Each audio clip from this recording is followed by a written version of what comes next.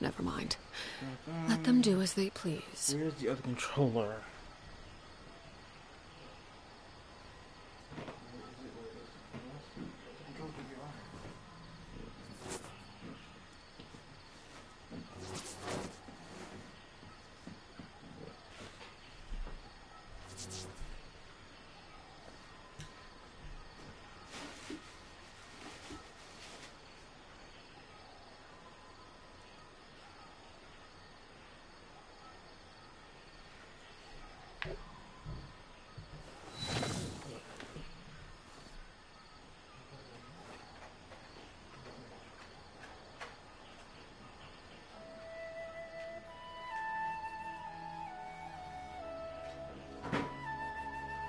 Okay, done. Almost done. Let's get this screen refreshed.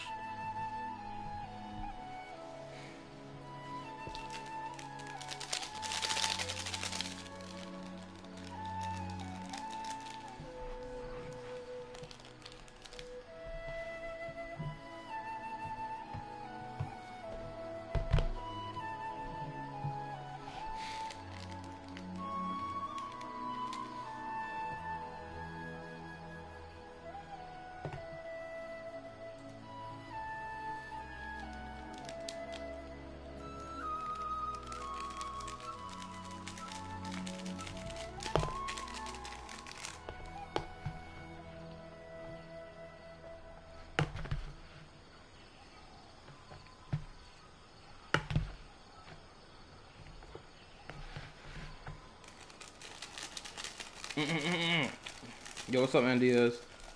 My bad. I just had popped the stream on, set my computer up, had to ensure that my second controller is charging because my primary controller only got one battery left on it. Go on. So you have my undivided attention.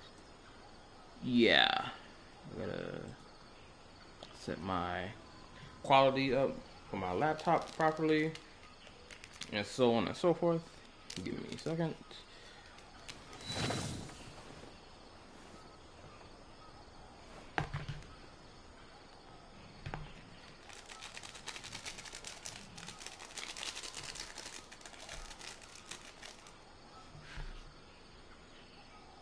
No, that's not a fan in the background. That's the PS4. It's humming really hard. So that's why it sounds like it's a fan. I gotta move my desk a little further away from the PlayStation. As soon as I finish getting my food set up. Okay, let me push this back a bit. There we go.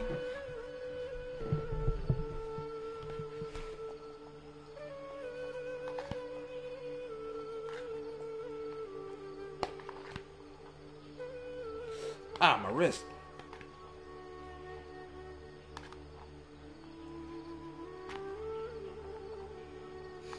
Okay, that's done. Ooh.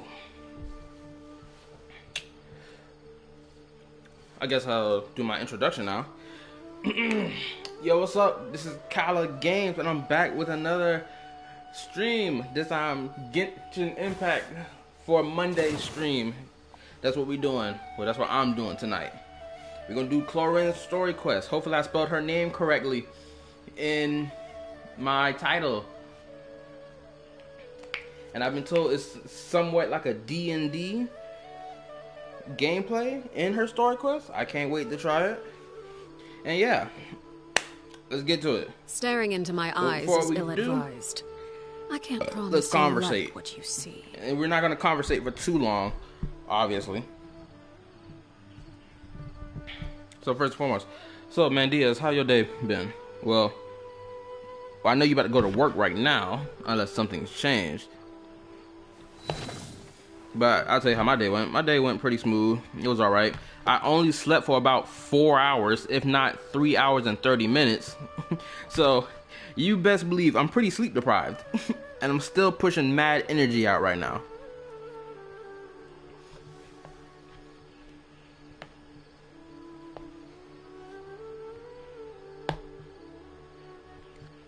Heading to work now? Alright, cool.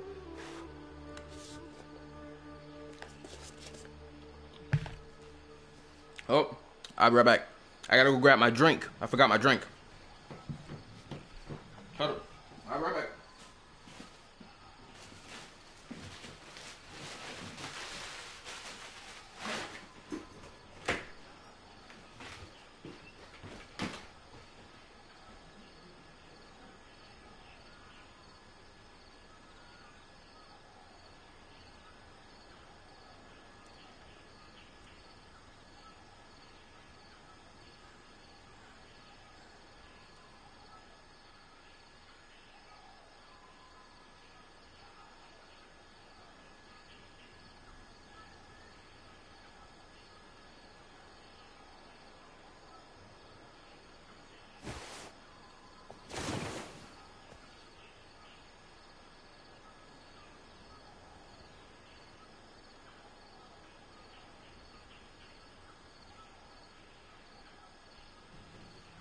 Okay, I am back.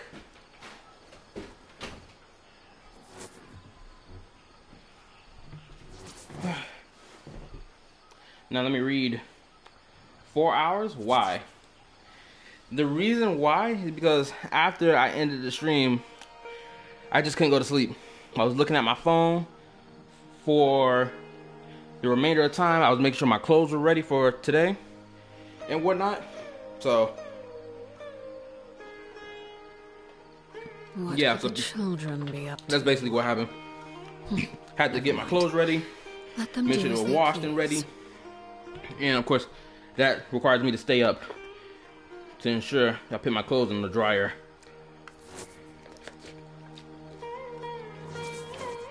I'm gonna scroll this down so I can see how many people are here. It's telling me 3. Okay.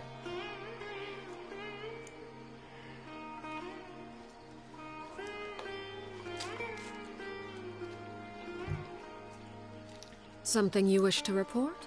Go on. You have my undivided attention. Now my system is telling me 1. I don't know why.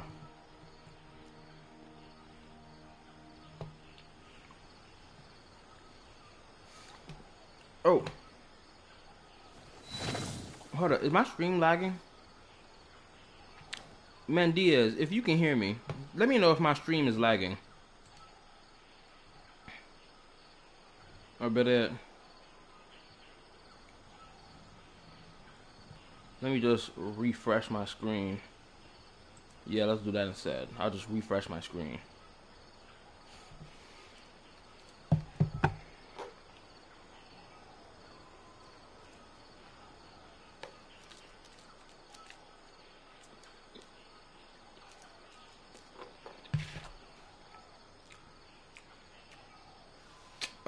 Please excuse me. I'll be right back.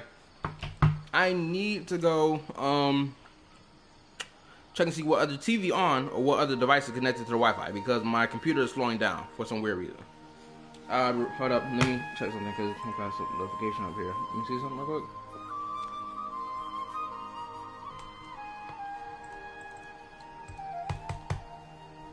Close this. Is there a way to close the app? Okay.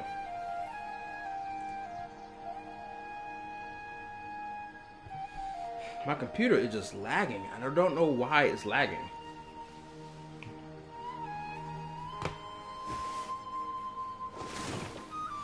I'll be right back. I gotta check and see if there's some other computer connected to this Wi-Fi, because it's gonna keep pissing me off if this is the case. Give me a moment.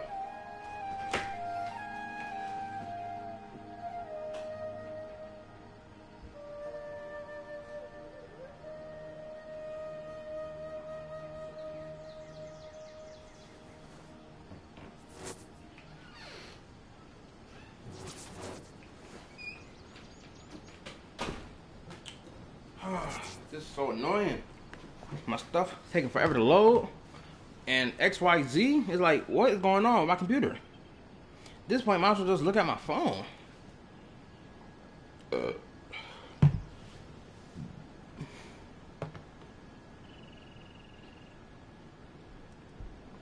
Screw it, I'm just gonna look at it from my phone. My laptop acting like a chump right now. I ain't got time for it.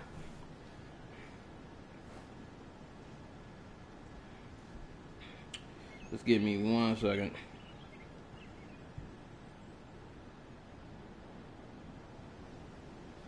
Okay, got to move around because it looked.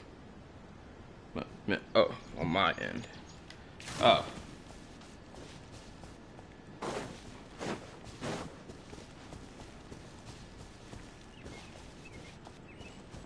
It look good? It's still moving?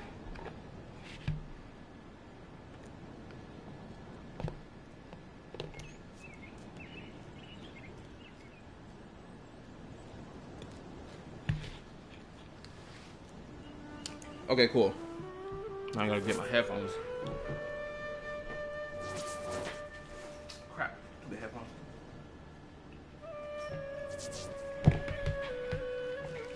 Hopefully I can get a lot of this story quest done before my controller dies on me. What the crap? I got cords tangled up with each other. Okay, there we go, that's better. Alright, now let's get started.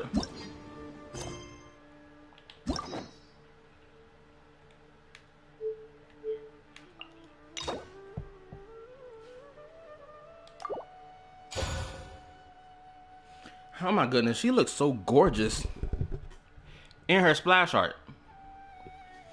The thighs, everything. It just, oh my goodness. I'm tempted to pull for her, but I'm like, I can't.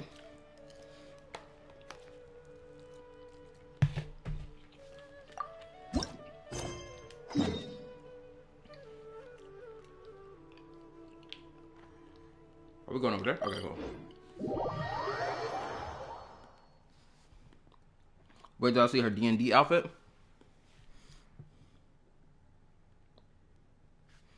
Or wait till I see her with her DM outfit. Oh, okay.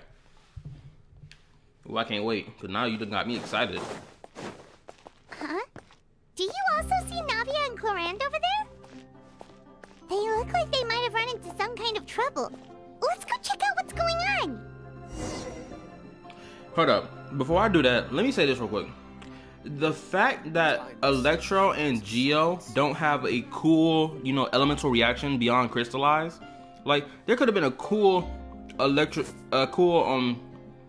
elemental reaction between Electro and Geo, which could have been a mixture between crystallize and like electromagnetism, something like that. You feel me? Because they've been pairing these two up hard ever since we stepped into Fontaine. Like, at least they can do is give them a elemental reaction that's unique and new. Still no dice? Not at all. And I've asked pretty much everyone in the court of Fontaine already. Lynette's ears drooped as soon as she heard that we'd have to be out and about for days on end. And Fremine, he hid himself under his helmet as soon as he realized there'd be people around that he didn't know.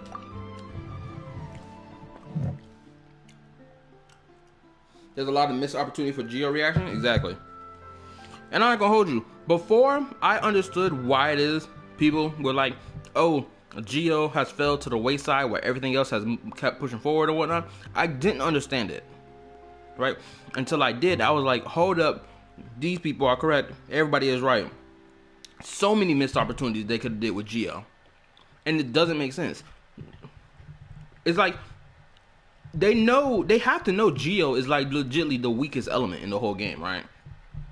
In terms of reactions and what it provides for the team. Other than, oh, it's just a shield.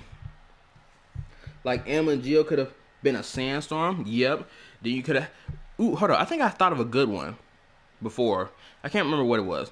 Oh, hold on, Mendiaz. You remember that certain enemy? There's a certain enemy in Sumeru. I think it was a dendro fungus bird or something like that, right? It had whipped up a elemental reaction between dendro and animo, and it essentially was cutting wind. It was like slicing wind that did dendro damage and swirl damage. And I had found it because I came across it on YouTube during that time, and people were like, Why don't we have this as a new elemental reaction? Y'all clearly can put it together.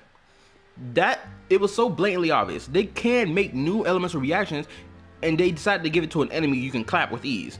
It's like, what? Bro, just give it to us. Let us play with it. Then the elemental reaction system in the game would be even more complex, because then it's like, okay, you will be triggering so many elemental reactions to do so much explosive damage, or you can do so many elemental reactions that can cause you to be like, for example, let's imagine an elemental reaction that allows for more healing to happen on the team. Like, we know Hydro is used a lot for healing, and sometimes Pyro, and sometimes Electro, or any other element as well, like Animal as well. Like, imagine you stack all the elements that can with a character who can provide healing, right? Their ability to heal plus the element they're using to heal, then slap it all together and create this infinite health bar glitch that is like, it's not gonna go down until the end of the burst cycle of everyone's healing burst, right? It'll be a cool idea. Or absolute ultimate damage by mixing together all elemental reactions in one go.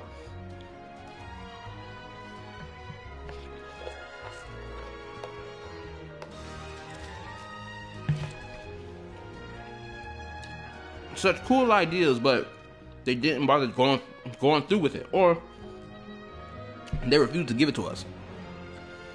But that is what it is. What about Chiori and Charlotte? I feel like both of them would be more than up to it. I've asked them already, but they're both pretty busy right now. I just gave the members of the Spina a few days off, too, so I don't want to bother them either. This is getting pretty difficult. Navia, Clorinde, what's up? Oh my. Well, if it isn't my dear partners. How are you all doing? I'm doing dandy, actually. Also, man, Diaz, pick right now between these two of which one you think looks better.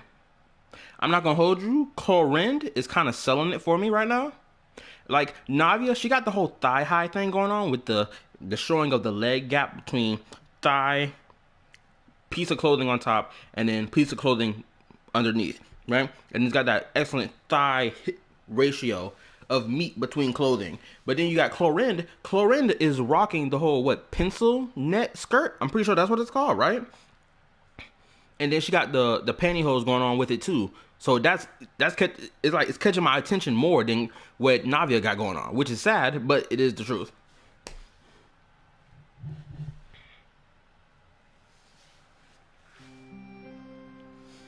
I like Clorinde's outfit more, though I do prefer Navia's hat. Me personally, I like Clorinde's hat more than Navia's. Because it's got the hat that Clorinde reps. There's a sense of authority about her hat that's like, if you step to me, it's gonna get dangerous. That's the feel I get from looking at her hat. Whereas Navia's is more like, oh, what a wonderful day it is. You feel me? That's the feeling I get when I look at both of their hats. Fair? Huh. Navia? Huh? Oh, you mean... Yep, this is our chance.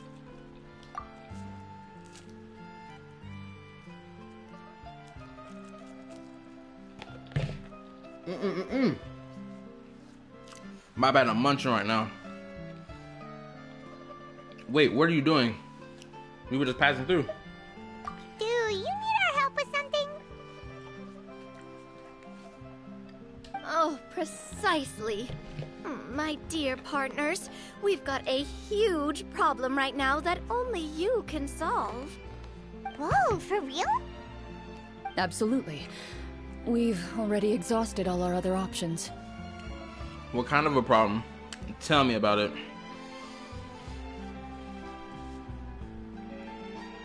You know what? Yeah, Clorinde, in comparison to Navia, for me, Clorinde does look better. I don't know what it is. I think it's the darker color of purple and blue that she got going on with her whole outfit that makes it pop for me. It really sells it for me versus Navia's. Like, you got the black and gold. I mess with the color, but it's just something about the outfit that doesn't pop as much to me in comparison to Clorinde's. Tell me about it. Traveler, Paimon, would you join us and play Marechaussee Hunter Judgment Day? Marechaussee what now? It's a new game script by the Tabletop Troupe, a local roleplay adventure club. Ever heard of the Tabletop Troupe? They put out games that allow you to participate in a story and roleplay characters with your friends. Oh, I've loved their stuff ever since I was a kid. Okay. That sounds super interesting. Clorinde and I are both veteran members of the club. Recently, someone came up with a new script and was looking for people to help playtest it for them. And when they asked, of course I couldn't refuse. I mean, come on, a brand new script? Nobody has ever played it before. Generally speaking, scripts at that level of development have a lot of issues, but I think this one is pretty solid. The author obviously put a lot of work into the story, and the world building is also quite credible. Okay, I know. Okay, what I'm about to say next is kind of off topic in relation to Genshin Impact, because this will be Genshin Impact stream, right? But I want to say this real quick. How can I say this without making it sound like I'm being slanderous to the person I'm referring to? Okay, I think I got it. So, during the weekend, right, I came across Hex Juice's video in relation to her honest review. She basically labeled her video as an honest review of Withering Waves, right? Granted, she made it clear that she was going to be biased in her review, but she was going to try to at least attempt to give Genshin Impact its flowers when it is deserving of its flowers, right? So I watched her review, and I agreed with the majority stuff in her review, but the one thing that killed me the most watching her review was how... I don't know what it is, but it's almost like she backpedaled when it came down to Wuwa's story, because she always keeps saying that she is not a story enjoyer when it comes down to Genshin, HSR, or Withering Waves, right?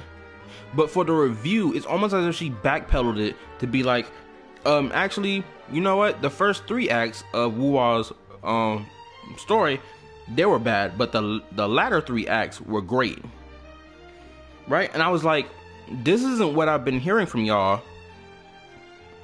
Well, especially from you. I haven't been hearing this from you this entire time, especially when people talked about Wuwa's story and whatnot. And then when she brought voice acting, at least for the EN, she was like, yeah, the EN voice acting for Wuwa is not great because voice direction and whatnot. Yeah, we understand that. But then when she brought up Genshin Impact's voice acting, she basically just it came off to me personally like she was just like, oh, she just spat at it like, whatever, it's not that special, whatever. And it's like, you're gonna sit here and make, okay, I understand you made your review biased because you made it clear to begin with, but at the same time, you're not going to acknowledge the good voice acting that is in Genshin Impact, that in my opinion has always been good voice acting from Jump Street all the way till now for the past 3 years. Are we going to ignore that for the sake of trying to gas up Wuwa, especially when it comes down to its faults that it has as of current, until, you know, they get better voice direction and whatnot for the next massive story piece that's gonna drop? Are we really about to do that? Are you serious? So that's one thing I found distasteful about her, at least about that portion of her review.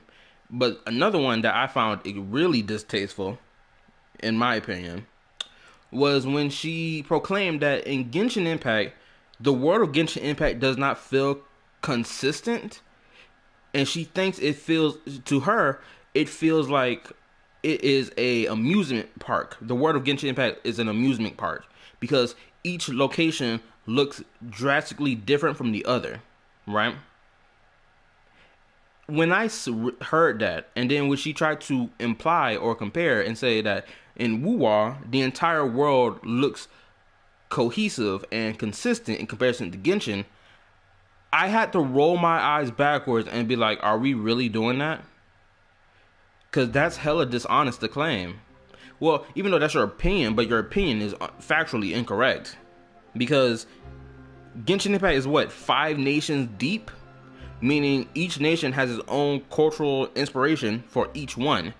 And whatever element it corresponds with for each nation. You can't compare that to Wuwa, which only has, I'm pretty sure only has like one whole landmass that's available to play in, right? And I think in 1.1 you got like a new chunk of the map to explore. I could be wrong, but then, and I was just thinking to myself, bro, you only have one section of the world available for you to play. Once y'all get like to version 2.0, 3.0 and whatnot, you're gonna more than likely Wuwa is gonna have different drastic locations that's not gonna look like the original the first location you start off in the game. Like, what are we talking about here? That's such a bad take, in my honest opinion.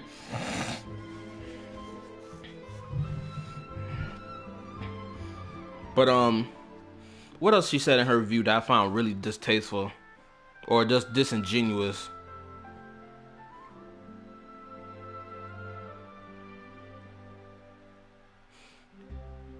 Because she backpedaled on what she proclaimed about the story quest of Wuwa, which I found weird. Then she proclaimed that Genshin's story isn't Genshin Impact's world building or world structure or whatever, or its world design isn't cohesive. Oh, here we go.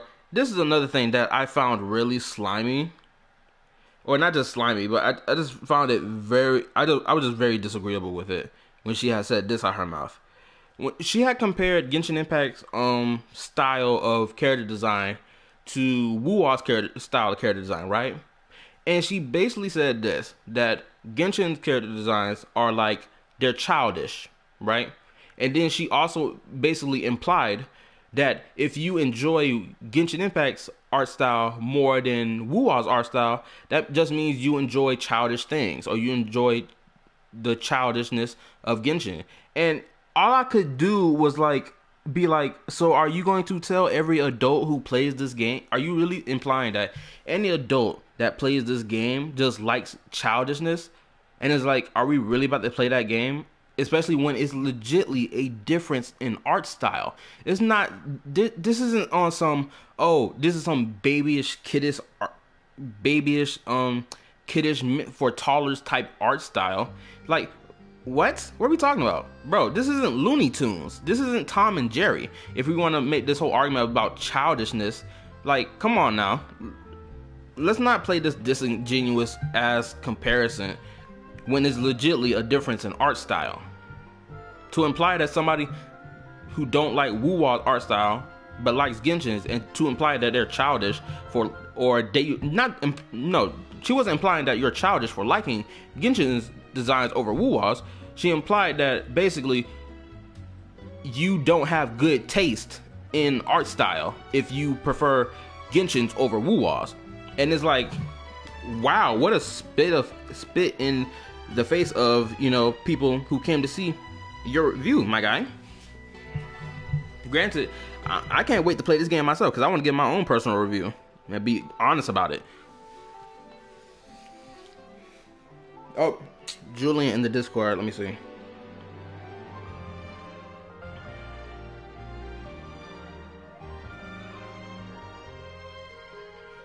Let me respond to him. Nice.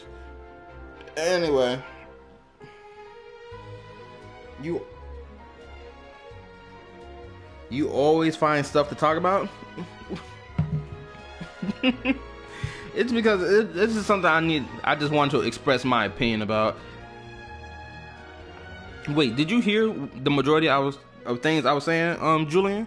Or did you only hear like a small portion of it?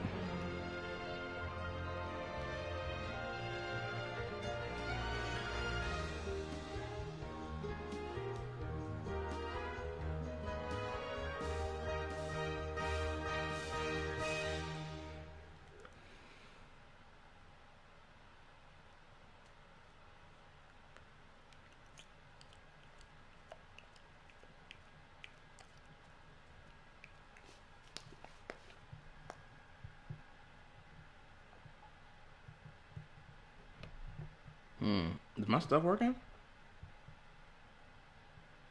He just probably didn't respond yet. So okay, whatever. Whoa. I know I was the one that handed you the script, but some of us haven't read it yet. No spoilers, please. Oh my god. Anyway, the script calls for a team of 4. I'll be right back. I gotta go handle my We're dog. missing one final player right now. Oh, you're talking about whether it's okay. So that means you did hear a good portion of it. I'll be right back. I go see what my dog complaining about. Give me a second.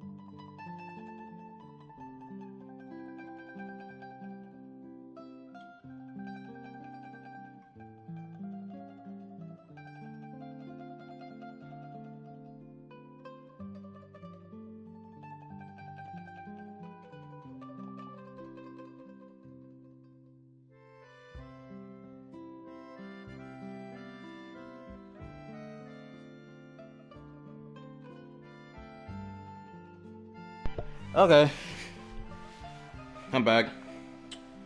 So,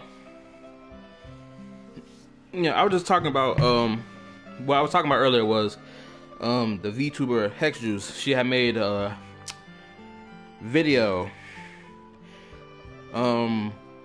giving her personal review of Wuthering Waves and comparing it to Genshin Impact, essentially, and some of her takes in relation to art style, world building, or world design, and what was another one?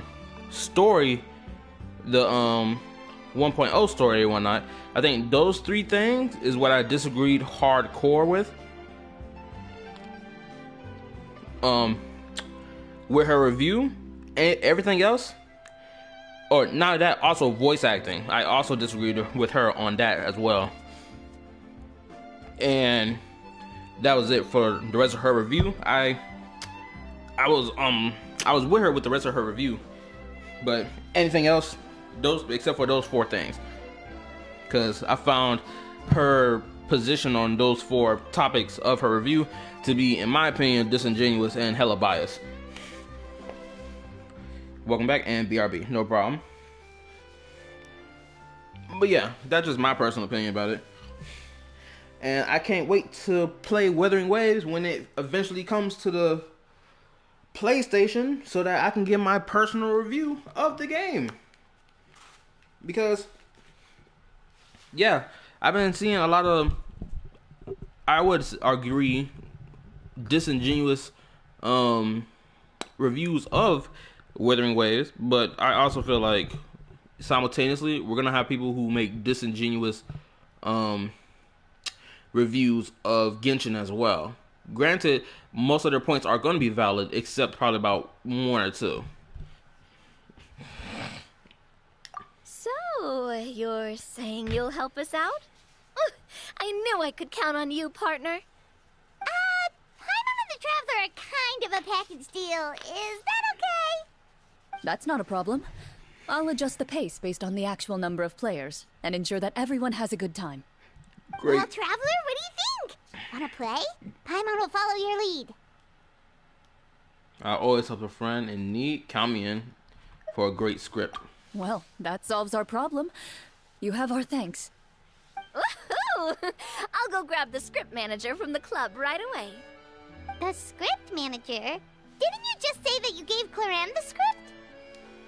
The club introduced a completely new kind of gameplay for the script. In this iteration, the Game Master's version of the script is incomplete. The script manager provides the next part of the script only after players have completed the current list of objectives. Wait a minute, is this the new in-game mode that's being unlocked, or am I tripping? Somebody let me know. Cause this sounds like the new in-game mode that they were talking about.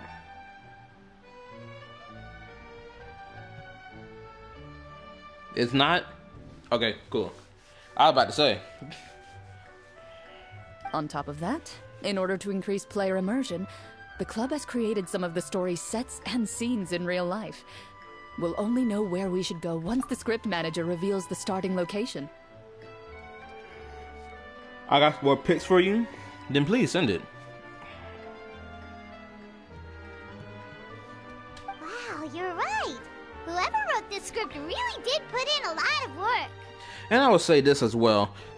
What sucks about at least what sucks in relation to Navia's design is that her cake is covered up. Versus Clorinde, the cake is all out. And it's tight fitting with her pencil net skirt, if that's what the skirt is called. And it just right there, just oh my goodness. I can't stop looking. And it's got a real healthy amount of suspense, right? I mean, even the GM doesn't know how the story will end. I look forward to experiencing it with you all. Why don't you go meet up with the others first? They should all be waiting at Chioria Boutique. I'll come over with the script manager as soon as I find them. Sounds good. Remember to always watch where you're going, and don't rush. You say that like I'm 6 years old or something. Let me think. What kind of character should I play this time? Bro, I ain't gonna hold you. The cake is caking. I appreciate it, Julian. This is some interesting work, especially this gift. This gift really sold it. I'm not gonna lie.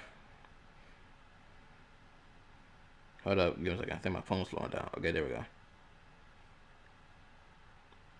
And I'm not gonna hold you. I'm sitting here trying to understand what it is about goth chicks that people were so obsessed over.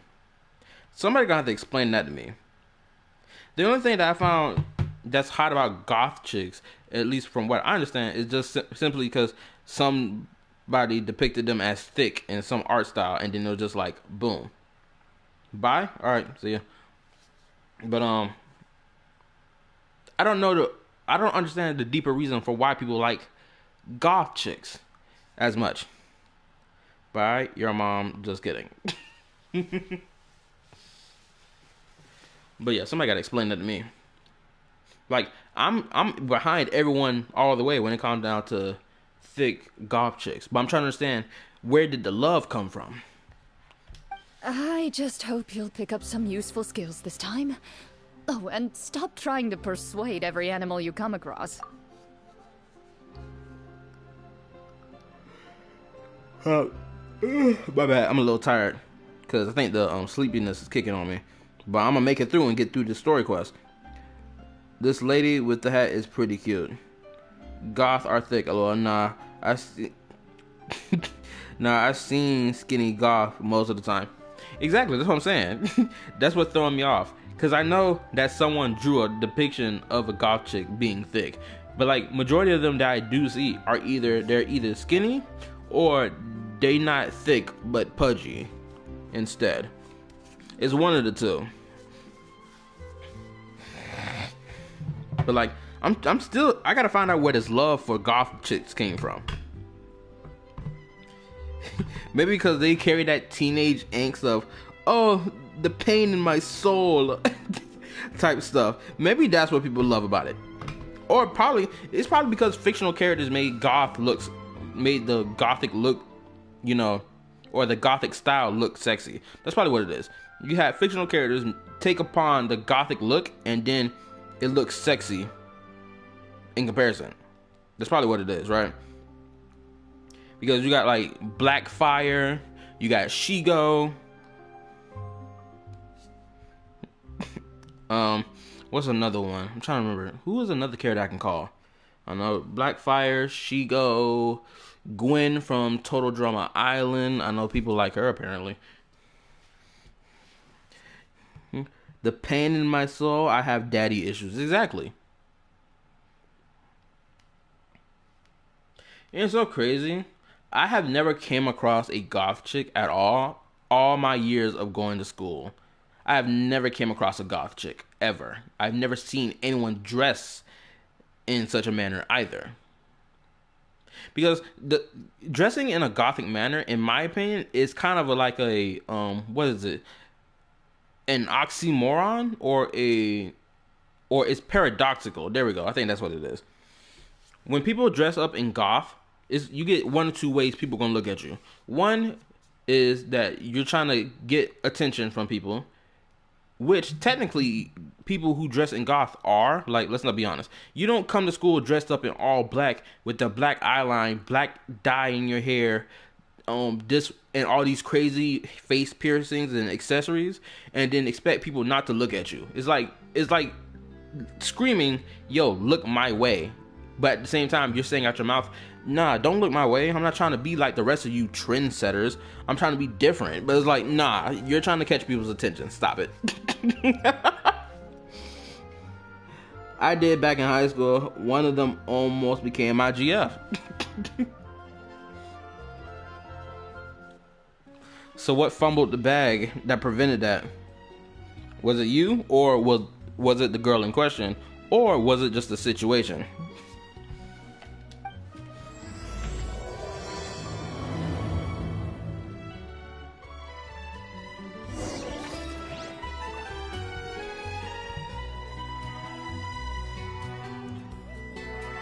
Why is this pussycat on your screen? Uh-oh. I pressed the wrong button. The reason the pussycat is on my screen is because just cuz, that's all. There was a situation. Oh, okay. Where must we go now? Oh, I'm supposed to just run down there.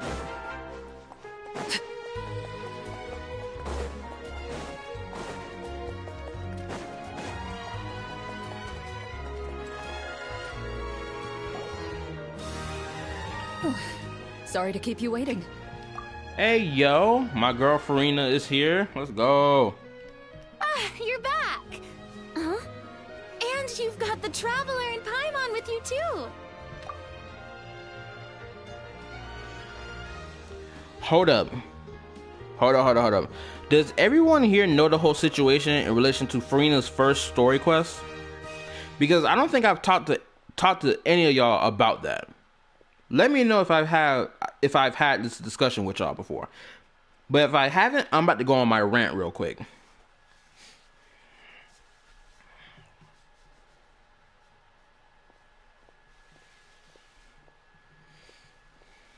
No? Okay. For clarification, are you saying no, that I haven't discussed this with y'all, or no, that y'all don't know about the whole situation in relation to Farina's first character story quest? And also, give me 1 million subscribers. No. Yo, what's up? This your first time being here? 1 million?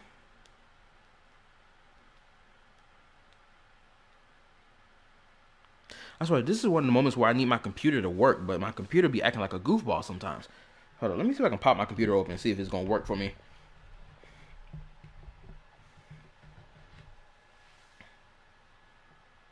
Oh, so you know about Farina.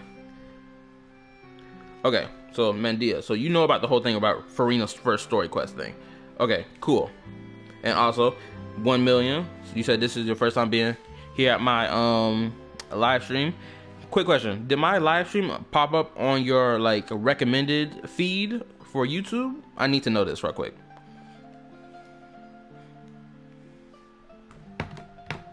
While I get my computer ready.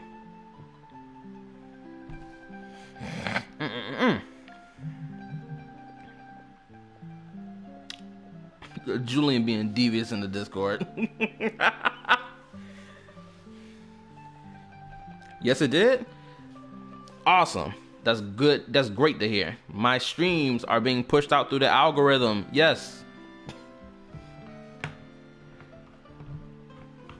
Give me a second. I gotta get my stream up on my laptop it's gonna be way easier for me to view stuff instead of looking at my phone.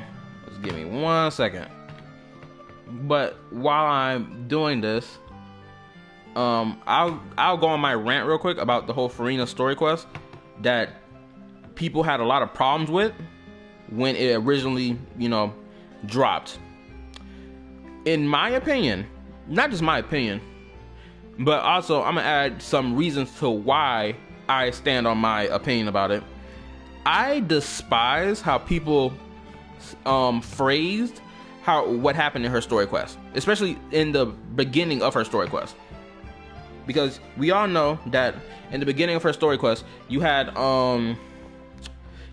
Paimon and Aether accept the commission to then go help this troupe who needed some more actors. So, the duo went to go get Furina because she's the best actor in all of Fontaine. We know this. She played a 500-year scheme and was able to fool everyone right before the prophecy came to fruition, right? So, in that beginning part of that story quest, people were proclaiming to high heaven that the Traveler and Paimon were being absolutely insensitive to everything that Furina had went through in that story quest. And all I could think to myself, I was rolling my eyes when I heard this, because I was like, how are they being insensitive when they are legitimately doing their job? They aren't the ones who need her help. You have a whole troupe of actors who've come looking for her help, not the Traveler, but for her help in the whole acting gig. So I remember when this quest dropped, I was barking back and forth with people, back and forth about it for about a whole month worth of time during that time. And it just really rubbed me the wrong way that people were so quick to defend Furina while simultaneously ignoring that the Traveler is simply doing a job. They're not being, even in the conversation that they were having, they weren't even being rude towards her. They were just being like, hey, yo, do you not have any connections inside, the whole acting industry that in Fontaine to do XYZ to help us with this, to help this troupe with this problem? And essentially that's what the conversation was. They was exhausting all options in relation to her to then, do they commission to get the job done. And then what's even worse about it, that I hate, this one part I really hate about it, when it came down to people talking about the story quest. People were going around talking about the Traveler and Paimon gaslit Furina into helping the troupe with the commission, with their whole acting thing. And I was like, when in the world did that happen? They talked to her, they asked her if she can help, she said no. They asked about other options they can do, she said I don't have any to offer, and then they left. Went back and was like, hey, yo, she said, nah, she ain't doing it, bro. And then Homegirl was hiding behind the desktop of the Adventurers Guild. And then when she gets dragged out by the Traveler in front of everybody who's playing the story quest, or even some CCs, had a fit about that. And I'm like, stop it. Let's not be a bunch of chumps about this, or a bunch of babies. She's getting dragged out because she's hiding when she need to be in front of everybody. Simple as that. If she said she didn't want to help, why in the world did she bother coming? And we know the reason why, because Furina is a good person at heart. She will come help somebody even at the cost of her own health. We know this. But hey, that's enough of my rant about that part, because I'm not gonna let this rant go on for too long. But y'all get my disdain about that first part of the story quest, or how people responded to it. I was having whole flame wars in comment section for months, at least a month, or a month and 2 weeks worth of time. But I'm done. Let's continue. What a pleasant surprise. I assume you'll be joining us for the game then? Linny, Furina! Paimon didn't know you were playing too. Are you also members of the tabletop troupe? Hey, you two. I'm more of a casual member, if anything. I haven't taken part in many formal club activities. Lynette, Fremine, and I play something similar at the Hotel Booth Tété sometimes, but I'm usually the GM. Oh, quick question. 1 million. If you are still here, even after my whole rant, what games do you usually see people play if you watch gotcha gamer content at all? Like, do you see people play Genshin Impact, HSR, Wuthering Waves, yada yada? Let me know. Still, I'm sure it'll be fun being a player for the first time. I'm looking forward to it. Well, I'm not a member of the club at all. Clorinde simply woke me up first thing this morning, said there was a good script worth experiencing, and asked if I wanted in. Oh, let me read. Give me a second. Let's read. Yeah, I was going back and forth with people. Notification blocked me from reading. Okay, there we go. About the Furina story quest too, and I basically agree with everything you said. Okay, cool. Cause at least you understand where I'm coming from with it.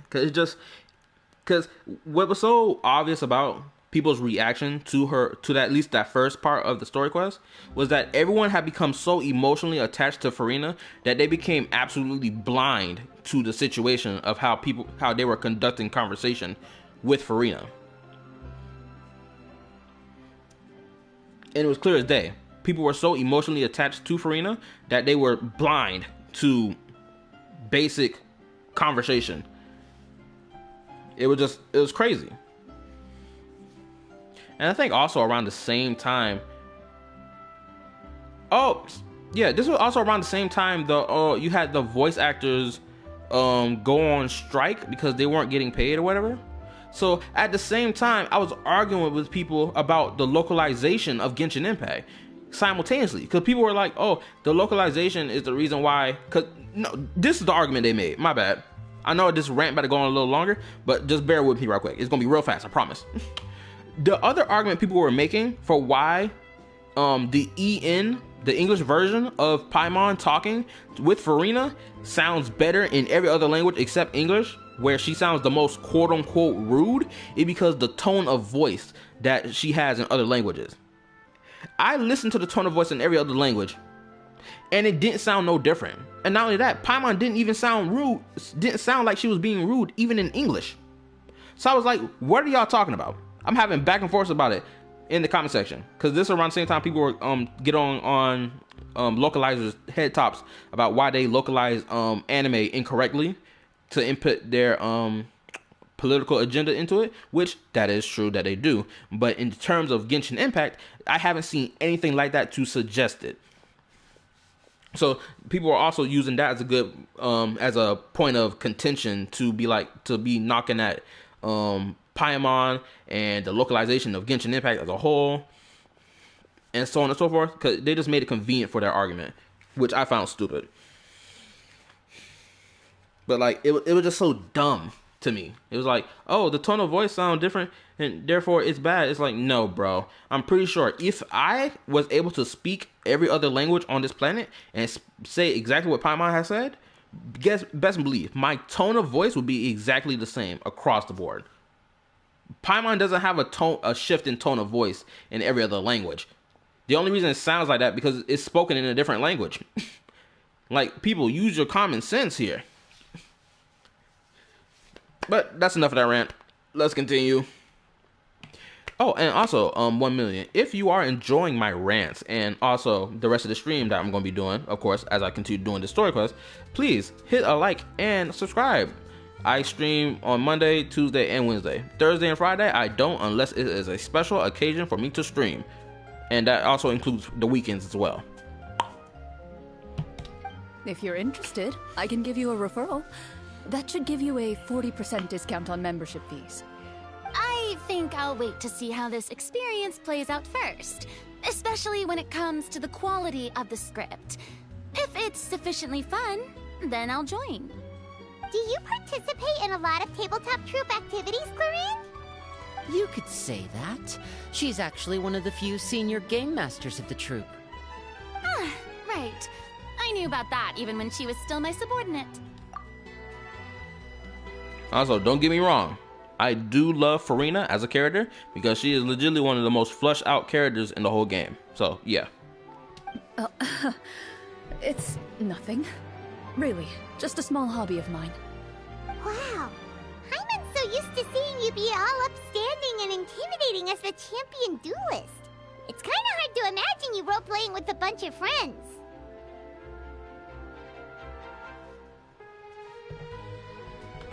Do we have to submit a request for a duel? Surely you jest. I would never intentionally make things difficult for my players. I maintain a clear boundary between my professional and personal lives. The me you see at court represents the law and order of Fontaine. I put all personal feelings to the side and grant a fair duel to all who seek to defend their honor. But in my personal life, I'm just an ordinary person. Someone who feels anger and sadness, just like everyone else. Well, you say that, but for all the time I've known you, I don't think I've ever seen you cry. I've seen you get angry, sure, but now I'm wondering whether you were actually mad or if it just looked that way from the outside. I'll be right back. Gotta check and see if my dog is growling at something. Be back.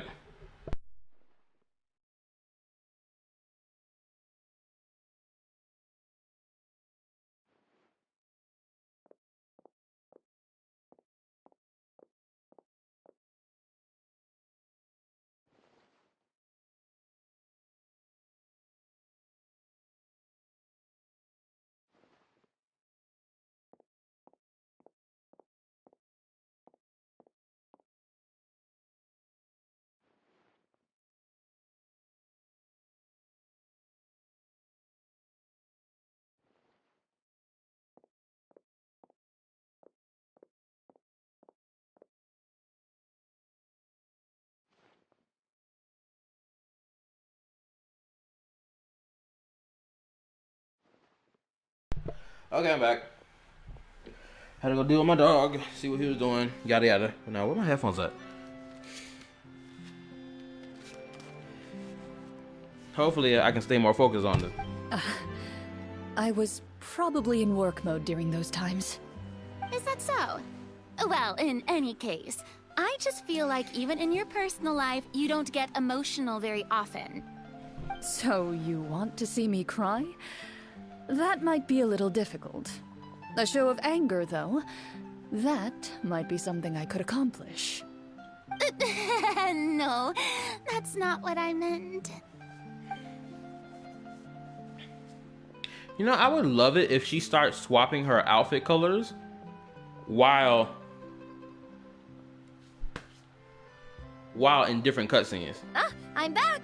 Here, allow me to introduce you to the script manager, Mr. Florian. Pleasure to meet you all. Hello. Wait, are you a champion duelist too, Mr. Florian? I'm gonna say this. This is one of the reasons why people be like Genshin Impact NPCs suck, especially after seeing Wuwas. It's because it's stuff like this. Granted, they put forth the effort to make this NPC look unique, but the problem is the majority of his clothing is legitly just drawn or slapped onto his body, or is legitly stuck to his skin, right? So it doesn't even look impressive. It looks like it's bare bones, or look like it doesn't have any effort put into it. That's what it comes across. That's what it comes across as, which is sad. Oh, no. This is just the costume provided by the club. I occasionally play a few of the roles in my scripts. That sounds like a lot of work. It's nothing. It's the least we can do to give the players a more immersive experience. Anyway, allow me to give you a brief introduction of the script. This script was adapted from the real history of the Marashose Hunters. You all will play the role of hunters from a bygone era and resolve a series of events unfolding in the capital. Paimon's not super familiar with the history of the Marashose Hunters. Is that a problem? Oh, no problem at all. I can give you a brief rundown.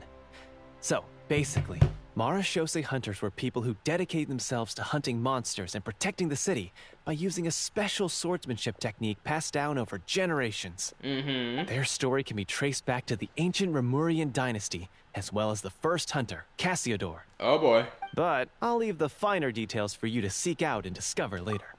Yeah, because not like I unlocked a world quest that, you know, told me this information. So, yeah. Now I feel like I need to go back and finish that world quest. Mm-hmm. And I'll provide additional commentary as the story progresses. In that case, brave hunters, are you ready to set out on an unknown adventure? Whoa, just one sentence and it's like we're in the story already! Aha, I see many a determined gaze before me. Very well, head over to this location and begin your heroic journey. Okay, before I do all that, let me know who's here, because my YouTube is telling me it's 2, then it's swapping to 4, then 5, then back to 2. So, sound off for anybody who's still here. So, as we follow the story, it leads us to specific scenes? Ooh, sounds pretty innovative. What does the message in the envelope say? It's the exact location of the scene, as well as the formal permission to use the venue. Huh, seems like they have everything prepared.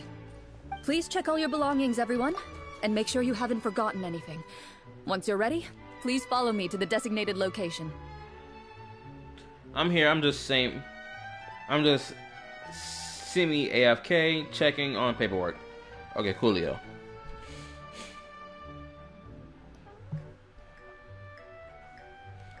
Sounds good! Hunter Squad, move out!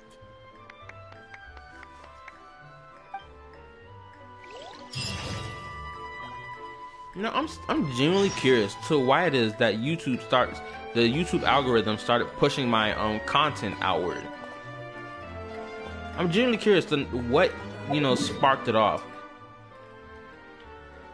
Because I haven't done anything worth being like, oh, drag him over here, or you know, send me towards this person's way. You feel me? I haven't done anything, you know, worth catching that type of attention.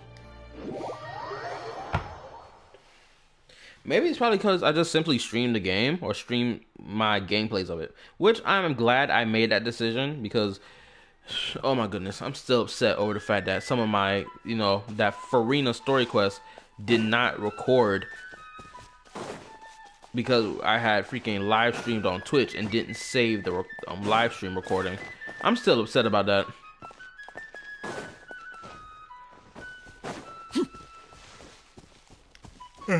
I should, you know what? I should just save, but I wish I can go back in time and redo some of my mistakes I did when it came down to playing story quests and whatnot. That's what I should have did. I should have rethought some of my decisions. Uh-oh. Oh, okay.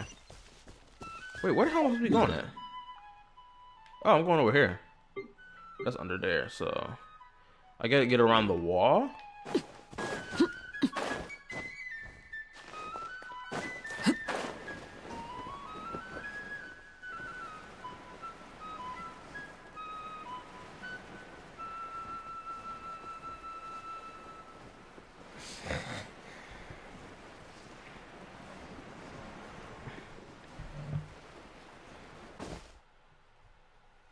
Oh, hold up.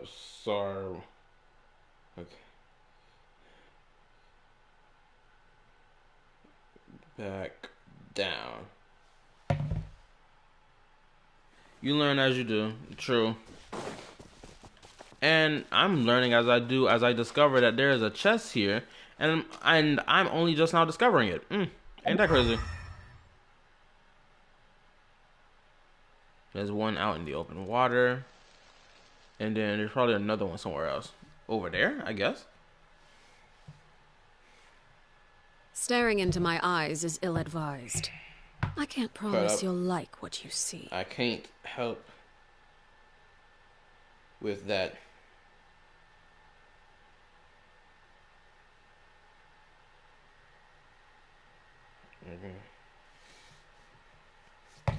They're gonna have to respond back to Julian in the Discord because he being goofy. Overruled. And why look like I just discovered an underground location? By royal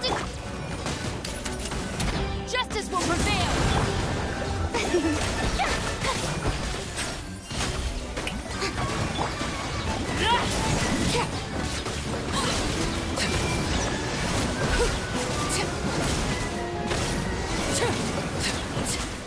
This is where you fall.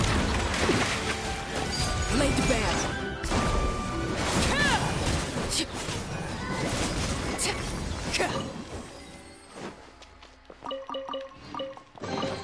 An impressive bounty.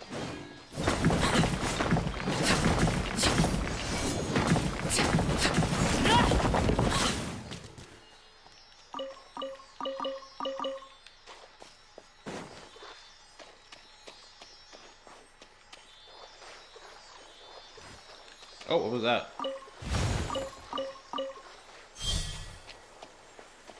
Okay, where is you at? It's aiming towards the water, so...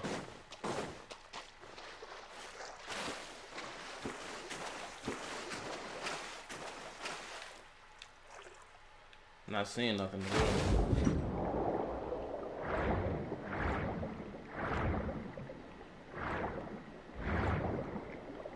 Okay, it's gotta be somewhere. You don't aim towards the water and then don't show me where it's at.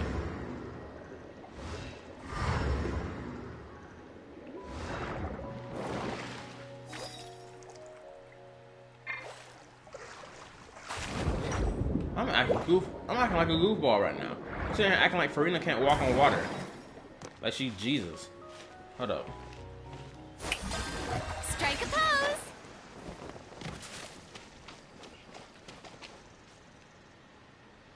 I'm not seeing anything. At least I see that. No, there's no way they would send. Wait, what was that? Shower me with praise! Something appeared over here.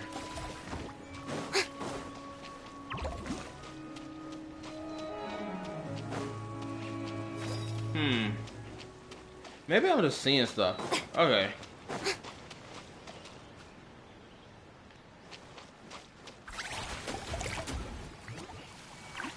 Wait, what was that? What did they attack? Oh. No rest for the wicked. Overruled.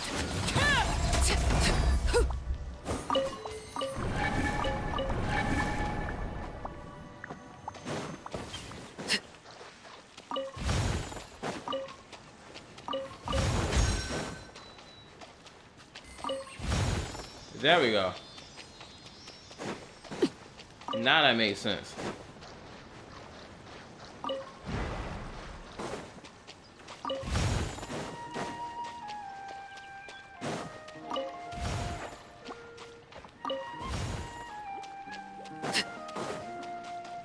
There's something over here.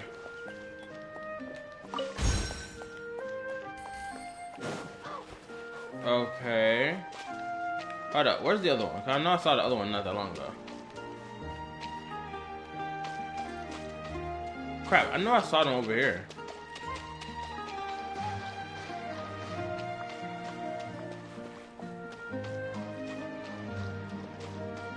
Am I tripping? Whatever.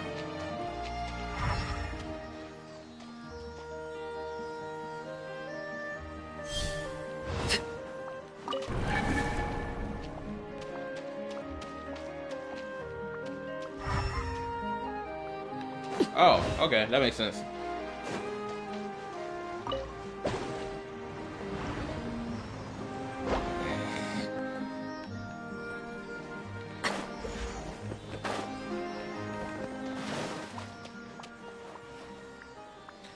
An impressive bounty.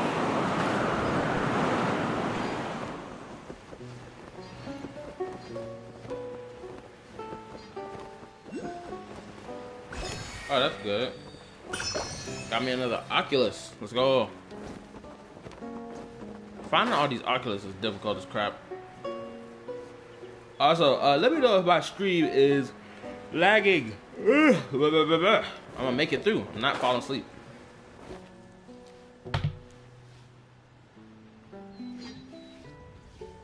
Whoa. They really have thought of everything. Even the phaetometer is here and ready to go for us. The phaetometer. What's that? It's a card that's used to determine action success or failure. We'll need to use it when we try to use certain skills. And what about all the dessert and tea? Is that for us as well? That's what the message said. Really? That's so nice. It feels just like a tea party with friends. Those snacks have Paimon's name written all over them. I think you might be more of a snack hunter than a Marachose hunter, Paimon. Snack Hunter Paimon reported for duty. If there are delicious snacks to be found, Paimon will track down every last one. The desserts are great. But I'm still looking forward to the story more than anything. Very fair. Then, let us begin. First, please pick up the blank character cards in front of you and write down your name Oh my goodness. and profession. My computer's going slow. You can find an abbreviated version of the rules printed on the back of your character card. If you have any questions, feel free to ask me. Okay, so this was the Dungeons and Dragon part, but I can't do it yet until my computer starts working.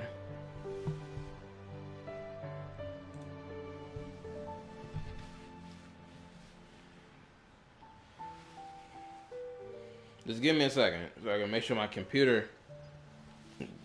If this goofball don't refresh my site. Oh my goodness, this is so annoying.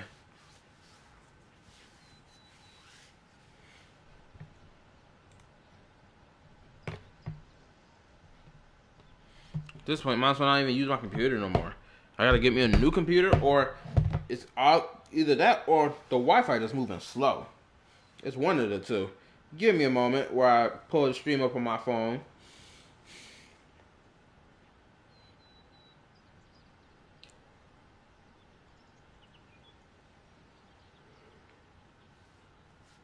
Okay. Yeah, you making your character? Well, in a way.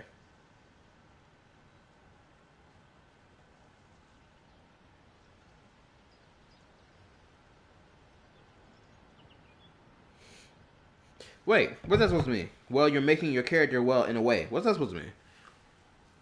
Wait, did I do something? I wasn't paying attention as I was trying to grind to get that box open. In this story, everyone is a Marachose hunter. To reflect this, the club has prepared a small badge for everyone. Ooh, nice. As hunters, you have proficiency in swordsmanship and fighting by default, so there's no need to allocate any additional skill points to those areas. Swordsmanship? So there's a fighting part to all of this? Paimon's not sure she can do all that on her own. Maybe Paimon can just stick with you? Why don't you share a character card then? The Traveler will be the Marachose hunter, and you can be his little floating assistant. Kinda like in real life. So, for the name, do I fill it out with the name of my character? Yep. It can be any name you like. You can use your real name too if you want. I do that whenever I get too lazy to think of a new name. Oh, so it would be like experiencing a different life, but still as yourself. That's not a bad idea. In that case, I think I'll continue to use the name Linny then. Next up is the skill sheet. You have a limited amount of skill points that you can use to learn a number of skills. The more points you invest in a particular skill, the easier it will be to pass associated checks. Oh, snap! I'll take persuasion and investigation. Those are must-haves when it comes to missions like these. I hit the X button by mistake.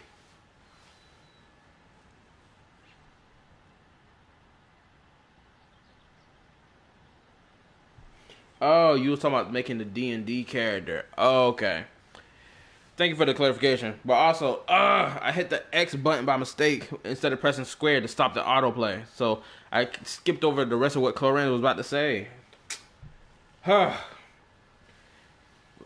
Anywho, let's continue. Also, well, I was about to say something. because they were describing like a point system just now in relation to like the Dungeon and Dragon game they're about to play. So in my opinion, I don't know why they won't just add this to Genshin Impact's Abyss Spire, or the new in-game content mode. Like, it's so easy. It's so simple. Just add it. Oh, those skills sound like they'd be useful for gathering intelligence. Good idea, Navia. Just as expected of a veteran player. So, should we also take those skills then? Not necessarily. Since we're working together as a team, we could leave the negotiations to Navia and use our skill points to pick up other useful skills. For example, I think I'll take Stealth and Sleight of Hand. That will give us more options if we run into any situations we can't negotiate our way out of. Pick Insight. Interesting. I wasn't thinking about it like that. I suppose it's not so different from an acting troupe. Everyone has their own role to play. Let me see. I'll take art and performance. I'm not quite sure what use they'll be, but I'm not as knowledgeable about the other skills, and I am not too confident I'd be able to roleplay them well. Oh my goodness, there's a crab on her What do chair. you want to learn, Traveler? So you told me to choose Insight, so I'm gonna choose Insight.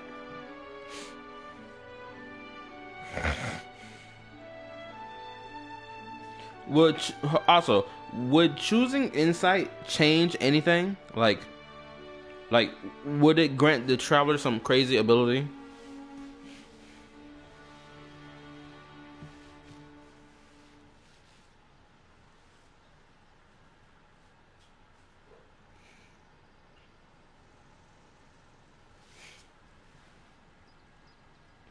It makes it easier to read the situation. Okay. Thank you for letting me know. Oh, something that'll help you get a read on other people's thoughts. Sounds useful. Now, I can either learn cooking or medicine. I ain't gonna hold you. Medicine look like a smarter choice to choose than cooking.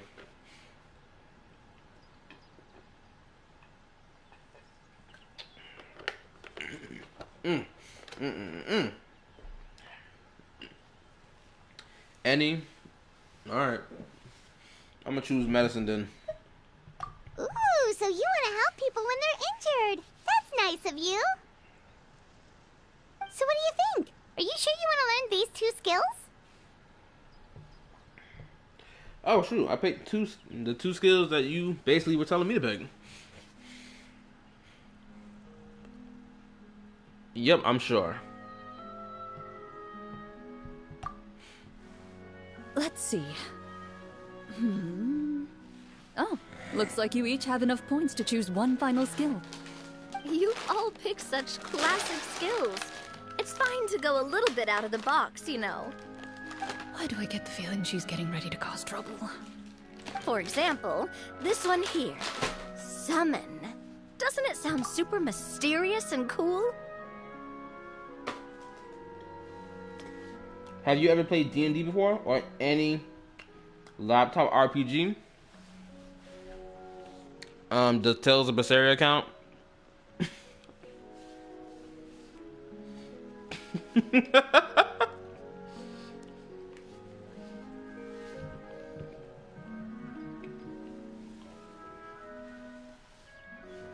No, that's a game. LOL. Then the answer is no. I never played any D&D game before, but I do know at least character archetypes in D&D, and character archetypes I'm referring to is like lawful, lawful neutral, lawful good, lawfully evil, and such and such. I know about those. I think I'm not sure if those character types or that type of diagram of character types exists in D&D. I'm pretty sure it does, but you can correct me if I'm wrong. Okay, well, if you need help, just ask. No problem. Buy this cookie. Oh, okay, there you go. Oh, I saw that one just now as well. The description says, this Skill can be used under certain circumstances to summon characters or creatures that fit the script's world-building rules.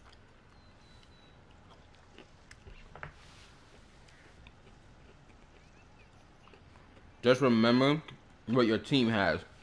I ain't gonna hold you. I don't remember the past 2 minutes of them explaining their skill, because the 3 hours and 30 minutes worth of sleep I got last night, it's starting to hit me hard right now.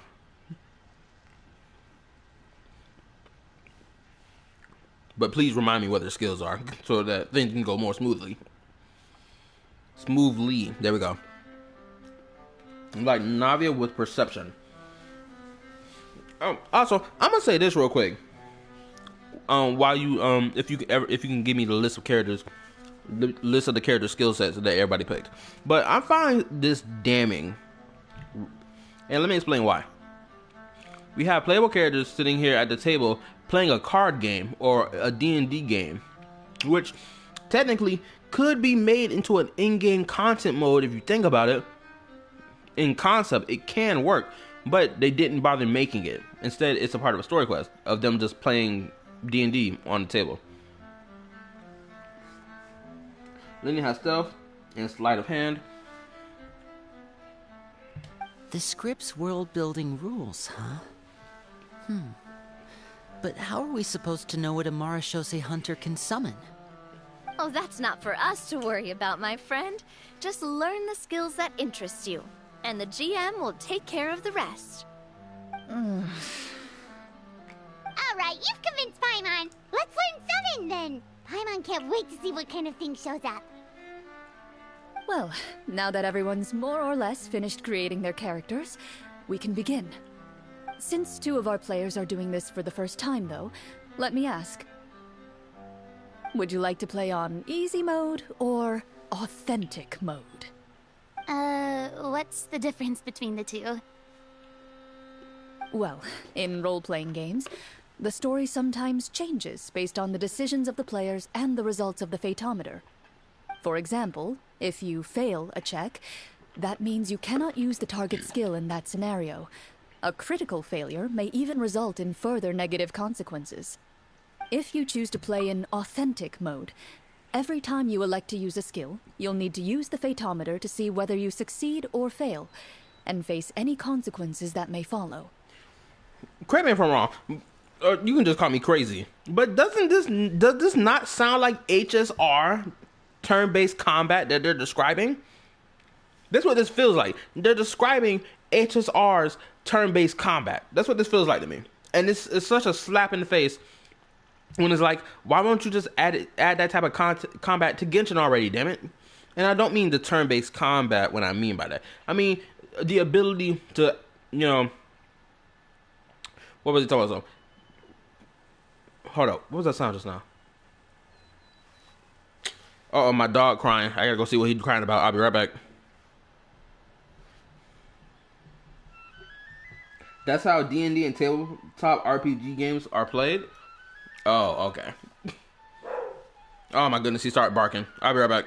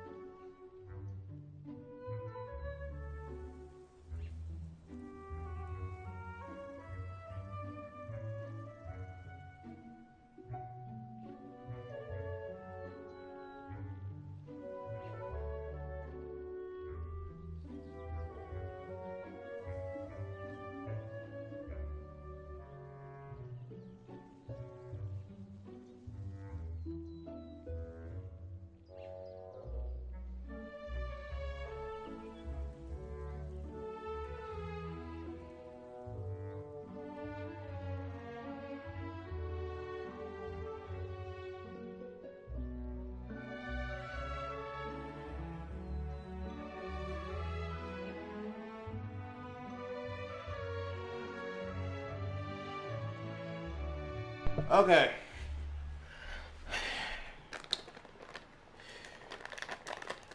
I'm back. Family came back home, and I went downstairs to go grab this ice cream that I bought during work, or during my lunch break, because it melted. So I put it in the freezer. It's been in the freezer for about 4 hours, so hopefully it still tastes good, or it's still, you know, good to eat. Because right now it looks like a mess.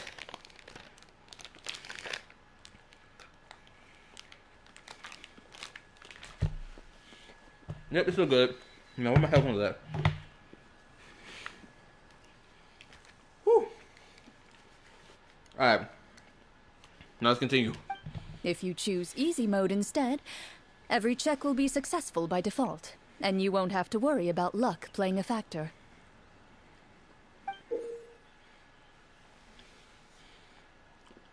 I hope to all that is good that this is not about to become the new in-game content. Or this, whatever this is not a new in-game mode or like a mini in-game mode that they added.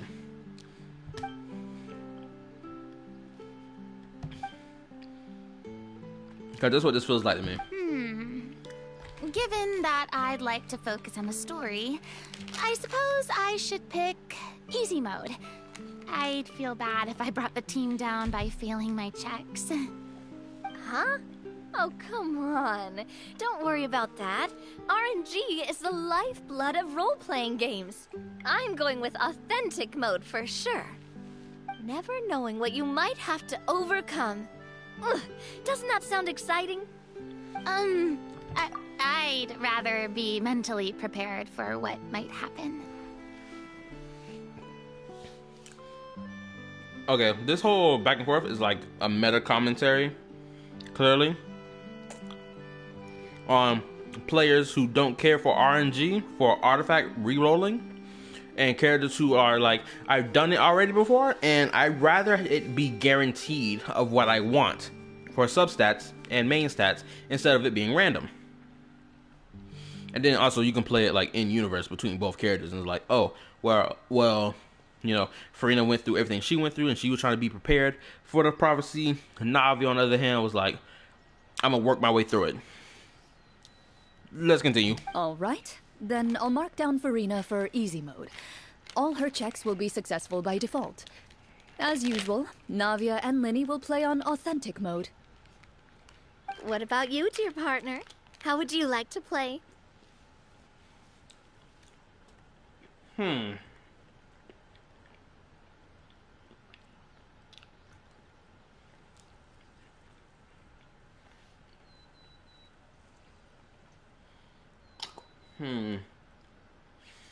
I'm gonna choose easy mode simply for my girl Farina. Are you sure?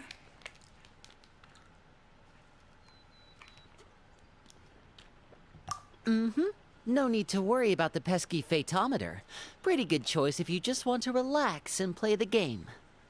Honestly, I don't think Clorinde would make things too difficult for us, no matter what the fatometer says. Isn't that right, Clorinde? No promises. That wasn't super reassuring.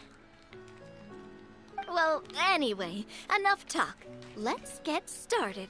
I want to experience at least a good chunk of the story today. Speaking of the story, why is the beginning scene on a beach? Well, that's because... a long time ago, Oh! back when human civilization was still in its infancy, powerful demons and evil sorcerers ruled over the land. They created a host of monsters and sent them to slaughter all humans in existence. I'm messing with what I'm looking at right now, and it's tough.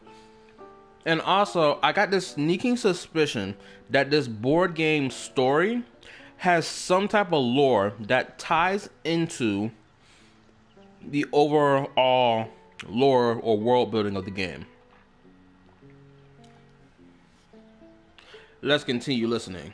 Soon, a group of human rebels banded together. With their swords raised, they swore to brave the darkness, and in doing so, subdue each and every monster that sought their destruction. They became known as the Marachose Hunters.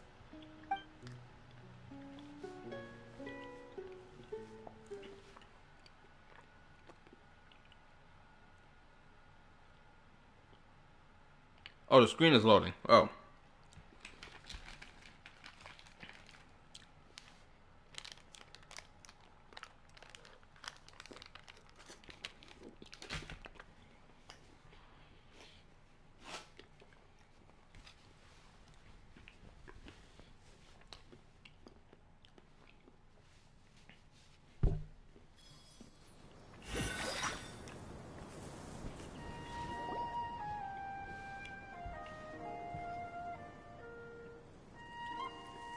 Sometime later, as a member of the Marachose Hunters, you receive a commission.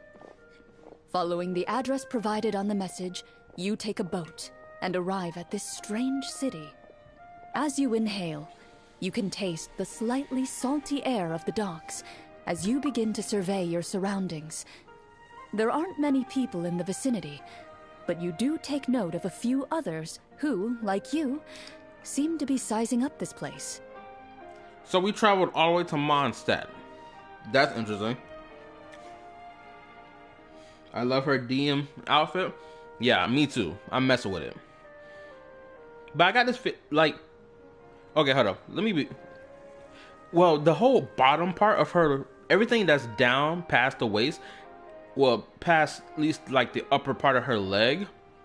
Or crotch area or whatever it is. I'm not even sure how the pants look like. But I want to see what the pants look like.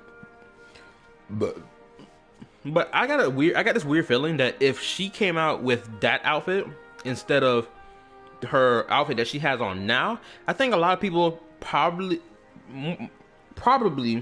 either it'll be like a 50-50 split of I like it and I don't like it. I think that's what might happen if she originally had this outfit. I hope this becomes a skin for her in the future though.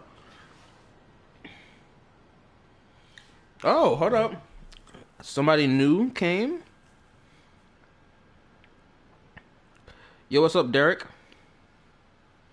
Is this the first time you've arrived in one of my streams before?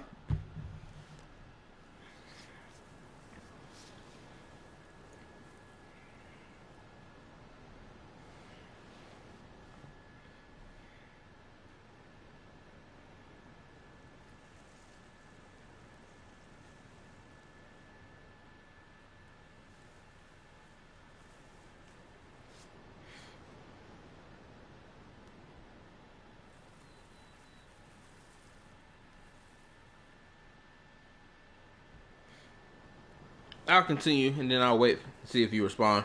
Let's continue. Your eyes meet, and you realize these people are fellow Marachose hunters, likely led to this location after receiving the same commission as you. You're all Marachose hunters too, Oh, right? snap! Allow me to introduce myself. The name's Navia, monster hunter by trade and helpful neighborhood businesswoman on the side.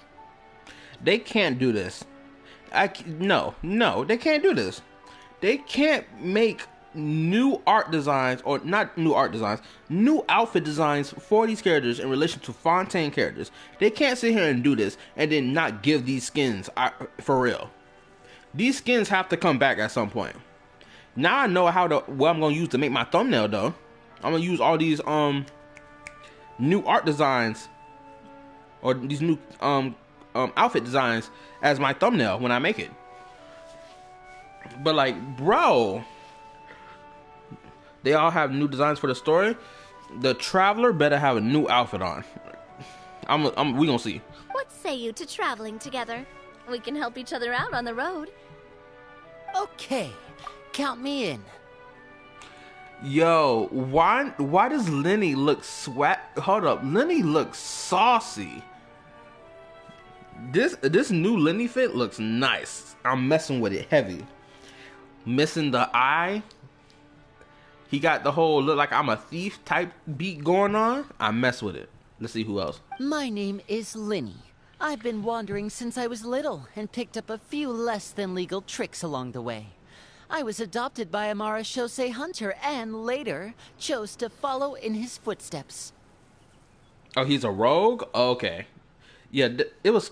I didn't know which one to place him, because I was thinking about saying... I was thinking about placing him as a spy or as an assassin, but it just... I can't make it fit, but rogue sounds correct. Is this where you introduce your character to everyone? It sounds like they've done this dozens of times. Oh no, my girl Farina is contemplating. Honestly, she shouldn't even be contemplating about this. This should be like this should be like a reflex reaction for her. For her to be like, I am Focalor, the god of justice. I want her to flex it at least one time. I know she having her whole mental thing going on with the whole pretending to be the god of justice while simultaneously being a part of the god of justice thing, right? But it's like, just say it one time. Wait till you see her design. Now I'm excited. Okay, let's continue. I can't wait. I gotta see it. My name is Farina, and, I grew up in a noble family. I always had a strong interest in performance and the arts. Even though I'm a Marashose hunter, what I really want is to be a performing artiste. I mess with it heavy, and it works. The design works. It fits perfectly. She's gorgeous. My queen, my goddess, has found proper clothing. Not proper clothing. Let me retract that statement. She has found gorgeous clothing. Very interesting clothing, actually. Her wearing more black on her outfit as a part of some of her primary color is kind of weird, though. I'm not gonna lie. But at the same time, it sort of fits. Maybe my brain is thinking that maybe the vest or that black that she has on in her redesign should have been navy blue. That's just my opinion.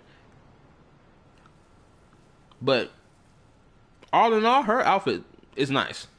I mess with it. Now we got the Traveler, Paimon, and finally, I forgot who else came here. Dang. Hey, that's really cool. You can do it, Farina. That's exactly how it's done. Paimon is Paimon, a good friend and companion to this Marashose hunter right here. I swear, if the Traveler does not have a new outfit in this redesign, if he does not have an outfit to correlate with this whole Marashose hunters, I'm gonna be upset. Genuinely. But right now, Paimon's outfit, I'm messing with it. It looks great on her. But at the same time, you know what? No. He does, LOL. That's good to hear. Also, at the same time, there's something about Paimon's outfit that make it just feel like they just... Well, I think I can just count this as a negative to Paimon's outfit, at least as a hunter, right? It's slapped with a lot of brown. So, but the only saving grace about the outfit is that she got gear designs placed in certain locations, and her she still got the trifecta symbol on her, and her scarf has become like a scarf overcoat cape type piece. It's like some shoulder pad like clothing. That's what her cape has become, and I mess with it. Apart from like a lot of the brown that she got going on, I think it works. Now for the Traveler, finally. I've been studying medicine ever since I was a child. I want to do my part to eradicate these monsters and use what I've learned to heal others. I'm shocked to know that they let him speak, for crying out loud. But I still mess with it heavy. And the fact that homeboy just like a doctor, better yet, homeboy just like a science lab teacher. Substitute teacher, even if I had to play that card. No, I feel like there's something else I can label him as. Substitute teacher, science teacher, college professor?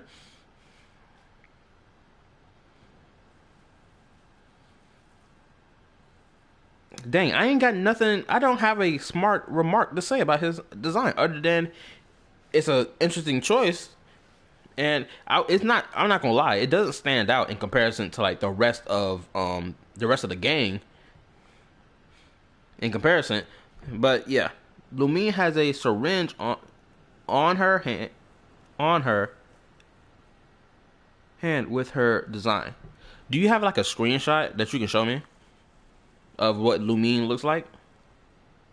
At least in this art style, because I want to see what the difference is. Because it's gonna really make me determine whether or not I like Aether's design or if I don't like it.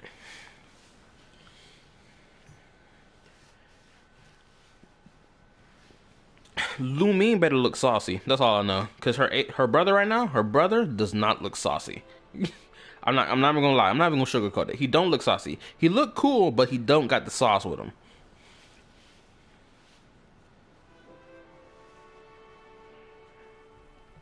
Oh, welcome.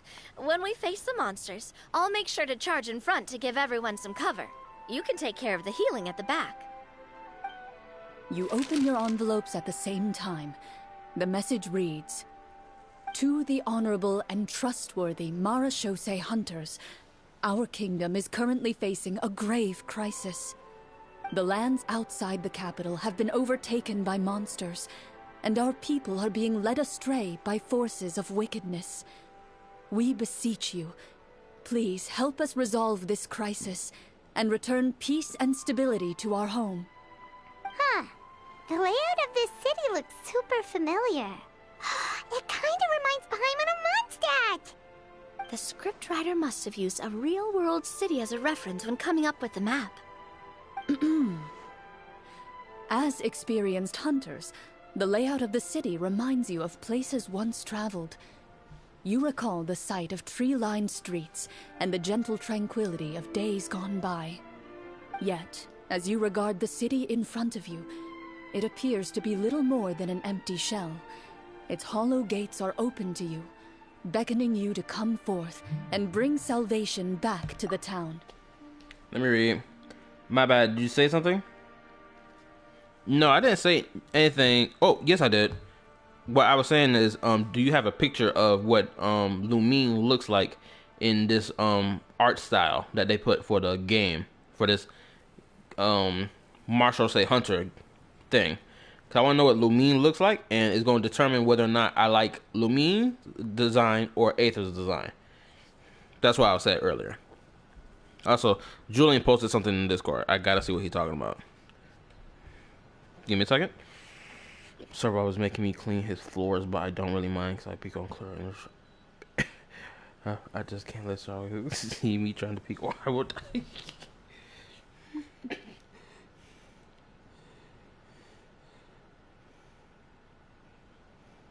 Hold on, let me respond to Julian right quick. That clear robot.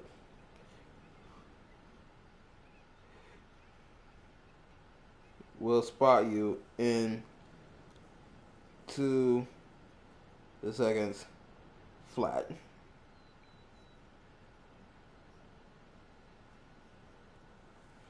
Now then, now I can get back to the main thing. Okay, let's continue. I carefully read every line of the letter and turn my attention to the signatures at the bottom. Who issued this commission to us? I can try to find it. If not, I can take a pic when I get home and take... What? I can take a pic when I get home and take a pic when playing Genshin. Okay, cool. And you know what? I will say don't worry about it, because I'll probably go search up what she looks like on Google after the stream, or after I finish the story quest. Hopefully, did my voice tweak out just now? After I finish the story quest. There we go. You see a long string of unfamiliar names. It would seem that many of the residents of the city issued this commission together. They sensed that things were not right within the kingdom, and sent a distress signal to the outside world. In that case, why don't we take a walk around the city and see if we can learn anything from the local residents? Oh, good idea. We might be able to get some leads on the monsters and bad guys we're after. That was You fast. look up and see a tavern nearby. It appears to be open for the day. Why don't we go check out that tavern? If the novels I've read are anything to go by, taverns are usually full of information. You know what? I'm about to say something real quick, and hopefully you can understand where I'm coming from when I say this.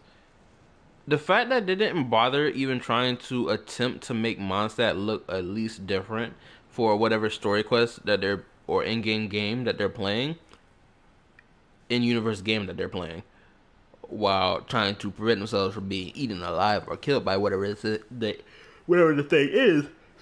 It's like, why not just make a new zone or location to perform this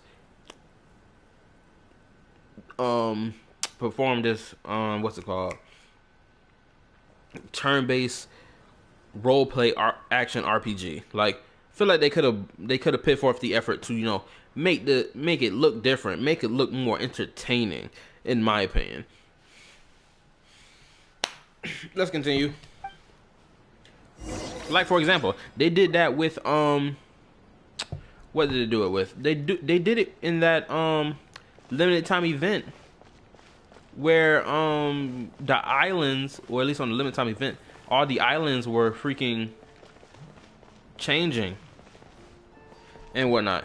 Oh, I'm getting a phone call from my twin bro. I gotta turn my mic off. Give me a second.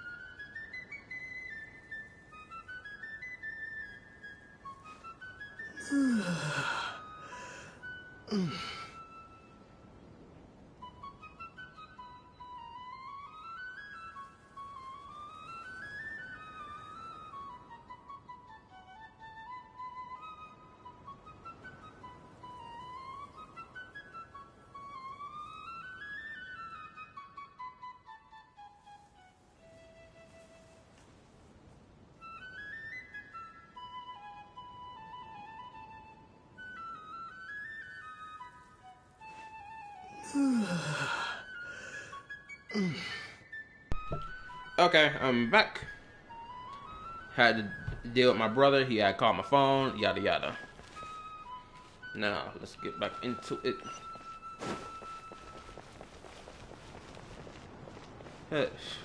Gassing up, talking something. The tavern has a lot of information. Yet I can't talk to none of the NPCs. As you approach the tavern, you find a plainly dressed woman standing nearby. She appears to be rather troubled about something.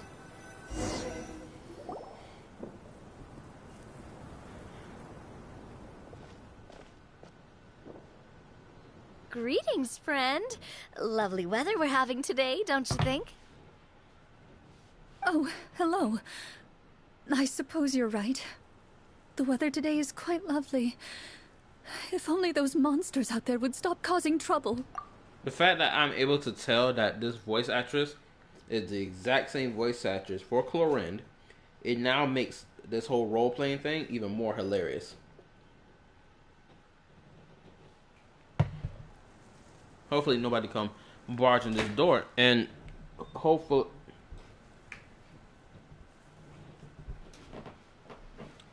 Give me a moment.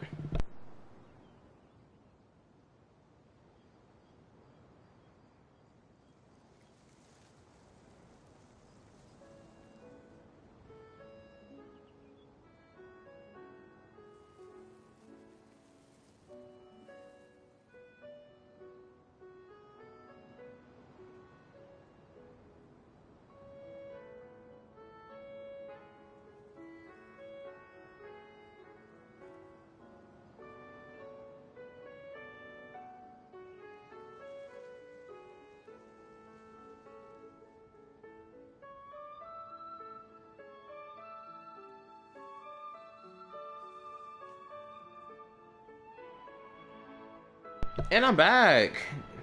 Family member barged in to get his PS5 in the midst of the stream. So yeah, let's continue. It seems like every character included in the script has a certain amount of useful information to offer. If we keep asking questions, we might be able to get some good leads. Oh, come now, don't be sad. Life is all about optimism. Oh, that reminds me. What did you have for breakfast this morning? Oh, you found it? Perfect. Huh? I don't think that's the kind of question we're supposed to ask. Nothing turns a frown upside down like good food. How about some macarons? I could make you some. You didn't even take cooking as one of your skill proficiencies. Ooh. Oh my goodness, both Lumine and Aether got this whole, oh, I'm a science teacher vibe. But I'm not gonna lie, I'm probably gonna excuse Lumine even more because one, she's a female, two, and not because solely because of female. Well, her being a female is one of the reasons why. Because at least with her outfit, she can rock her outfit, and I can find something, you know, pleasing to look at. But Aether, on the other hand, Aether, I'm sorry, my guy, my goat, my king, but you gotta step to the side, bro. Your sister look better. That's not necessary, miss. Excuse me for saying this, but you don't really look like a chef. Besides, I'm not really a fan of sweets. So you're someone who barely smiles and doesn't like sweets. You're really starting to remind me of this one friend of mine. Hey! Did she just... me? Clorinde must have broke character for a second. This isn't getting us anywhere. Traveler, maybe you can think of something. You better talk. No. No, no, no. Why? They should have just let him talk. Well, they're letting him talk, but I want to hear his voice. I like to share insight to check and see what's... The results of insight checks aren't disclosed to the players, so I'll be the one consulting the phaetometer.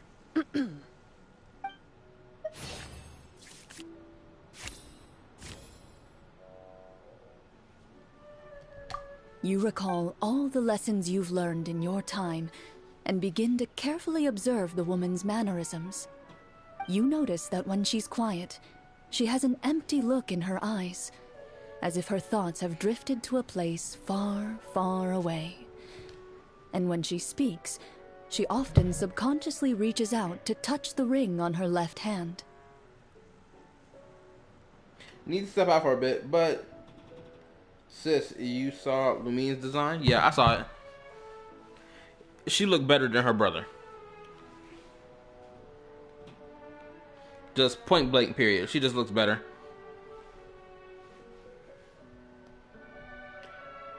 Did something happen to your husband? So you noticed. That's a little embarrassing. A horde of monsters suddenly appeared near the capital recently, so all the guards were dispatched to fight them. Hello. Okay, BRB. Do you No remember problem. when those monsters appeared? I'm not completely sure.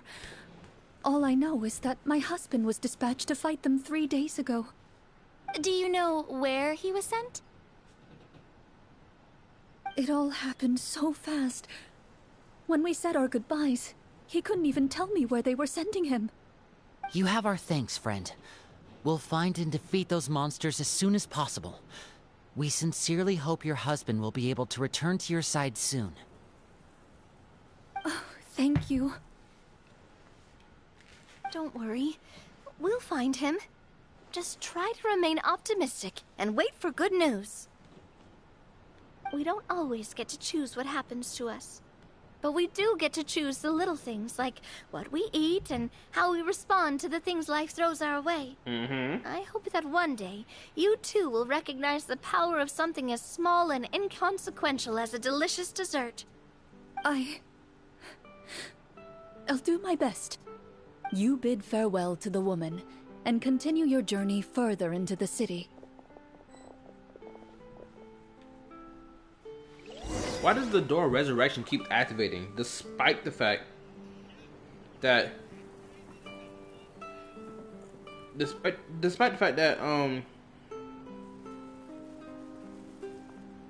what is it?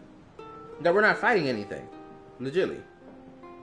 We're not fighting anything. So why in the world is the door of resurrection activating? Hold on, let me open my laptop again.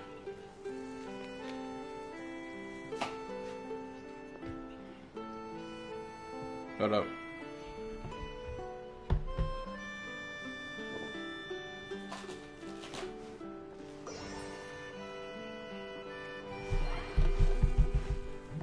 Hold up. My bad. Give me a second. I'm laughing about something stupid.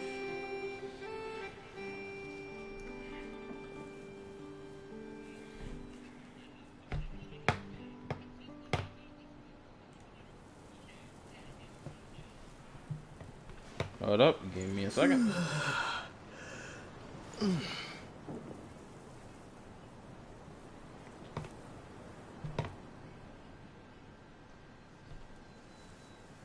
Give me a second. Checking on my stuff.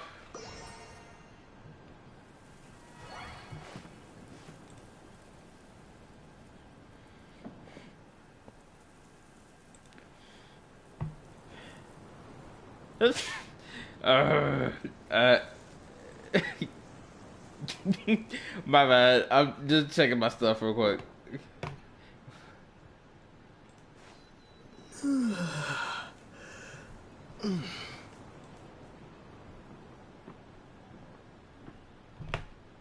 Okay.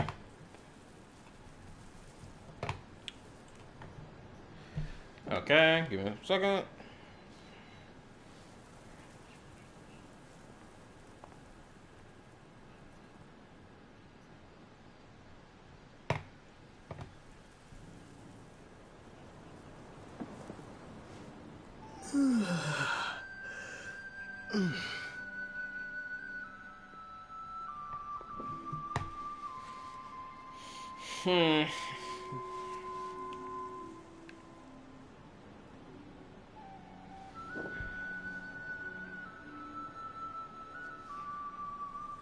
Okay, hold up. I hope I'll be able to find it soon.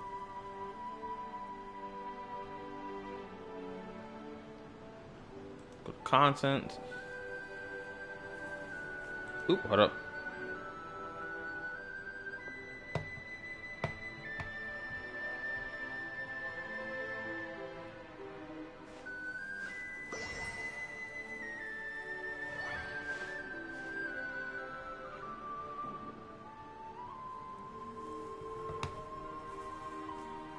Oh man, my stuff is bugging.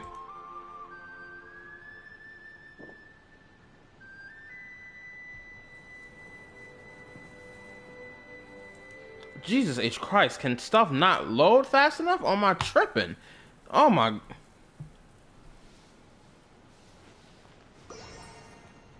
Oh my goodness gracious. Everything taking forever to load on my computer and I hate it.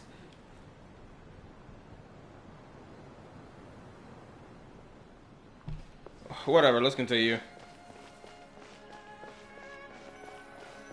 As you venture further into the city, the streets appear largely empty. An elderly woman walks past. You see her shake her head as she puts away her wrinkled wallet. A nearby merchant folds his arms and gives you a disdainful look. You get the impression that he's someone who has long gotten used to the sight before him.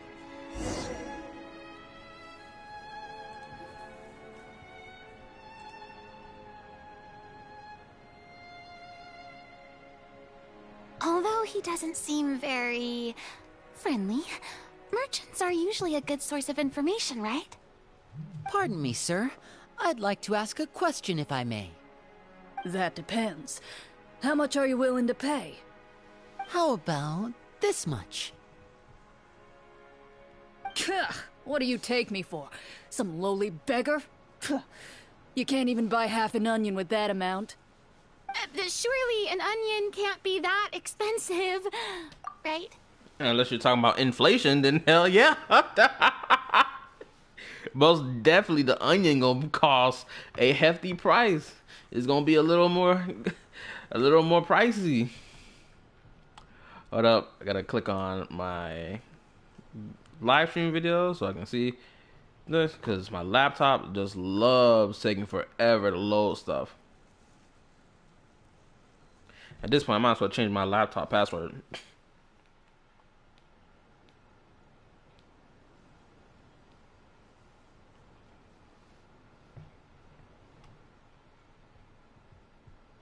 There we go.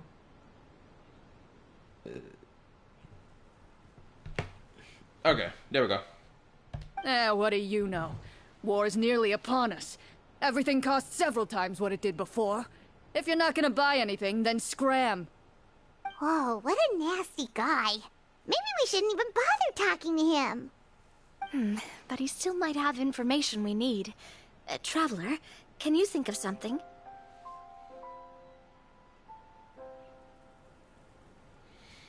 I still think we need.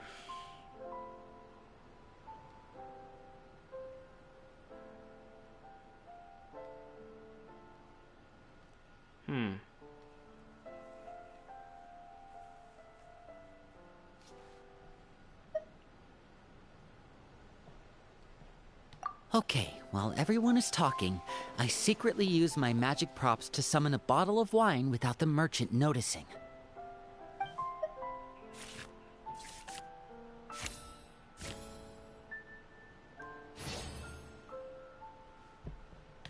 We meant no offense, sir. Here, allow me to offer you this bottle of vintage wine, made only from the finest grapes. I'll just leave it here. Please, enjoy it at your leisure.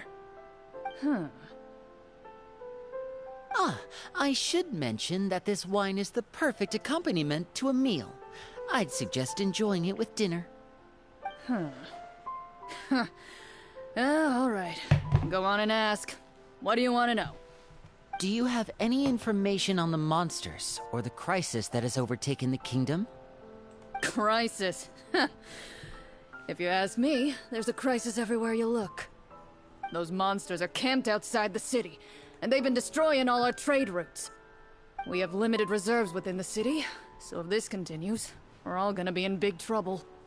Wait, you're saying no one has put a plan in place to distribute supplies or maintain order? We could all starve, and those nobles in the palace wouldn't even break a sweat. Who knows? Maybe they've been in cahoots with the monsters all along. That is concerning. Thank you, sir. We won't take up any more of your time now.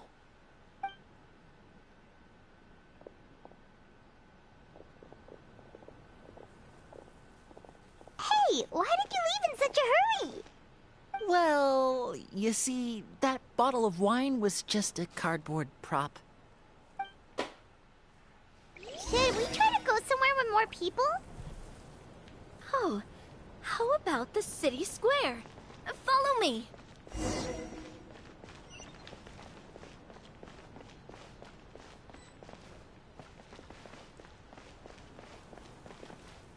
That's interesting.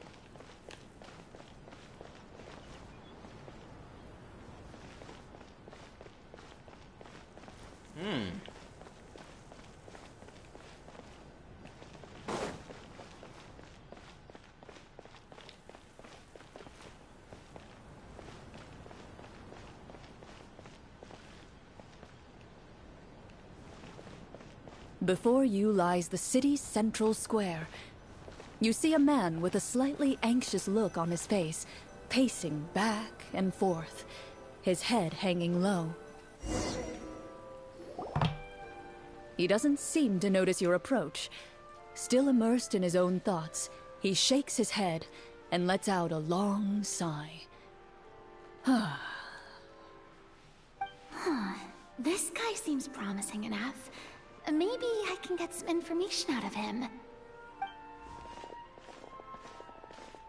Hello, sir.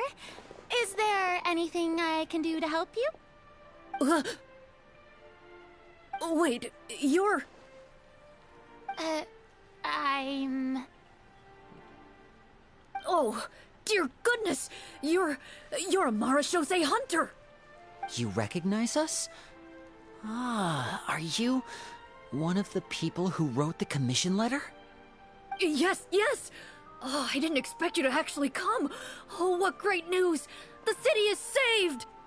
What happened here? Alas, we once lived comfortable, carefree lives. This city used to be free of monsters. The first Marashose hunter, Casiodor, the Golden Hunter, he was the one who drove them back. However, monsters have once again surrounded the city. Perhaps the seal that kept them at bay has lost its power. Or perhaps an evil sorcerer has been meddling in our affairs. All I know for sure is that their return has stripped this city of any chance at peace. Are there not enough soldiers to drive them out? Of course not. It's not a question of numbers. The guards simply have no idea how to deal with them. Most people my age have never even seen one of the monsters, much less been trained to fight against them. What's worse, many of us don't even know the history of the Marashose hunters anymore. When I was a child, though, my grandfather would tell me stories about how the Marashose hunters drove back the monsters. So, on the off chance that something might come of it, I decided to reach out to you. To be perfectly honest, I was starting to think all those stories were just tall tales. But now that I've seen you in person, I finally know that it was true! Well, you can rest easy, friend. The righteous and formidable Marashose hunters are on the case. The man is touched by your determination and resolve. His eyes begin to well with tears of relief. Still, if we are going to hunt the monsters, we need to know where to find them. Can you give us any leads? All I know is that the area outside the city is dangerous. I'm afraid I can't point you toward a specific location. Oh, although, if you leave the capital through the main gate and follow the road, you should run into a group of guards. They might know more about where to find the monsters. I see. We'll go look for them then. All right, be careful. Oh, and one last thing. The monsters outside the city are just part of the problem. There are evil sorcerers inside the city as well, so be on your guard. Yo, what's up, Mendes? Welcome back. They're actively working with the monsters, and have corrupted the court ministers with malicious magic. They're the reason why, even inside the city, everything has been a giant mess. Hold up. I have this weird... Mendes, you can, agree with me or whatever on this, but I'm about to have a crazy take, right? This story that we're playing, I know it's supposed to be a parallel to what Fontaine had going on back during the day, which I think was during the time of the Cataclysm, right?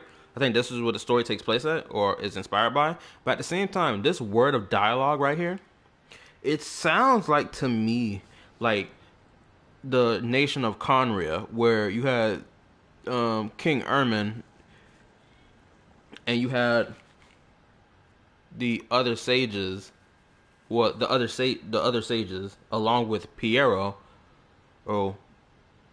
and all them other wise men or sages. was able to gain the favor of King Ermin, or not gain his favor, but no, gain his favor, and then Piero was basically left out of the discussion because of something, right? And like even the word, it said they're actively working with the monsters and have corrupted the court ministers with malicious magic.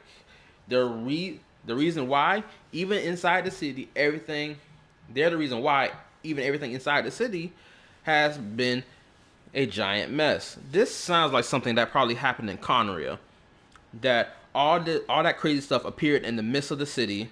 You had the higher ups in power basically being manipulated by potentially the 5 sins of Conria, so that the situation will continue further for whatever end goal that they got going on, or individually that they have going on, and basically left Nation K to get clapped. As how Dainsleif put it, they didn't come help the nation when they should have. That's what this sounds like to me. Granted, at least this piece of dialogue in particular. Alright, that's enough of my ranting. Let's continue. Even one of our kindest ministers is turned into a boorish and unreasonable figure, interested in nothing but enacting laws that exploit the people. Who knows how much longer we'll be able to go on. I'll be right like this. back. Family member calling me. Give me a second.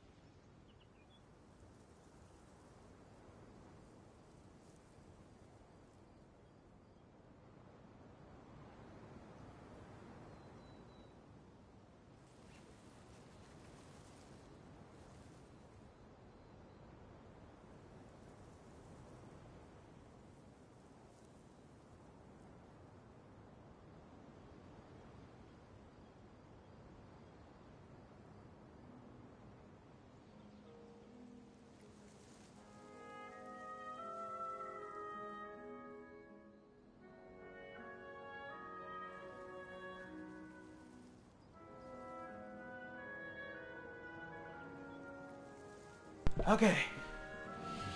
Back. Family member called, so I had to go help with the issue. Let's continue. Talk about being stuck between a rock and a hard place. I feel bad for him. Maybe we should try to cheer him up? Huh? Like, now? Is this really the right time? All good? Yeah, it's all good. Had to help my mom get her oxygen machine and whatnot. So yeah, she fine. I appreciate your kindness, but for now, it's more important to focus on the crisis at hand. Brave hunters, I leave the future of this kingdom to you.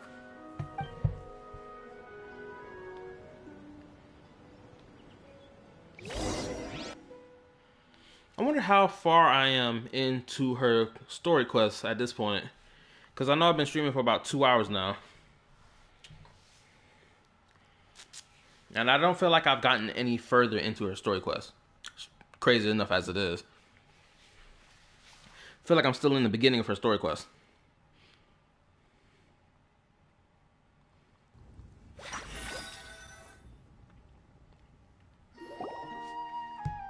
If I understood correctly, there are currently 2 problems in the kingdom that need solving, right?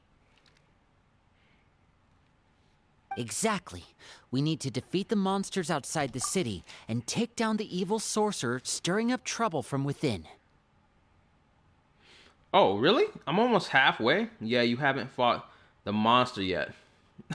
Okay, so I haven't mopped the floor with the big bad yet. And I'm gonna say this. I'm really surprised that the entirety of Clorinde's story quest is taking place in a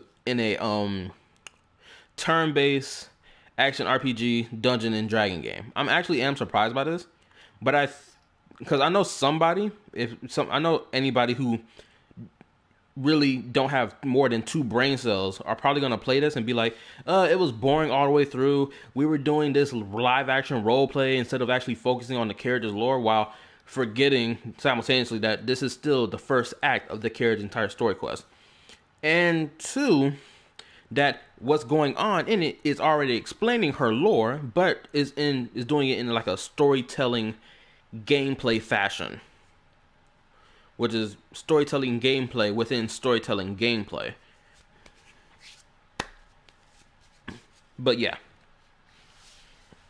because we learning about what the troop did during the time of the Cataclysm. More than likely, that's what this is talking about. Because I know an artifact set or some item or whatever talks about it in detail. But yeah. But which problem should we tackle first? Well, this seems like a good moment for a break. Take some time and discuss what you want to do. Let me know when you've made your decision. I really didn't expect the people in the city to keep us at arm's length like that. I totally thought the hunters would be treated like heroes.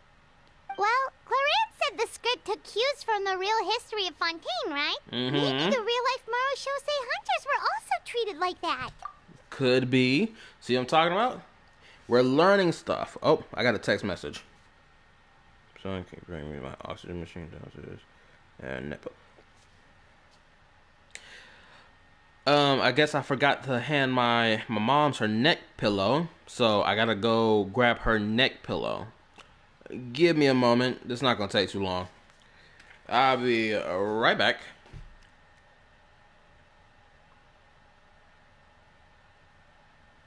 Oh, hold up. Wait, yes they were, but for good reasons. Wait, what are you referring to? My bad. Because I know I was rambling my head off. Because I know I was talking about the martial, say, hunters, right? That's what we're talking about, right? Before I go walk off and go give my mom her neck pillow or whatever.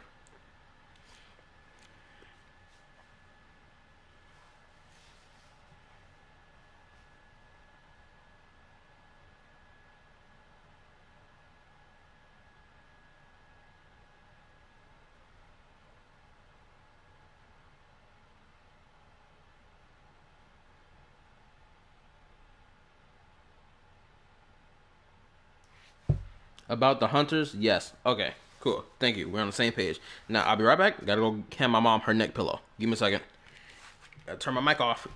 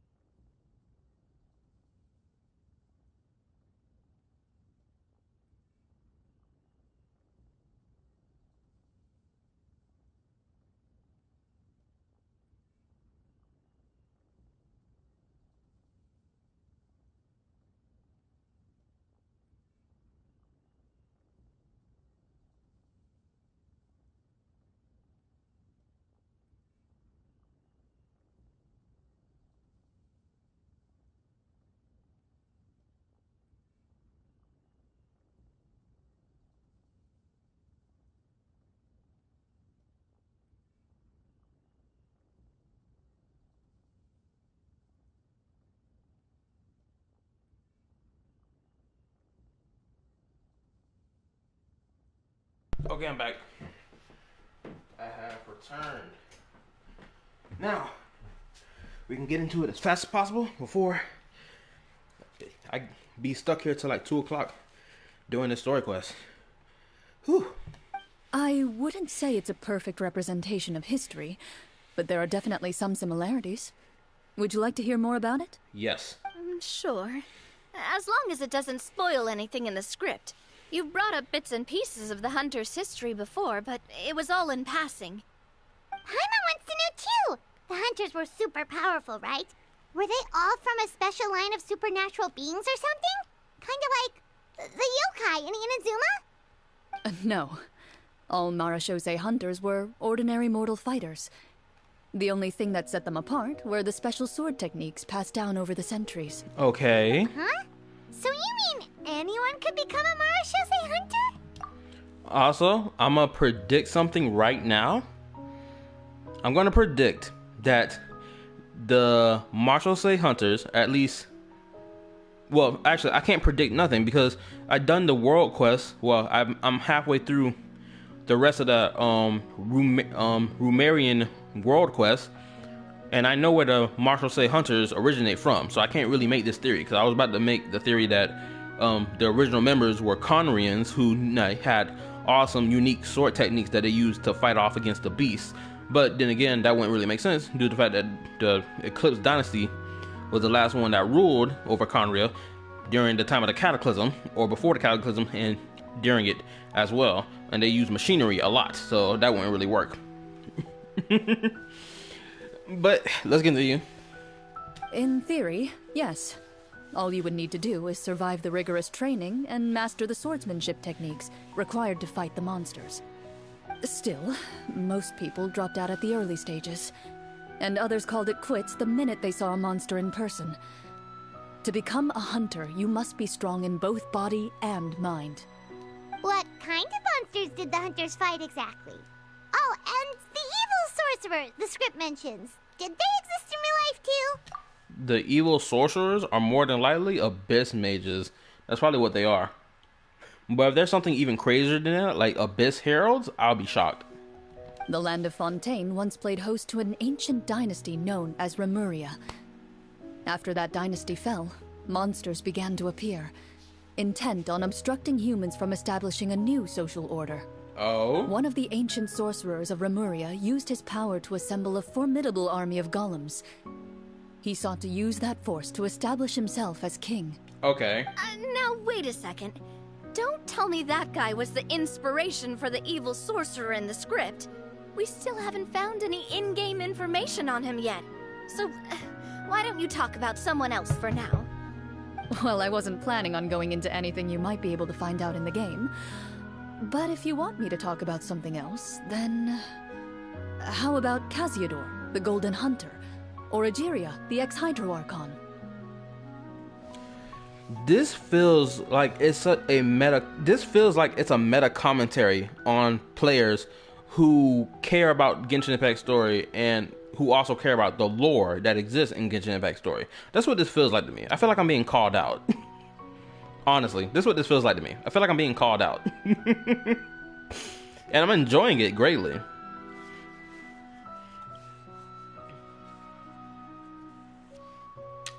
Really? Ageria was also a part of the Hunters? That's new to me. I thought she was just a god. Well, she's a part of the founding for the Hunters. Okay, that makes sense. That makes more sense than her just being a hunter. Her being one of the founding members makes sense. Because she's simultaneously also the same one who also founded, quote unquote, the, what's it called? The Fortress of Meripede. So...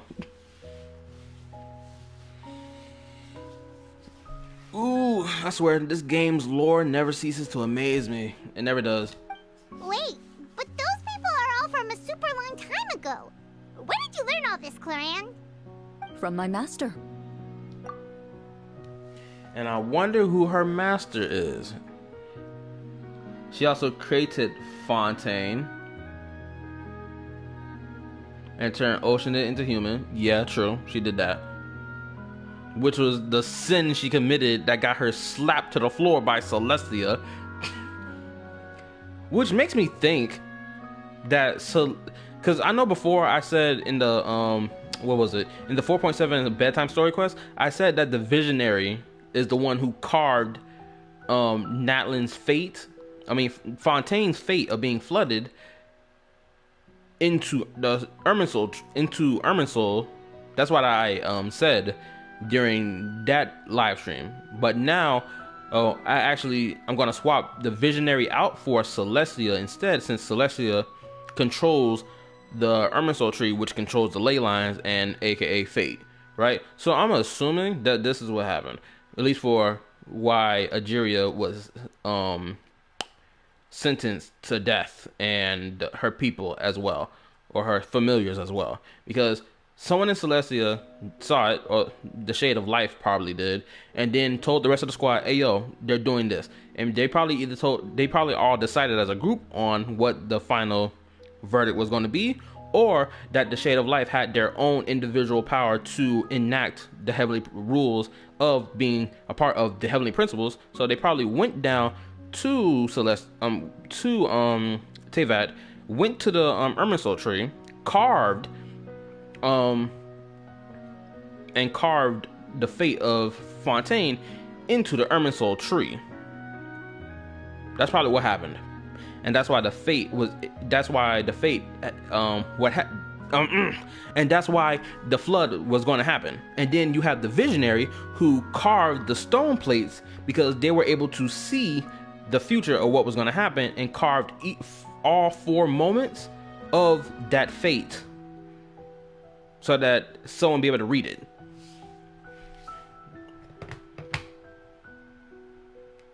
About that, have you seen Meanslift's story about the bedtime story? No, I haven't watched it yet. Shoot, I've only watched probably one theory video in relation to it from the YouTuber, or the YouTuber D Watts. He's the only one I've watched about 2 videos from in relation to the bedtime Archon quest. I haven't watched Meanslift or My Name for Now, because both of them did a video. I know My Name for Now did a video about it, and I didn't know Meanslift made one. But I'm gonna... Okay, there's a video you need to see first before the bedtime story. I'll post for... Hold up.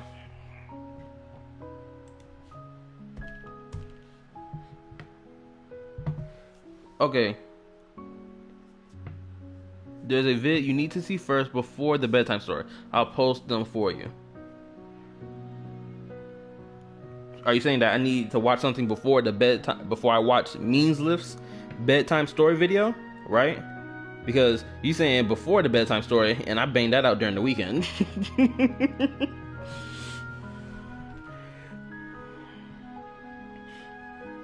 But yeah, I'll watch both of them. shoot, I know I got, shoot, I'm probably gonna watch them before I go to bed tonight, honestly. Or I'll probably watch them during work tomorrow or in the morning. Let's continue. Huh. By master, you mean Miss Petronia? Miss Petronia? They both her videos, but watching the other one will help you understand a section of the bedtime story. Ooh, okay, that makes sense. Thank you for the clarification. And now that, who's this Miss Petronia? She sounds tough. Is someone you know? Absolutely. Miss Petronia and my father were good friends. Back in the day, she would often bring Clorinde over to play, but then... Oh, so that's how long they've known each other. I thought Clorinde and Navia knew each other from when Navia's father died at the hand of, or died at the end of the blade of Clorinde. But now I know that it's actually been longer than that since they known each other. Okay, that makes sense to me. I thought it was a little weird how, I won't lie, I thought it was a little weird how really chummy Navia started becoming towards Clorinde after the Fontaine Archon quest and whatnot. It felt a little weird to me that how close they were getting. But now this makes way more sense. Also, let me look in the Discord.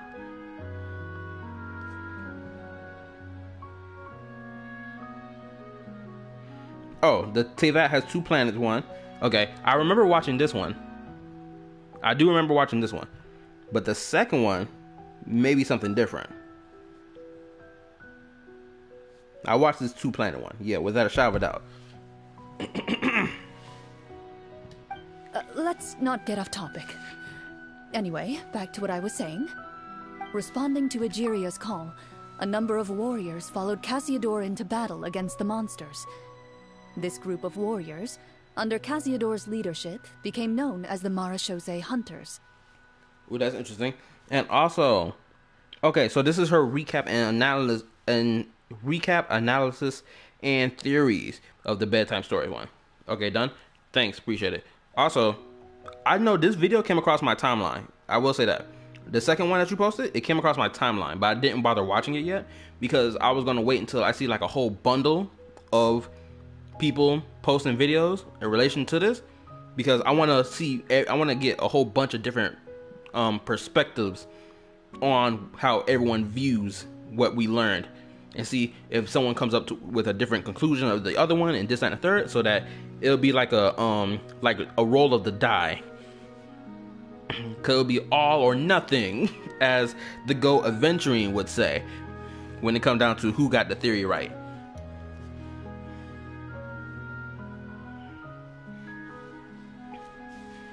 But yeah, without a shadow of a doubt, I'm probably gonna watch this after I finish the story quest. Now let's continue. Yet, as Fontaine entered an era of peace, their work gradually became obsolete.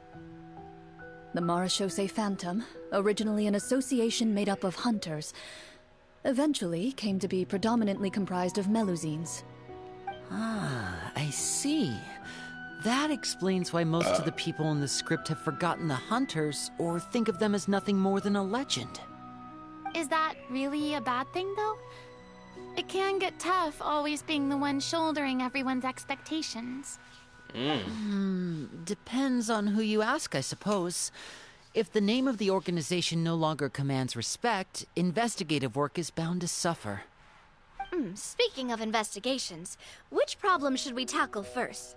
Monsters or evil sorcerer? I vote monsters. That's the main duty of the hunters, right? We can come back to the sorcerer later.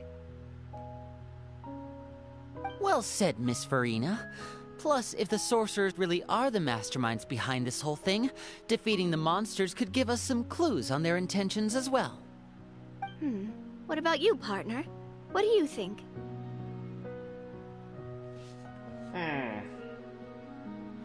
Okay, I'm gonna say this. They make a good, valid point that going after the monsters first will help give us clues before we try to tackle the sorcerers. Because that's basically how everything's been going in Genshin Impact, though, right? We fight the monsters, we discover monsters or whatever gang affiliation that we come across in the game, right? And then we discover some itty bitty clues that's gonna lead us into the masterminds. So the formula has been working since Jump Street, but a part of me wants to go against the formula to be like, I want to go see what the sorcerer problem is. I feel like I want to tackle it first. Just to be different. Just to be obtuse about it.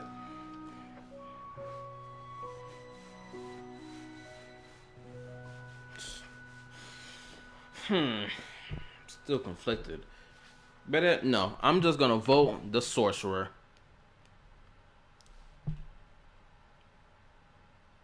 Yes.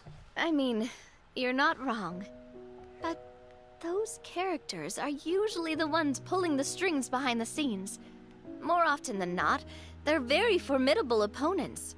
Going after them now might be jumping the gun a little bit. We don't want a total party kill on the first day, right? With Clorinde as the GM, I wouldn't rule out the possibility. You've persuaded me. BS. I can't even have a choice. They threw me away from the choice I wanted. I was being obtuse on purpose. Let me be obtuse. Then it's settled. Let's go hunt some monsters. Your choice, LOL. It don't feel like my choice. All right. After some discussion, you decide to turn around and head out of the city.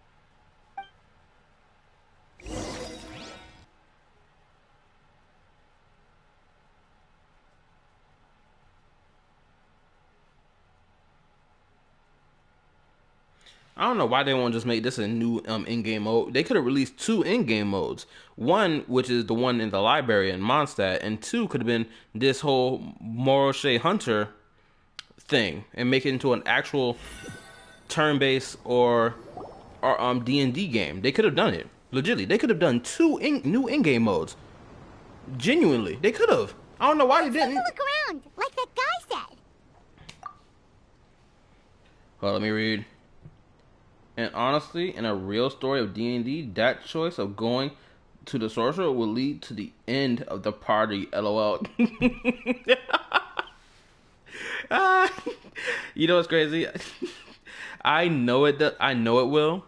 100%. I knew what I was asking for going into it, but still, I wanted to be obtuse. I wanted to have a differing opinion, mainly because you have no info of the boss or anything that might work on them. Also true. You there! Outsiders, halt! Who's there? An armored man approaches you. He has a tall, muscular build and a determined expression in his eyes. Just one look, and you can tell he's fought in his fair share of battles. Yeah, but not more to be. Although he's trying his best to conceal his current state, his uneven gait and the sweat dripping down his forehead make it obvious that he's been wounded and is in serious pain. I'm the captain of the guard.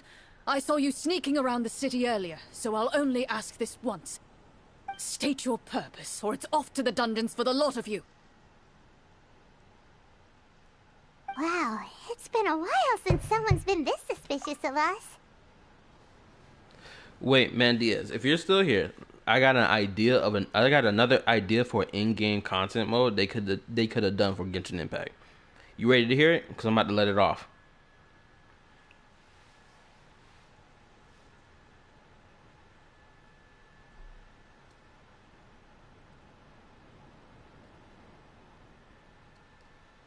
Yeah? Okay, perfect. Okay, before I let it off though, I just now noticed that the Traveler put his whole sticker piece that's supposed to be on the board is on his scarf. I just noticed that. It's on the base of his scarf. Or on the buckle piece of his scarf. I'm just now noticing that. But to get to the main topic at hand, this is an in-game mode that I've been thinking about ever since I think version 2.0 or somewhere around that time. I was thinking about it because I was thinking it was during the time. Yeah, it was during the time of 2.0 because around that same time we had got Rift Hounds. Like Rift Hounds became a thing in the game, right? That did the whole bleed effect that, you know, siphons the health bar. And they had basically was like, oh, you're gonna find some Rift Hounds, you know, around the area in Mondstadt and whatnot.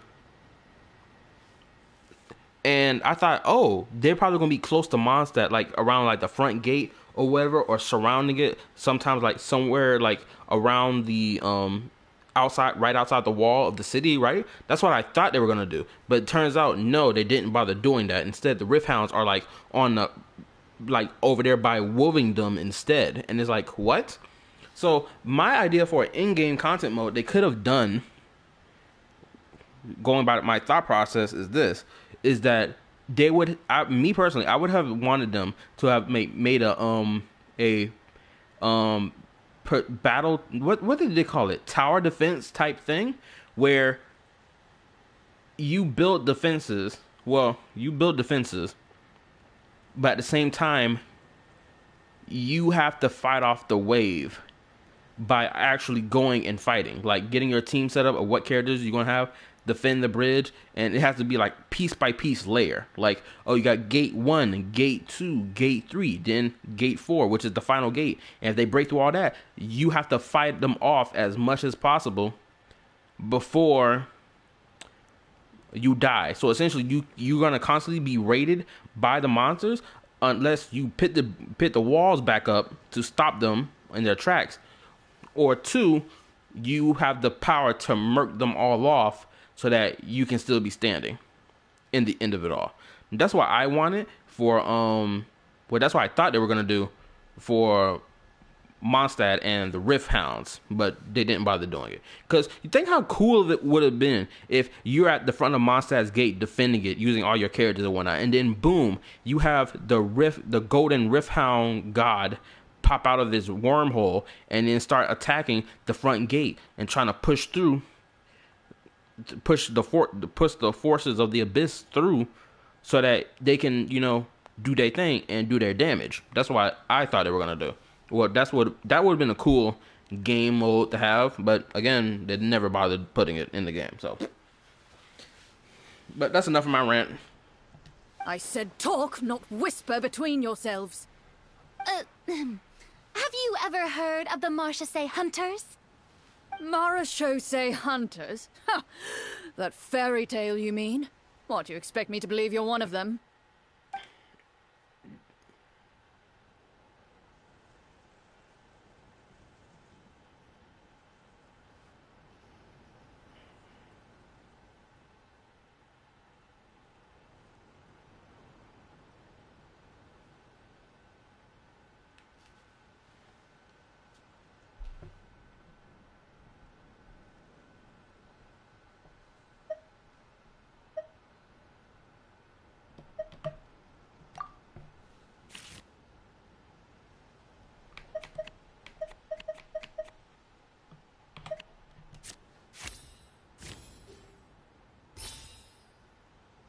Let's go.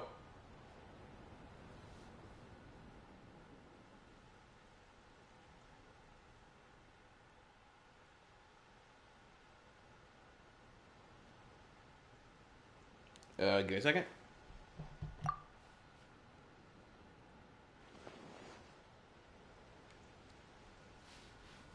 Using your knowledge of medicine, you're able to deduce that the injury on his calf was a monster's doing, and the wound has already begun to fester.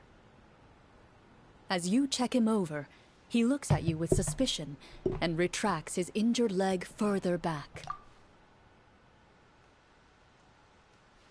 You pick easy mode? I think I did. I'm trying to remember. I'm pretty sure I did. I'm gonna say yeah. But the fact that I still had to pick a card,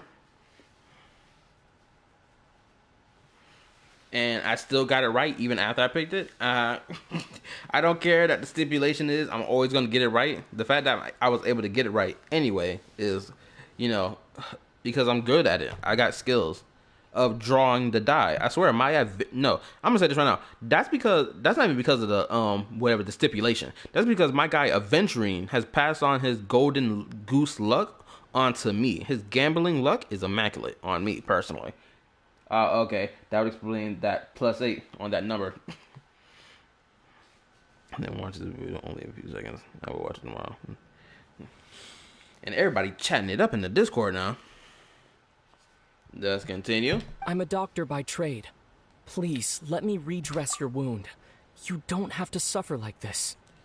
The fact that Zach Aguilar got to voice Aether even more than usual when it comes down to Archon Quest and player character story quest is genuinely a godsend. At this point, they just need to make the Traveler no longer be this silent MC and let him talk, because the banter between him and Paimon could be good if they just let the Traveler have volume to their voice. The man appears somewhat disgruntled at having been exposed, but soon relents and raises his leg for you to take a better look. He allows you to apply a poultice of specialized medicine to the wound, and it appears to bring him much relief. The tension in his brow eases. I'm not gonna lie, this look hella suspicious. This look hella sus. My guy Aether is legitimately close to the crotch area of this random NPC, and he's a medical professional, but at the same time, I do not feel comfortable. Homeboy looking down at my guy Aether like he's a chick on her knees getting ready to suck the meat, and I do not appreciate the disrespect. All right. Guess you lot might actually be real Marechaussee hunters after all. In any case, you've successfully treated my wound. So, what do you want to know? Do you know where we can find the monsters, or the other guards who are fighting them? He informs you of the various locations where monsters have appeared. He looks in that general direction with a pained gaze, as if a thin, invisible thread is pulling on his wound. Some of our new recruits have never even dealt with a petty thief, and now they're out there fighting monsters. If it weren't for this cursed leg. Oh, please, sir. Don't get too worked up. You need to focus on your recovery. Just leave the monsters to us. We're Marechaussee hunters, after all. Hearing you say that, a glimmer of hope flashes in his eyes. But it disappears almost as quickly as it came. Those monsters aren't easy to deal with. But if you insist on going, I won't stop you either. I just hope all the guards will be able to come back to their families alive. I wish you the best of luck. They're not gonna make it. They're dead. I genuinely wish they add more Abyss characters, or Abyss NPCs, or no, Abyss mobs. There we go. Oh, yo, Man Diaz, let me tell you something real quick, bro. There is one Abyss mob I still have not come across yet at all in this whole game, and it's that new Knight one that they released back during Sumeru. You know, the one that's a Geo Knight or whatever, that has this weird fat shield and this giant axe or whatever. I still have yet to fight that enemy type. If I hold on, let me. Oh, my bad. Dropping my controller around. Okay, so I can't exit out, but based on what the captain said, the monsters should be right up ahead. Let's go. Hopefully we're not too late. Okay, so I can't check it out yet. I have to check it out later. But I'll show you what I'm talking about, if you don't remember.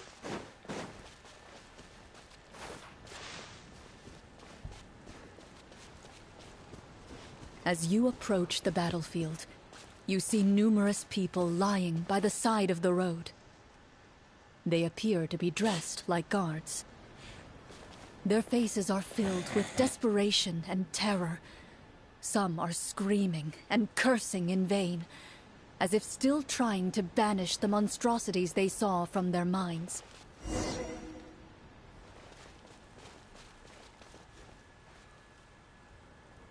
Oh yeah, he's dead. Which one are you referring to? The Geo Knight of the Abyss Order, because you know you got the Abyss Heralds, and then you got the Abyss Lectors. I know there's one Abyss monster that's new that came during the whole Sumeru patch, but like you can only fight this boss in the Spiral Abyss. That's the only place you can fight this boss at, which really sucks. And you can't really fight him in the open world because he never appears in the open world. He only appears in the Abyss, or the Spiral Abyss. A few of the wounded look up at you in shock and disbelief. Quick, leave this place. Turn around and don't look back, they yell. Oh, they disappeared real fast. Hold up. A myriad trailer drop for who? Somebody, there's a myriad trailer for HSR that just dropped. I think I know which one you're referring to. Okay, cool. Because I'll give even more description of color. It's all black and brown, but like they have like a golden color, like golden geo color in like the center of their head, and of course the Conrian eclipse star shape on their chest, obviously, and it's also on their shield. And they look like a really big dude, like a big circular dude. That's what they look like. For more context to add on. Who is this monster that they get gassing up so hard?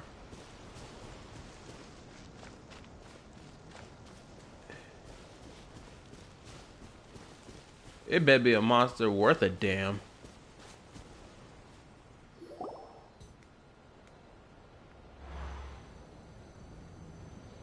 Oh, this is interesting. Is this a cutscene? This is the place he mentioned, right? You see broken iron swords scattered all around you, and downed trees riddled with terrifying claw marks. All the signs point to one thing. A truly devastating battle just took place here. Be on your guard, everyone. The monsters might still be around. Before you can finish your sentence, you hear rustling sounds from the surrounding bushes. Oh, there goes some rift The hounds. monsters have emerged. They close in on you without fear. You get the impression that, in their bloodthirsty eyes, you're just another meal for them to devour. A little help here! This thing wants to eat my mine! Your battle round begins now.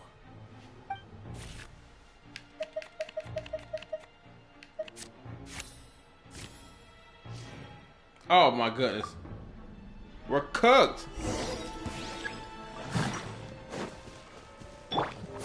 Strike a pose! And voila!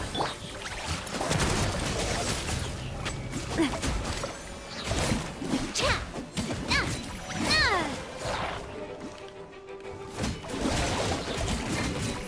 The next battle round begins now.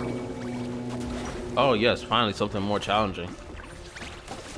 Haha, you got no bonus for this fight. I don't need a bonus. I'm good. I'm about to cook anyway. The world collide! A proper send-up from Miss Tina with love. A round of applause! The monsters let out a terrifying roar of anger and resentment before dissipating into thin. I got increased damage on mines. Thank goodness it's over. We're lucky the Marashose Hunter class came with all those preset skill points. Otherwise, we would have been in some real trouble. What is this dude talking about? I can clean sweep with my units by myself. Talking about increased damage and skill points. Screw all that. I'm a one-man mission. I do plenty of damage. I never knew the Fatometer even determines the amount of damage you inflict. If you get unlucky, isn't it just game over right then and there? That's part of the fun. The uncertainty of fate is what gives these games their appeal.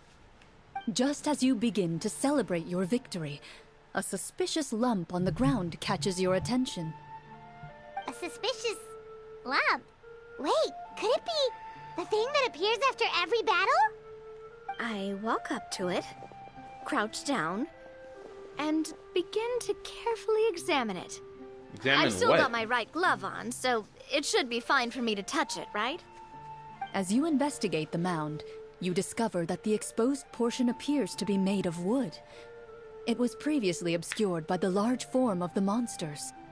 With the monsters gone, the small protrusion now awaits your discovery, poking out of the ground like a shy flower bud.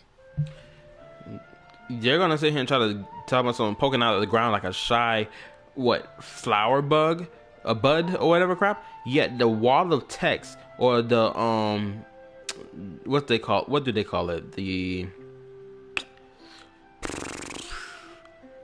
not wall of text, but the I forgot what the template. There we go. The template on which these words are put over are blocking the booty cheeks. I'm trying to understand the logic. She over there posing, yet the template or layout is blocking the dang, is blocking the cheeks, man. I'm trying to see cheeks. Ooh, it's a treasure chest! Let's dig it up.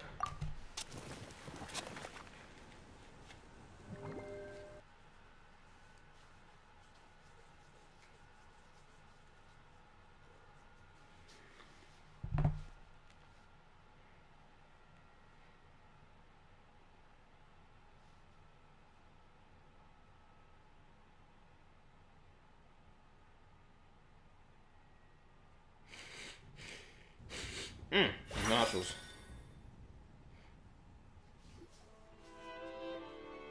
With everyone's help, you successfully excavate the wooden chest from the ground. Even without opening it, you can tell from the mora and jewels scattered around the chest that it must contain quite the fortune. This can't be the end. Makes sense. We worked hard for this. Let's open it and we can share what's inside. I can understand your excitement, Paimon, but think about it. Doesn't it seem like there are people out there who need this treasure more than us? Yeah, I'm one of them. Yeah. Think about all the people suffering in the capital. Or all those guards who got hurt fighting the monsters. Wouldn't it be better if we gave the treasure to them? No, I need it. Bro, it's difficult to pay rent with this inflation. Give me every dime, every jewel you got. I need it. Wait, is that how it works? Paimon thought since we were the ones to dig it up, we could just take it for ourselves. Well, let's put it this way. Any decision you make during a role-playing game can impact the future course of the story. But would the people really believe us? It's hard enough for us to prove we're Marchese hunters. What if they think we procured the treasure illegally? They might get even more suspicious of us. That's definitely something we should consider. Maybe we can come up with an explanation in advance. Well, if donating it could cause that much trouble, why don't we use it to buy some gear and fill up on good food? Then we'll be ready to fight even more bad guys. Looks like you're facing a difficult choice once again. Well, it's getting late. Why don't we call it a day for now? Wow, where did the time go? I'm not sure if it's because I'm having so much fun with you all, or because the story is particularly enticing, but I feel like I could almost keep going. Here, here. Ooh, how about we play through the night? I'm not sure I'll have enough energy for that. Yeah, that won't work for me either. Lynette will give me an earful if I get home too late. I understand how you feel, Navia, but we have to change venues for the next part of the story anyway. Huh? Another location? Mm-hmm. There's a special note for the GM at the end of this section that says to proceed to an indoor set for the next part of the script. Whoa, they really pulled out all the stops for this new script. Well, even if we end the game for the day, we can still stay a little longer and hear Clorinde finish her story, right? Paimon wants to hear more about the history of the hunters. Something tells me you just want to finish the free desserts before we break for the day. That's just a coincidence, okay? Besides, to Paimon, not finishing free food feels even worse than having to buy her own. And anyway, Paimon really does want to hear more about Clorinde's master. Well... The next section is the halfway point. Okay.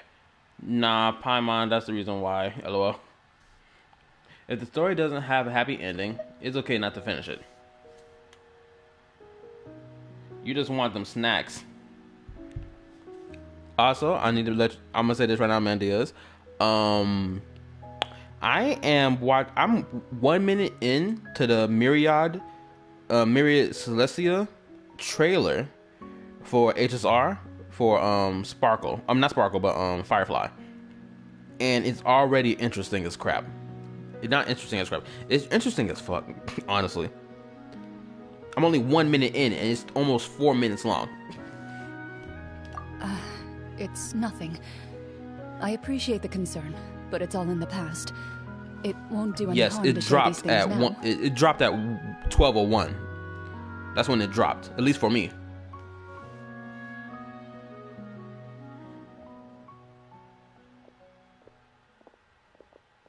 My earliest memories are of living with Master. According to her, she saved me from certain people of ill repute. My birth parents had left me behind some time before that. What a heavy beginning for a life story.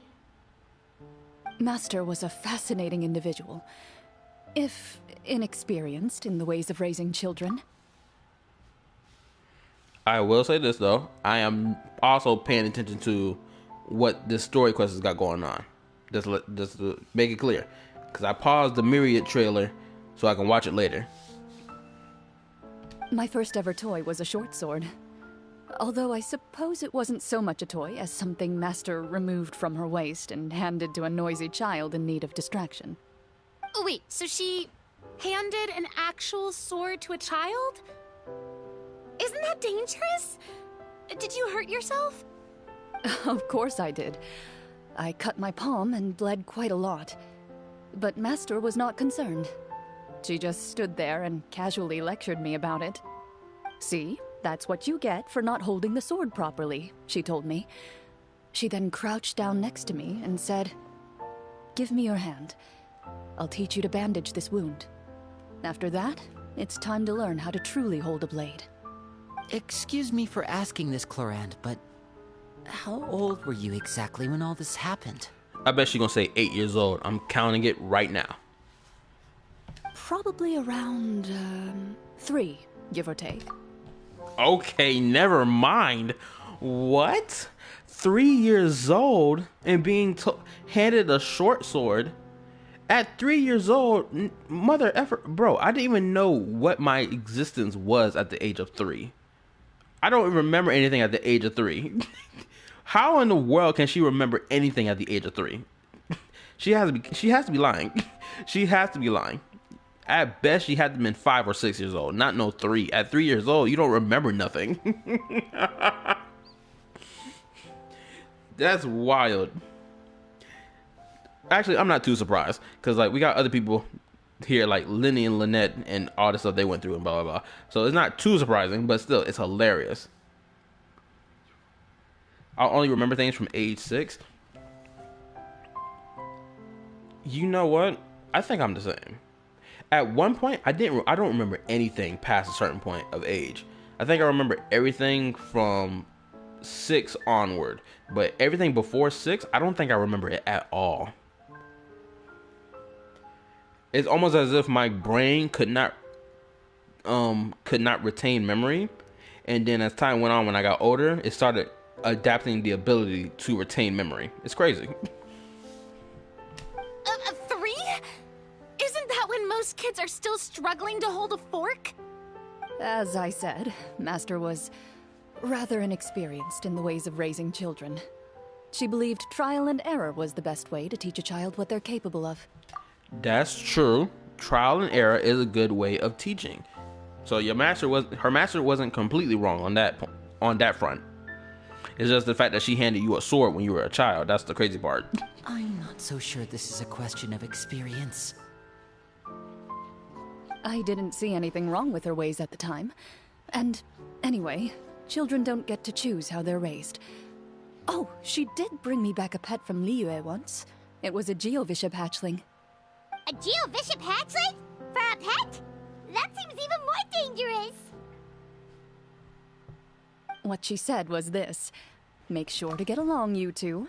If you really can't agree on something, just settle it with a fight. Whoever loses is the real pet. That's a wild line to say. Could you imagine if the pet she brought back home in question wasn't even a Geovishap, but instead was a human being? Or let's add more sauce to this. Imagine it was an older man. Bro, do you not know how wild that sounds if you shift the context around? It sounds pretty freaking wild. Anyway, let me read from Mendiaz. I started remembering things around that age because the first thing I remember is seeing a hospital room, and I was already walking and talking by then. And my mom said that's when I turned 6. The human brain is crazy. I'll say all that. The human brain is crazy. If I had to remember something even further back, I think there is something I remember that was further back, but I think it was a little, for me, I was discombobulated when it happened. And what I mean by discombobulated, it means I didn't know how to act in the situation. And so I just started, spinning around in circles, looking at everything from up and down, right? So for a quick little story time, it happened twice. One time we was at the store. I think we may have been in Walmart. I'm not sure. But I had got lost, or I got separated from my mom. I didn't know what to do. I was just looking around, looking in circles. And then my mom got me, and I was like, okay, found you. Then when we came home I know we was in Walmart though. We came home from Walmart, and we lived at this apartment complex, but I don't remember what this apartment even looks like or whatever. But I know we were like down the street from the Walmart or whatever, right? So my mom, so we were going inside the house, right? To put the groceries away. Well, she was. But me and my twin bro had walked off, and we were like by like this gate that separated the apartment complex from like the woods or whatever. So we walked past the gate and whatever. We was looking around about, right? And then at one point we had got somewhat lost, or we were just looking around and around in circles. And then we was like, oh snap, where we at? We need to go back to Ma. And so we did. Because honestly, in both instances, we could have got picked up by some random stranger, and your boy Kala wouldn't be here today, honestly. I'm just being honest. Devious individuals exist out here, and I could have got snatched up at a really early age. Thank God I didn't. But still, the possibility that I could have got snatched up is very high. It was very high. But yeah, let's continue. And how old were you when this happened? Give me a sec, no problem. 5. Well, did you win? No, I lost. So you're saying you actually became the Geovishop's pet? Yes, but only for a week. By the end of that week, I defeated it in combat, and we've shared a cordial relationship ever since. That really doesn't sound like the kind of childhood someone should have. Later on, I gradually understood that Master most likely didn't know any other way to raise a child. She was a Marachose hunter, but I never heard her bring up her own parents. Thanks to her, I learned how to navigate the forest by the age of 6, and could hunt monsters in the wild by myself the year after that. Even though the training she subjected me to was strict, she always made sure to take me traveling when she had the time. We met many of her friends during those days. That was also how I met Mr. Callis and his family. I still remember the first time we met. You were too scared to join our picnic and hid behind Ms. Petronia the whole time. I still hadn't really met many children my age at that time, so I didn't know how to interact with others. After that, though, you started coming over a lot. You loved challenging people to shooting competitions, remember? I don't think many members of the Spina ever beat you in one of those. I had a lot of fun during those days.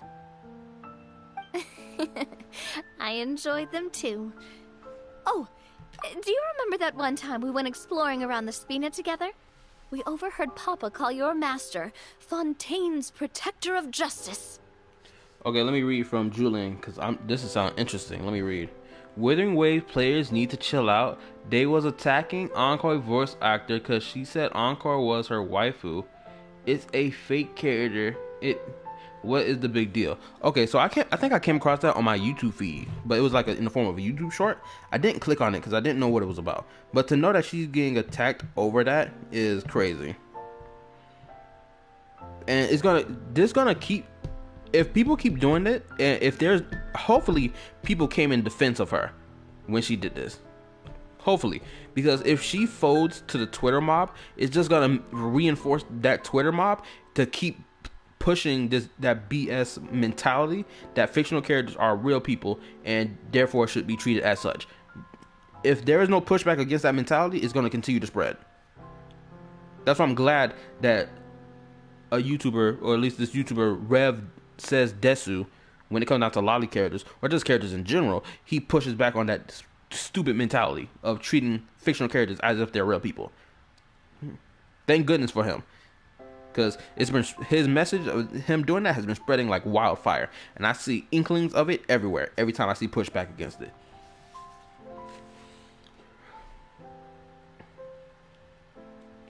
Anyway, let's continue. I gotta get the story quest done within the next hour. Within this hour. We tried to pretend like we never heard anything, but you nearly let it slip that one time.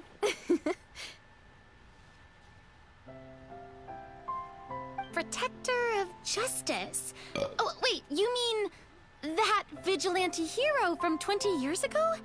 The one who is always active at night? Yep, that would be her. She often would put on a black cloak and go out at night.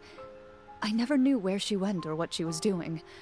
Until, like Navia said, we overheard the truth from Mr. Callis that night. 20 years ago, huh? I still remember the guards leaving all kinds of witness reports about her on Nervalette's desk. My apologies. Oh, there's no need to apologize. You had nothing to do with it. And anyway, everything she did was for a good cause. Although, calling herself the Protector of Order was a bit much. Especially when she deliberately operated outside the law. Huh? When did the Protector of Justice become the Protector of Order? Oh, she had a bunch of code names. I heard she would just come up with a name on the spot whenever she was asked. Later on, she probably got sick of answering those questions and decided to stick to just two. The Protector of Justice and the Protector of Order. That sounds like her, all right. I bet she forgot which of the two she'd use by the time she got back each night. Well, she certainly sounds like a fascinating individual. With her strong sense of justice, it's no surprise her student followed in her footsteps. It's true. I always wanted to become like her. Someone powerful, independent, and with a strong sense of conviction. But...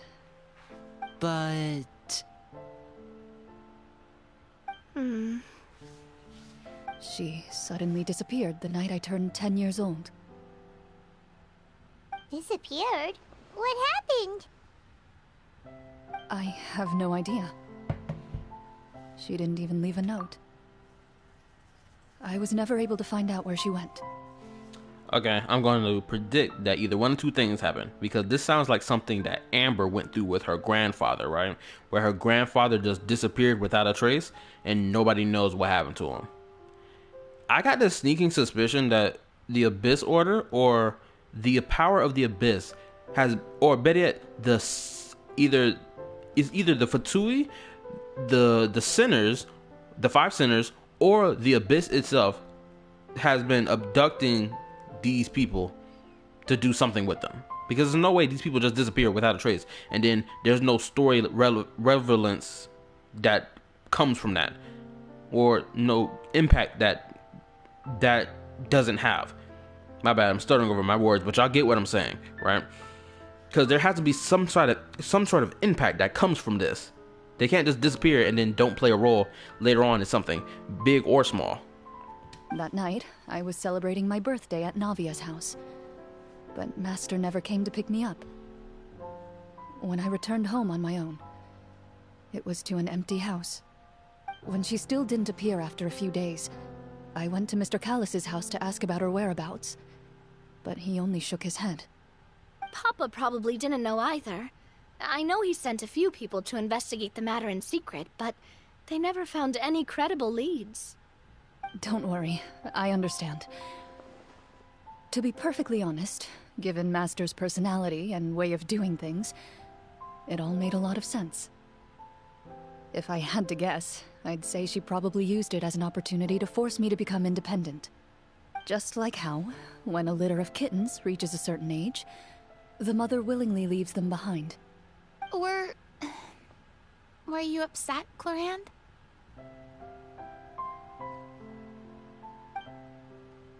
I was at first, but not anymore. I don't believe Master would suddenly disappear for no reason. There must have been something she just had to do. And I will say this, for the first act of a character story quest, we're getting a lot of information in relation to Clorinde. So it's clear as day that one of two things are happening. One, the Genshin writing team knows that for the first act of character story quest, they need to flesh out some information in relation to the character's backstory through conversation or interactions or whatever. They need to do that, and they've done it with Arlecchino, they've done it with Clorinde, and they've done it with Neuvillette. But Neuvillette is kind of like a mysterious bag because he still don't know how he even came into existence, but we do know because of the world quest, and so on and so forth, right? So at least they're doing that correctly now. Well, despite everything, you still managed to follow in her footsteps and become the greatest champion duelist in all of Fontaine.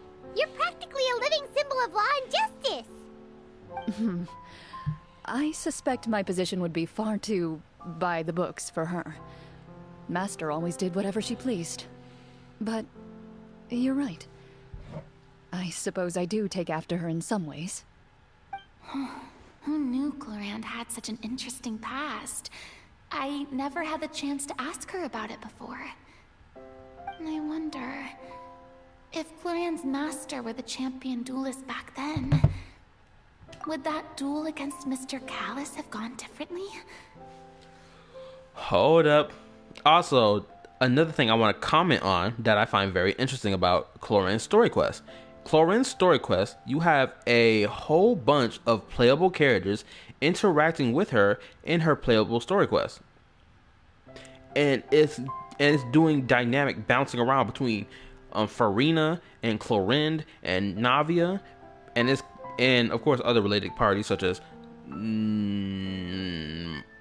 Lenny as well, because he has something similar in taste to tell. Because like all 4 characters out of everybody here has like similar backstories because of whether it because of family member, was it because of the situation they were in, that they came into existence or were born in or taken into. So it's like you got a lot of bouncing around dynamics going around right there in this one story quest. This is the less amount of, there is like rarely any NPCs in this whole story quest except for that one, and that's it. Everything else has been nothing playable characters. I swear, people that don't drive don't know. Wait, I swear, people that drive don't know how to actually drive. That's true. That is a true line. People be driving like maniacs on the highway. Like today, I think either I was coming home, yesterday now, I was coming home from work, around the 6 o'clock hour, and this dude behind me, he pressed on the gas and zoomed. I was like, I'm not moving anywhere. Homeboy shuffleboarded around me just to get past. And I was like, thank goodness I didn't move. But other times, people be trying to damn near run you off the road, especially if you're in the speeding lane, because the speed limit says 70, but people behind you be trying to force you forward. So you got to push it to 75, or if not 80, just so they can get off your behind. Oh no. Judging by the atmosphere, Clorinde and Navia are probably thinking something similar. The mood just got super awkward all of a sudden.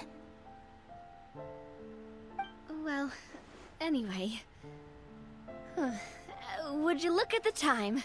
It's getting dark, so we should probably call it a day for real this time. If we keep talking like this, we really will be here all night. I had a great time today, Miss Clorinde. Thank you for being our GM. Anytime. The script was good, but I've got to say, your childhood stories were even better. Hey, you should tell us more about that fight against the Geo-Bishop sometime. Maybe your master was onto something. You could be right. What does she mean, onto something? I certainly don't know any 5-year-olds who want to fight a bishop in their spare time. Guess I'll head back as well. I need to save my energy if I want to continue enjoying the story tomorrow. I think I now relate to Farina in Genshin Impact even more so now, ever since I started doing the streaming thing. The energy I need to keep pushing this streaming thing forward into the future is, I need a lot of it, especially after working.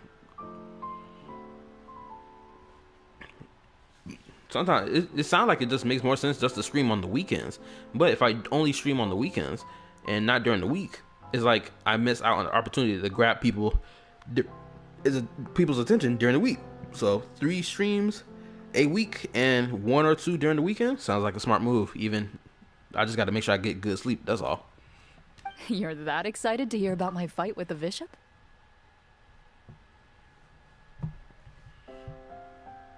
At least I know how to back up properly, and I don't even drive.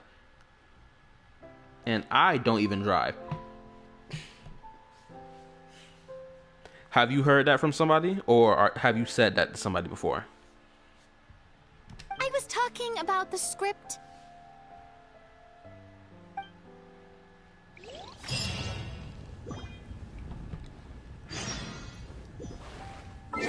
Oh, I can talk to people.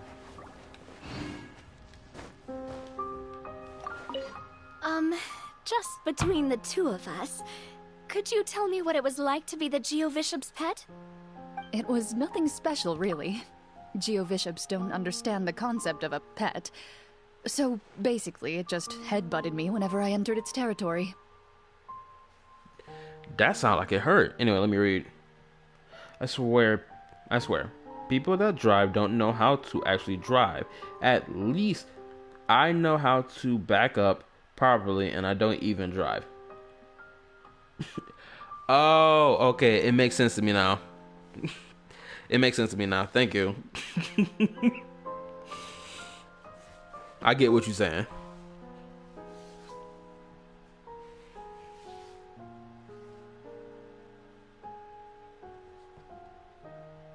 And that hurt? Yeah, it hurt. What, something you want to experience for yourself? Oh, I'm good. Thanks.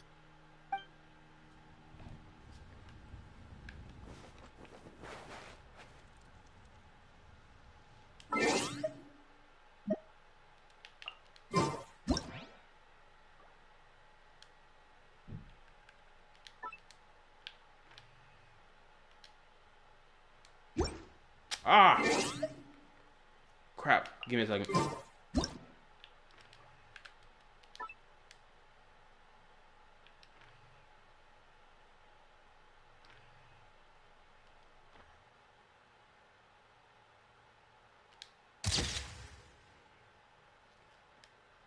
Save. Oh, I wonder what you're doing. Don't worry about it.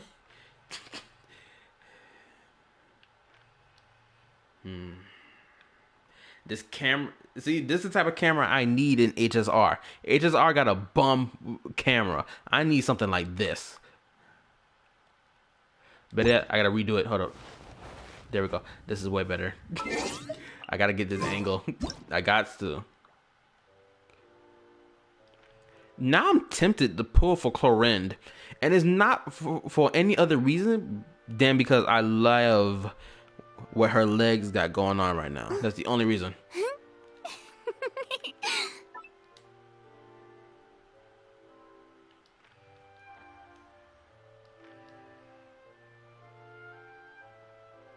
Like, these legs are immaculate. They're gorgeous.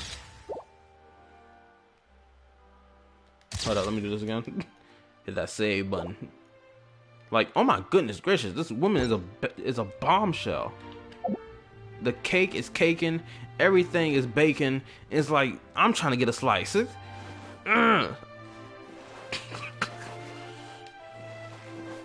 that's enough of that fiendish behavior. I gotta get this time thing set up. What did it say? What time did it say? Around like 9.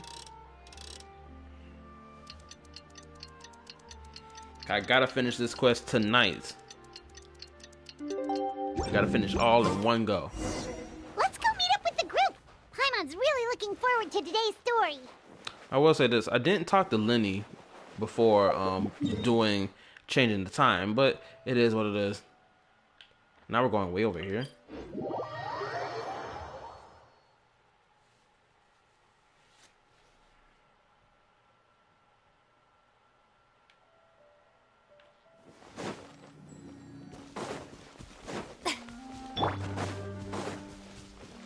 Also, my girl Chevros is also a bad bitch too. You gotta love the thigh-high boots.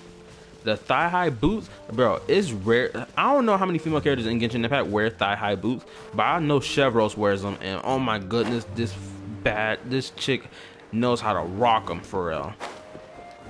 If I'm gonna be apprehended and arrested, it's gonna be by this woman's hands alone. Nobody else.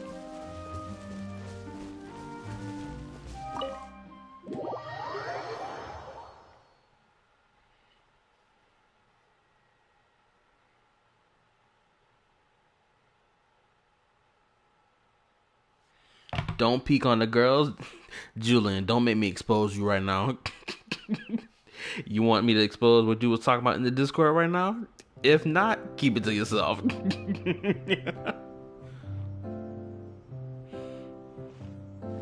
Looks like everyone's here. Now, before we begin, why don't we finish where we left off yesterday? There was an important decision to be made, yes? I'll pour everyone a cup of tea. Now let me read. Nah, man. If you want to see Siege, save for her so you can get your nurse. True. But also at the same time, I gotta summon Big Card Raga. Because I'm not gonna lie, I don't think I'm gonna have enough gems to get my girl Siege. Don't do this at home, kids. Screw you, Julian. Hopefully I get the story cuts done in time. Let's go. Is that really the most important part, though, Clorinde? Paimon's more concerned about our current surroundings. Heavy walls, cold railings, dim lights. This is obviously supposed to be a prison. I admire the work put into the set. Still, it's obvious the scriptwriter has never paid a visit to the fortress of Meripede. So this set is going to be a part of the script? Unfortunately, that is something I can neither confirm nor deny. Clorinde is good in Aggravate and Overload team. Oh yeah, I know. Without a shadow of a doubt. Y'all told me. I'm informed greatly. You can tell them what I was talking about in Discord. I don't care. Perfect, I will.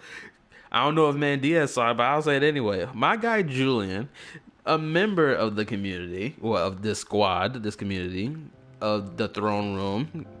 Homeboy is devious, talking about something. He trying to put toes in his mouth and lick each toe, my bad, let me correct myself, one by one. And you want to know who owns these toes in particular? Heck, I even seen someone use her with Chi-Chi, LOL, and they both work great together due to the weapon Clorinde was using. If you get your YouTube channel deleted, it's not my fault though. But it's going to have to be a reasonable reason for it to be deleted.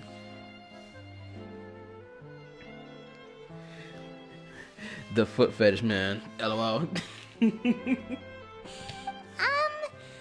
think Clorinde's smile is starting to look kinda scary? Well, whatever happens, we'll just have to push on. But first, we should really figure out what to do with this treasure. If we're worried about arousing suspicion because of our identity, why don't we give ourselves a different name, just like Clorinde's master did? Yeah, it might be better to keep a low profile. As long as we're helping people, it doesn't matter who we are or what we're called. Staring at me won't get you anywhere. Or did you want some more tea? Oh, Paimon's good. Thanks. Why aren't you saying anything, Navia? Wait, what's that next to you? Oh, this is the short sword Clorinde mentioned last night. I found it. Huh. I'm surprised you managed to track it down after all this time. What is wrong with the foot fetish? Julian. Do you really want that question answered? Do you? Because I'll give you an example why something wrong with it. And it's not even because of some moral argument. It's because of more of a what's the word I'm looking for? Hygiene argument. That's the reason why it's nasty. Like, bro, yesterday morning when I got up to get dressed for work, it was a whole bunch of dirt on my feet. I had to get the rag to wipe it off and clean it. Are you really gonna tell me you about to suck some dirty toes in case you come across toes like that? Or are you gonna clean them toes off? Which one is it gonna be? Or are you gonna lick the toes clean? Where's the line that needs to be drawn? It is what it is? Nah. I'm done with you. Stop it. Well, I made sure to take good care of it, considering the circumstances in which you gave it to me. Of course I had to keep it safe. Anyway, where were we? Oh, right. I was just thinking about all the potential ways for us to break out of prison. We could dig a tunnel, or try to bribe the guards. Wait, we haven't been thrown into prison yet, have we? Well, it's only a matter of time. It pays to be prepared. Just like how you should always have an umbrella on hand, even when it's sunny. Alright, Paimon's made up her mind. Let's just give the treasure away. Paimon may have wanted to keep it, but if it's going to land us in prison somehow, Paimon will be too upset to enjoy her snacks. I swear, Paimon never stops being such a cutie to me. I swear she don't. If I could have a Paimon plushie, I would. The Traveler is lucky. I would be hugging Paimon every other day. Cause she just got such a cute, squishy face. Hey, anyway, let me read. I don't judge Julian, judging stare. If you like it, that's fine. I wish you success and happiness with your foot fetish. Oh my goodness. I like belly buttons too. I'm not gonna lie. Why? I'm trying to understand what's so good about belly buttons. Bro, my belly button is dirty. Hold on, let me check it right now. Yeah, my belly button a little crusty. I don't know if you're gonna like this belly button, bro.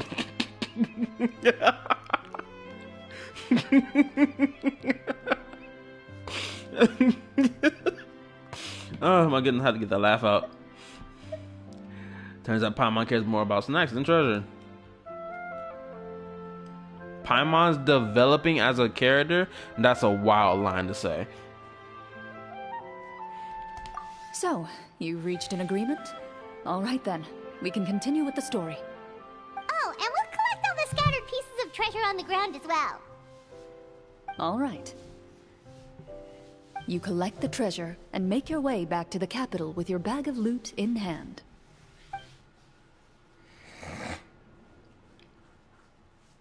I feel like they could have done better with this load screen instead of doing the same elements on the side load screen. Me personally. Hold up, where's the... There it is.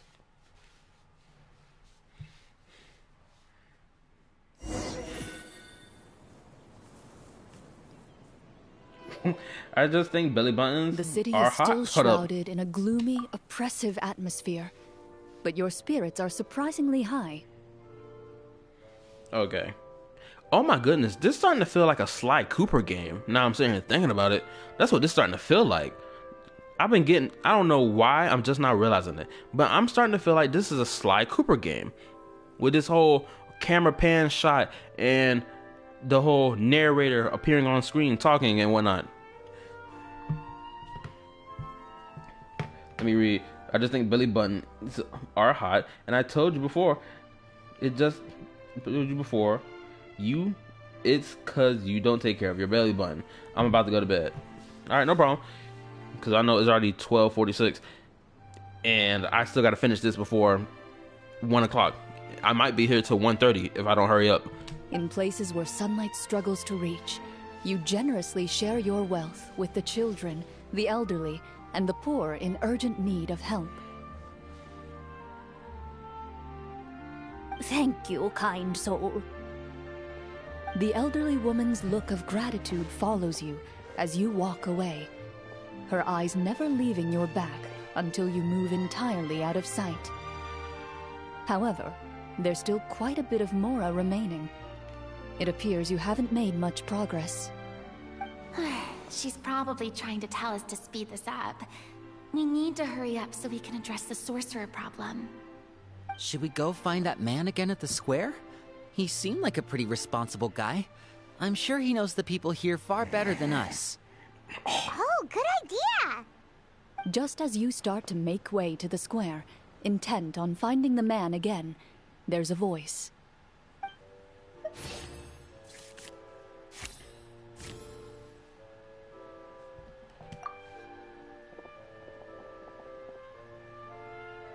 Please wait, distinguished guests.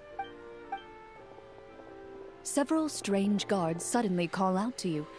They run forward to meet you and proceed to politely pay their respects. They better. Greetings, gentlemen. Are we being invited for afternoon tea? Surely you jest, my lady. That would not be our place. It is His Excellency the King who requests to meet with you. Please come with us. I wonder what this king gonna look like.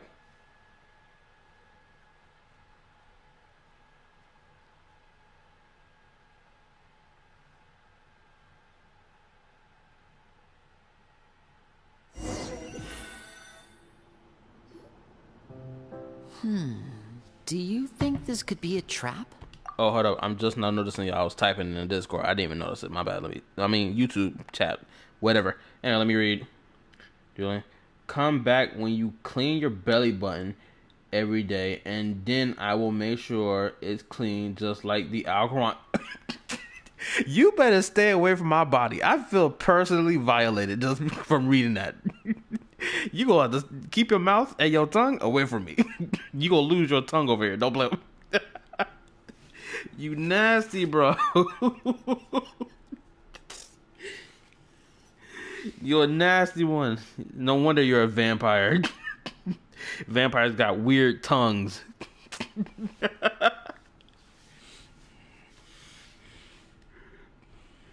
No wonder they be going after the belly buttons of high school emo girls. Y'all know which one I'm talking about. And yes, I've never watched Twilight ever because I think it's trash. Well, we have to investigate the court at some point, right? Meeting the king himself would be a fantastic opportunity to do that. I say we go for it. If something happens, we'll just turn the whole place upside down. That sounds a little intense. After a quick discussion, you nod to the guards and agree to follow. They lead you all the way to the audience hall of the palace. Gilded tables line both sides of the hall. The space itself is adorned with all manner of expensive antiques, glass shelves, and silver candlesticks. The items appear quite ordinary in size and dimension, yet their presence somehow makes the emptiness of the hall feel even more surreal and ominous. Anything is better than Twilight, LOL. I'm gonna be honest with you. I don't understand what people's love for Twilight was. I think the only people that really messed with Twilight were, high school girls who were into the whole vampire and werewolf thing, which still to this day, I'm not seeing why people liked it.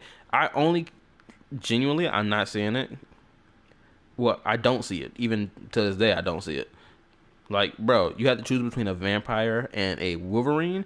I choose church priest that has a holy Glock filled with blessed bullets that's ready to smoke both of them out any day.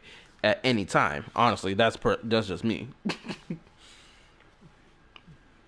But wasn't Twilight also like the story of Twilight was also about the author essentially self-inserting herself into her own own story, so that she gonna be like the main character, having to get in between this conflict between these two macho. Well, one of them is like a slenderly built man, while the other one is like a macho built man, right?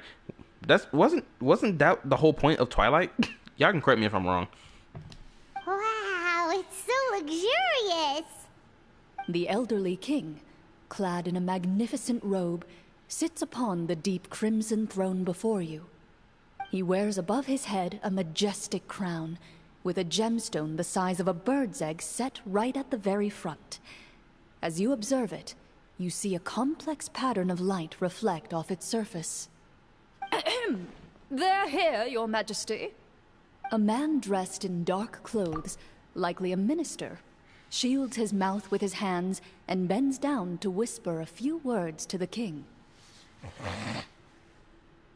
My bad. When I heard the king and the way they were describing them, I couldn't help but think of something in relation to Conria. I couldn't help think of something in relation to Arlecchino, and yeah. So it just threw me for a loop just now. Anyway, maybe, not sure. I never liked Twilight. The only reason I said what I said about Twilight is because this is what I heard, at least from, I think, a YouTube channel or a YouTube video. I can't remember what it was. It was a while ago. I came across it, about what the whole thing of Twilight actually was, and so on and so forth. After a moment, he lowers his hands and stands back up. His gaze shifts to fixate on your group, but he does not move from his place at the king's side. The king does not appear entirely aware of his surroundings. The man by his side, though, we should keep a close eye on him. The king remains still and says nothing. The minister is the one who speaks. Esteemed guests, allow me to thank you for coming to our faraway kingdom. Unfortunately, His Majesty the King finds himself quite exhausted from work. So please allow me, his Prime Minister, to welcome you in his stead. Hold up, I just had a thought in my brain. I feel like this is trying to say something about Conria. Mandias, if you're able to type or whatever, do you feel this way? Because when you played it, because I'm starting to feel like this is saying something about Conria, King Ermin, and what happened before the cataclysm happened. Because that's what it feels like to me right now. The king is silent, not really taking charge, but then the Albricks come in to take charge over for the king, while the king is essentially out of commission. Like, this is what this feels like. I gotta go now, but I will say something in the Discord before I leave. No problem, I got my phone wide open. I've heard tell that your group, the Marechaussee Hunters, used your exceptional ability with the sword to repel the monsters near the capital. Such a great deed deserves to be rewarded. However, seeing that I was not fortunate enough to observe such a feat with my own eyes, you'll forgive me for seeking to verify the truth by speaking to you myself. In a way, it does feel like that, but you will see at the end. Shoot, I hope so, because something sounds hype about it, and I'm loving it. Let's continue. I gotta hurry and get it done. Well, we've got nothing to hide. You brought us here to talk, right? So we'll just explain what happened.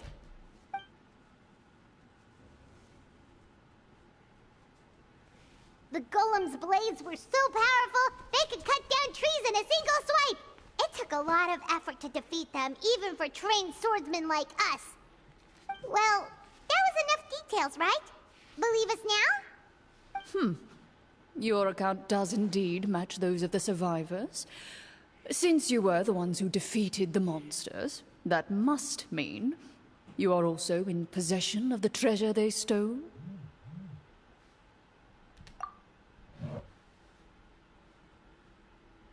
I'm about to read what Julian put in the Discord. Give me a moment.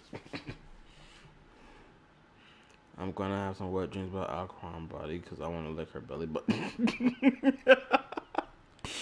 I swear, Julian, you never cease. Your gooning behavior never ceases to amaze. I swear it doesn't. You still find some way to make me crack up. Now, to get back to the main point. This line right here with the Prime Minister and whatever, and how he talking and how he questioning, you are also in possession of that stolen treasure. My bad. I know exactly what they're talking about, but I'm trying to parallel it to whatever could it tie into Conria before the Cataclysm. I'm still trying to make that connection before we even get to the end point. Well, we did take the treasure, but how did he know about the treasure? Ah, then I must ask that you return it at once. It belongs to the kingdom. Wait, but didn't you just say that our great deed deserved a reward? Shouldn't the treasure be considered a part of that? Yes, that was indeed what I said. But you seem to have forgotten a very important distinction. Only that which is freely given by the king can be considered a reward. Taking the rightful wealth of a kingdom without said permission, on the other hand, is a crime. But that's completely unreasonable. yeah, that makes no sense. If it weren't for us, the treasure would still be buried underground somewhere. Maybe so, yet the fact remains. You tried to dispose of the treasure without reporting it to the court and without receiving permission, yes?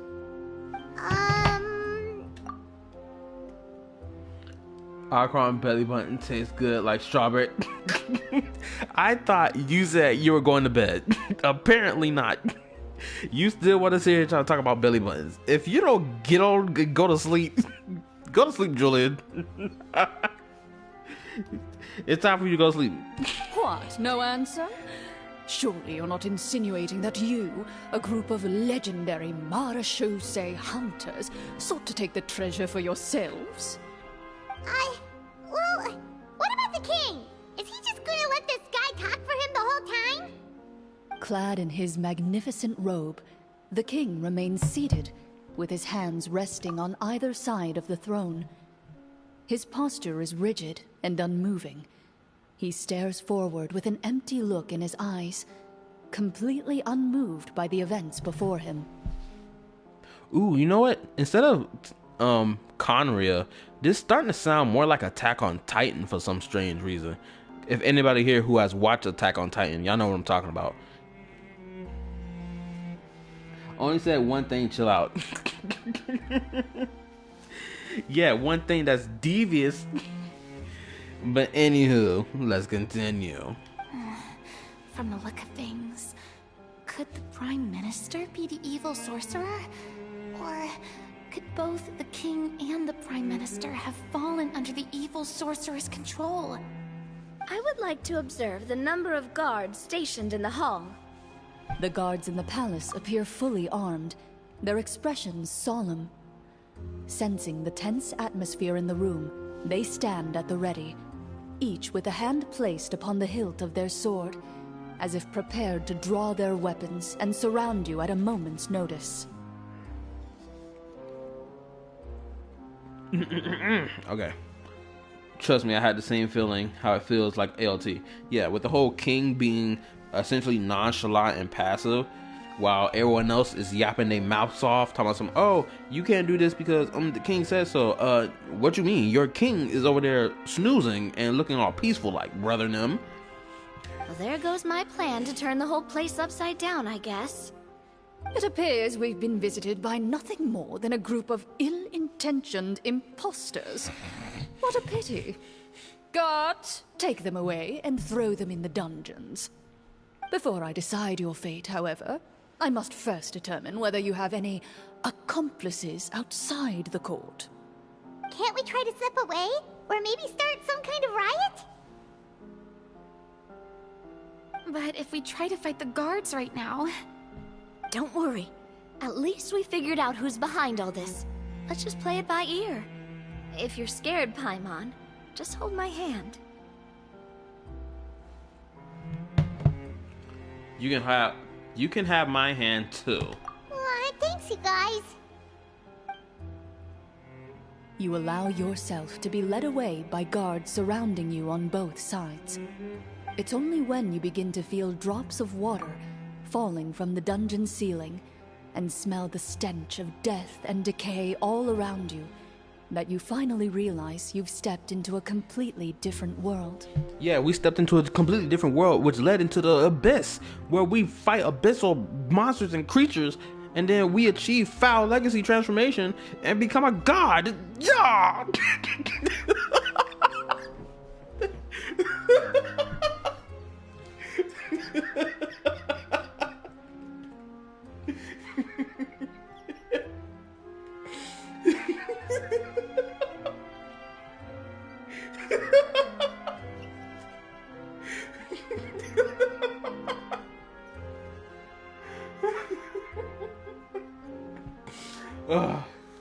Woo. I had to get that laugh out. I'm sorry. I went off the handle and now my stomach hurt. I'm laughing hard. Oh my goodness. I gotta read. Let me read. LOL. The negative part. Navia was trying to cheat. LOL. I mean, a true D&D would be having. Wait, hold up. A true D&D. Hold up. I mean, in a true D&D, that would have happened. That would have been a thing. Okay.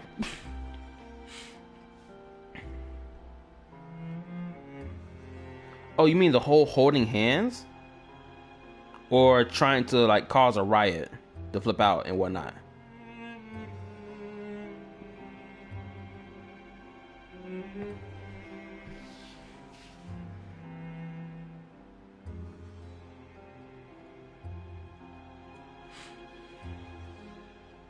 No, what I said?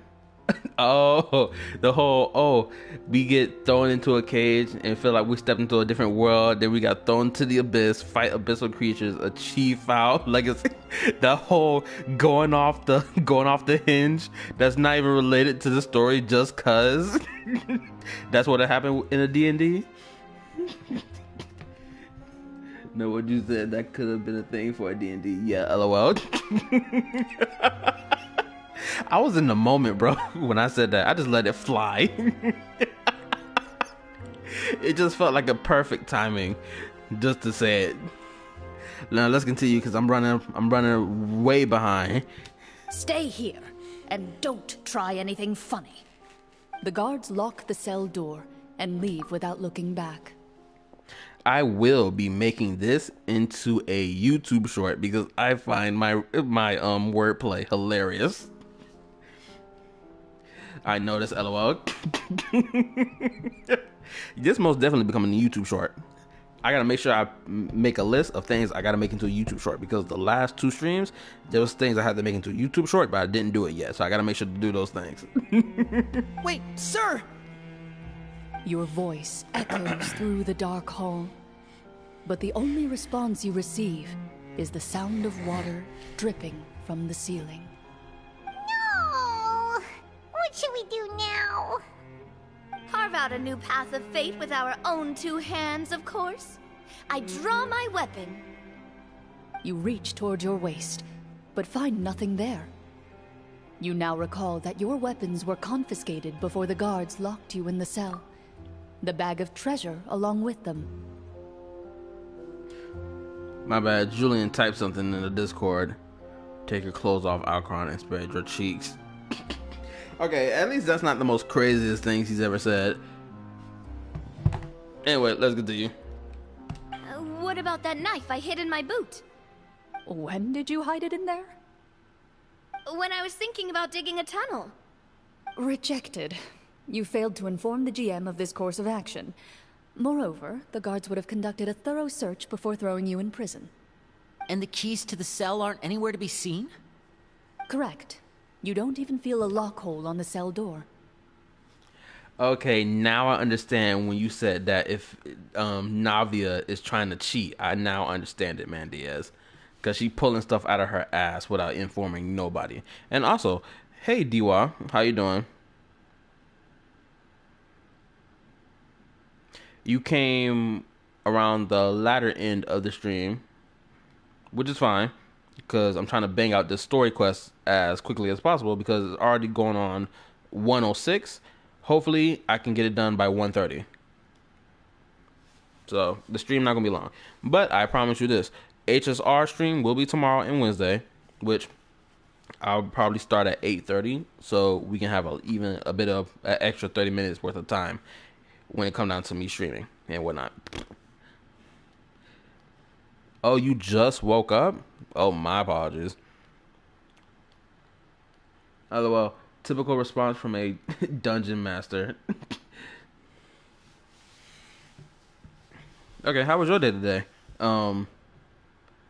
Oh, snap. I must have forgot to ask. Man, Diaz, did I ask you how your day was? And also, Diwa, how was your day today? Well, your day or your night, depending on which one it is. Let's continue. Oh, well, there goes all our plans. Indeed. Huh? Why are you the one saying indeed? Because that statement holds true for me as well. This is where the script ends. What? But that's a terrible ending! Generally speaking, this should be the point where the scriptwriter gives the players some kind of hint, or gives the GM some kind of code for how to move forward.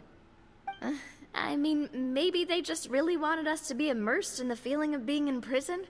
Like, they'll only show us the way out once we've grown truly and utterly desperate?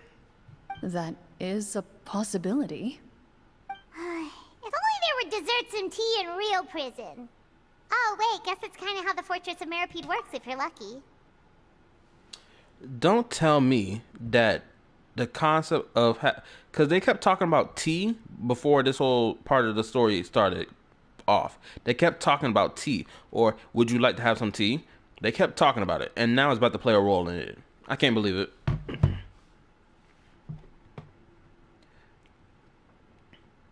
I think you did ask me, and it's been okay. Now, new job. Now, job-wise, besides the rude kid driver, it's been okay with no real issues. Okay, that's dandy. Shoot, my job, on the other hand, we still haven't got no new managers for our shipping team because the other two were let go, and one of the two, I think, may have decided to leave as well with the other manager after homeboy got let go in like the same day. So my supervisor of the building, he been over there by my shipping team all for the past 2 weeks now, or past week.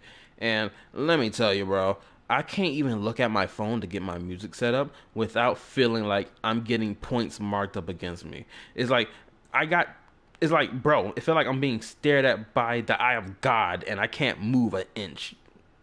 I can't move out of place or I'm cooked. It is bad, so bad. Lost my 50-50 on Clorinde. Who did you lose it to? I need to know.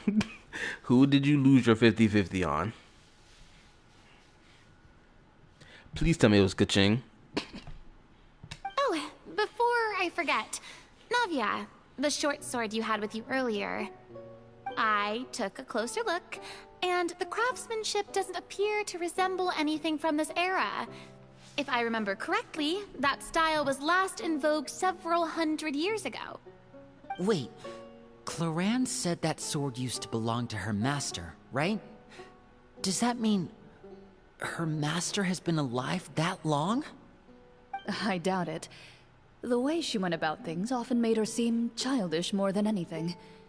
I'd say the sword was most likely an heirloom passed down over time. Hang on. A precious heirloom passed down to you by your master. And you gave it to me just like that? You weren't worried I might lose it? Master left many things to me when she disappeared. There was the sword, an old key, and a good amount of junk she probably just didn't want to take with her. Oh, hold up. I got a little rant to go off. I gotta have this rant. Let me have this rant. Okay? This is in relation to what Clorinde just said. So I hope y'all ears are wide open. Also, not Man Diaz, but Julian. You're devious. Anyway, let me read. So you lost it to Mona? I feel like that's fine. Losing your 50-50 to Mona is way better than Chi-Chi. Let's be honest. Dang, not Chi-Chi. Lucky zombie. Anywho, let me get on my rant real quick. Y'all just heard how Clorinde said a good amount of junk. If y'all remember, I think it was back during version 3 of Genshin Impact. We had a limited time event that happened where Razor had got some focus, and we got a flashback for Razor during the wine event where we touch on his parents, Captain Varka, and where Mika came into the game, right? Hi. Oh, hello, a new viewer. How you doing? Also, you have arrived at the latter end of the stream, because I'm gonna bang out the story quest and then I gotta turn off the stream so I can get my sleep. I go to work in the morning. Anyway, but let me get my rant real quick. Let me continue my rant real quick before I continue the story quest as fast as possible. So y'all know around this time people were complaining over the fact that Paimon had referred to the items in the box that apparently was left behind by Razor's parents to Varka. Where in the world? There it is. My bad. My screen was my clicker was my laptop was acting up. But y'all know around this time people were upset at Paimon because of the fact that Paimon called that box of stuff that Razor's parents left behind for Razor, even though Razor didn't understand the significance of the items in the box. She called it a pile of junk, right? Y'all remember this if y'all been playing since back then. And I was tight about this because people were nitpicking over the fact that Paimon referred to it as junk, but they said in other languages, quote unquote, that Paimon apparently said it in a more nicer way. But kid you not, nobody could provide for me a direct translation of what she said in other languages. When I asked about it, I was like, what exactly did she say in these other languages? Because it pissed me off that people were proclaiming that Paimon sounded more respectful when she called it a pile of junk in other languages. And it's like, oh really? You're gonna show me what the dialogue said in other languages and give me an accurate translation that's not some BS one that you molded to fit your narrative, or what? That's the type of timing I was on, and I hated that crap because people were being nitpicky, in my honest opinion, back then. But anyway, that's enough of that. Let's continue. I gave you the sword back then because I didn't want our friendship to end. Wait, when did this happen exactly? After the duel between Mr. Callis and myself. Before that, Clorinde would have meals with us and even stay over at the Spina some days. She was on great terms with Papa as well. After the duel, though, there was a period of time where we simply didn't know how to face each other. Oh, hold on. She entrusted this sword to me and never came back. We were both sad and conflicted and totally overthinking everything as a result. Whenever I looked at this sword, I couldn't help but wonder if Miss Petronia had never introduced us to each other at that picnic. Maybe part of the sadness I was feeling could have been avoided. Back then, it felt like I hadn't just lost a father, but a close friend as well. I feel that. No one can change the past. The most important thing is that you two found your way back to each other and can enjoy things like this together. Yep, you're right. I'm sorry, you two. I didn't mean to bring up any sad memories. Think nothing of it. No one here is at fault.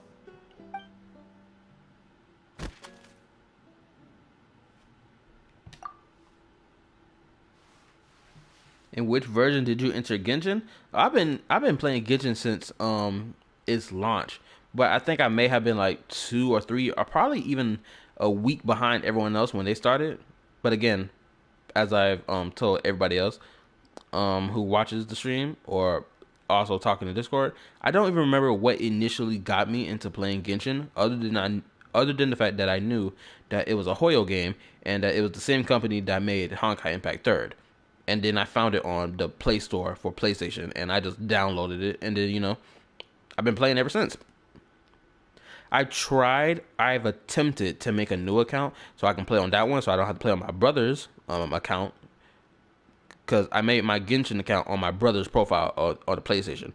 But after 3 or 2 or even 1 year worth of gameplay, you genuinely cannot go backwards in time. You can't afford to. You can't afford to make a whole new profile, and then especially all the collectibles you collected over the course of 2 or 3 years. It's like, nah, forget it. Don't even bother. But anyway, let's continue. Huh?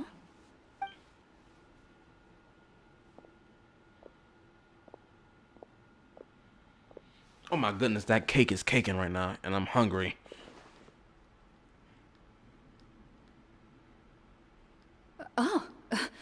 Looks like the next part of our script is here. Perfect timing. The situation was really starting to get desperate. And not just because of the prison thing. From Clorinde's face, I really can't tell if it's good news or bad news. It speaks to her professionalism as a senior game master. Maintaining a poker face takes true skill. Water continues to drip from the ceiling. In this lightless dungeon, you lack a reliable way to tell how much time has passed. Eventually, you get used to the unpleasant odor of straw, mold, and rust, and find yourselves alternating between fits of drowsiness and despair. Let me read. For me, it was version 4.0 or 4.1 when I joined. Oh, shoot, you joined way later then.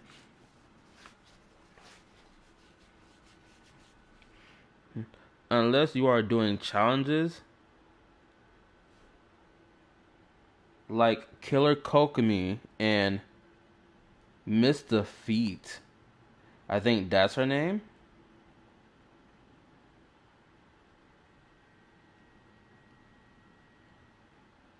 Whoa, Mandiaz, what is you referring to? I'm trying to understand what you're referring to. I'm confused. I'm a little lost. Give me a little context. Suddenly, you hear footsteps outside the door. Heads up, everyone. Someone's coming. Gather close, everyone, and keep your voice down. Oh, about making a new account? Oh, okay.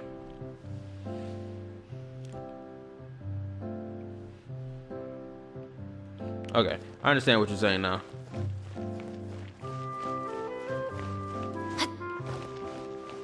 Yeah, I done tried to make a new account like 2 times in a row. It just can't cook. It just won't cook. And none of that, I won't have the same feeling of joy by creating a new account. Cause like a lot of the characters I like, I won't have on my new account at all. Like my girl Chevros right here. You see my girl Chevros caked up like on a Thursday afternoon. Granted, it's a Tuesday morning, but it's still the same. Caked up, looking nice, looking right. I'm trying to eat. If I were to make a new account, I would lose this. I refuse to make a new account at this point. I got too many bad bitches on my account. Who are you? I work as a guard in these dungeons, but my true identity is the same as your own. I'm also a Marashose hunter. Huh? Shh. I've already sent away the other guards, but if we make too much noise... I understand, but how can we be sure we can trust you? The king has issued a formal decree. Stop it, The LOL. irrefutable proof of your crime. Never. You're to be executed before tomorrow's sunrise. If you want to escape, it has to be now. Executed? We barely did anything! Monsters appearing at the same location as the treasure. Could this entire thing have been a trap? There will be time for speculation once we're out of here. As for my identity, I have no way to prove that to you just yet. Infiltrating the capital was difficult, and finding a chance to speak with you has taken a lot out of me. I could go on, but I think we can all agree that now is not the time for details. So as a veteran Genshin player, can you judge my character's builds? Oh, about builds? I'm gonna be honest with you, DY. I'm not the perfect person to judge. And I'll explain it. I'm gonna explain to you why. Bro, I didn't start properly building my characters until version 3.0. Let that sink in for you. That means I spent the first 2 years of the game basically running around with nothing but BS on my characters, not knowing whether or not they're properly built or not. And I still made it through the game. And I didn't touch Spiral Abyss at all during the entirety of version 1.0, 2.0, but it wasn't until version 3.0 and onward did I even dare touch the Spiral Abyss. And I finally beat floor 8 of Spiral Abyss last year, which is why I am now in floors 9, 10, 11, and 12.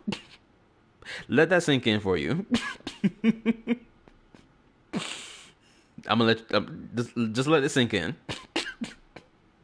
You gonna understand how absurd that sounds to you, but it's absurd. I've been playing this game like I'm a newbie for 3 years straight until now.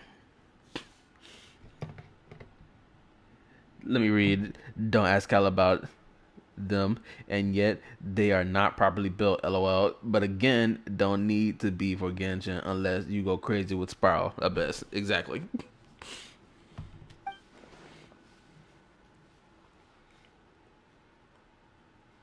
Have you seen our weapons anywhere, sir? Don't worry, I brought them with me. They're just behind the door. Still, these weapons alone won't be enough to defeat the true enemy behind the scenes. His faction is too powerful. The guards are all under his control, and he's even stationed a number of golems in various rooms throughout the palace. To defeat him, you must find a secret vault. It is said that within that vault, the Marashose hunters of the past left behind a treasure with the power to defeat the sorcerer. You're not coming with us? No, I'll remain in the dungeons to deal with the guards. I'll try my best to distract them so they don't go after you. As long as my identity is not revealed, I'll be able to aid you when the final battle comes. In that case, please stay safe. Oh yeah, Mandiaz is absolutely correct. You can post them in Discord, and we have a channel. I have a channel particularly made for exactly that, Genshin/HSR character builds. So if you need your units looked at and whatnot, I'll add you to this channel so that you can ask for help. Let me go ahead and add you to them. Give me a moment. Let me add you. Where you at? Up. He's not popping up on the list of things to add.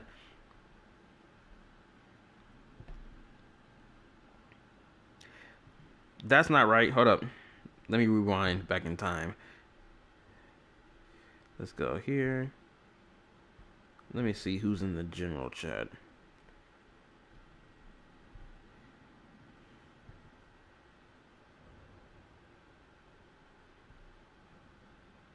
Okay, everyone is online. So I'm trying to understand why in the world can I not add him? I should be able to add him easy. Give me a moment while I try to figure this out. Boss, on, let the story play. Thank you for your concern. I will do my utmost. As for the location of the vault, here, this map should lead you there.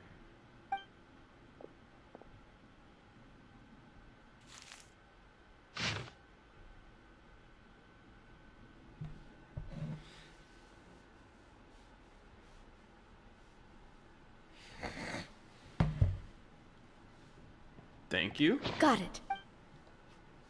All right, once I open the door, remember to stick close and refrain from making any noise. I'll lead you out of here as quickly as possible. You now have the chance to restore the honor and legacy of the Mara Shosei Hunters. So please, get out there and reclaim what's ours. And be sure to exercise caution. With the help of the guard, you successfully escape the dungeons. Your sense of despair and anxiety both seem to fade as you continue your quest. By the way, you passed the halfway point. Just 2 more fights and that's it. Perfect. Hopefully I can get this done before 2 o'clock.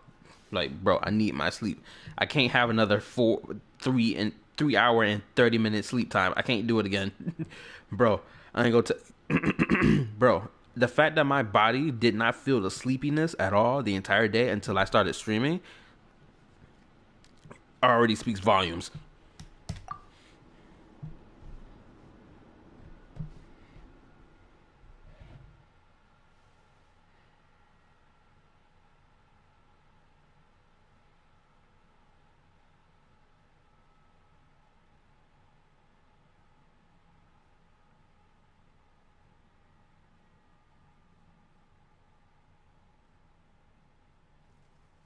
Wait, we didn't get to use our skills at all while we were in prison. Who knows when we're gonna get the chance to use that cool summon spell? That is a pity, but we can only continue to move forward.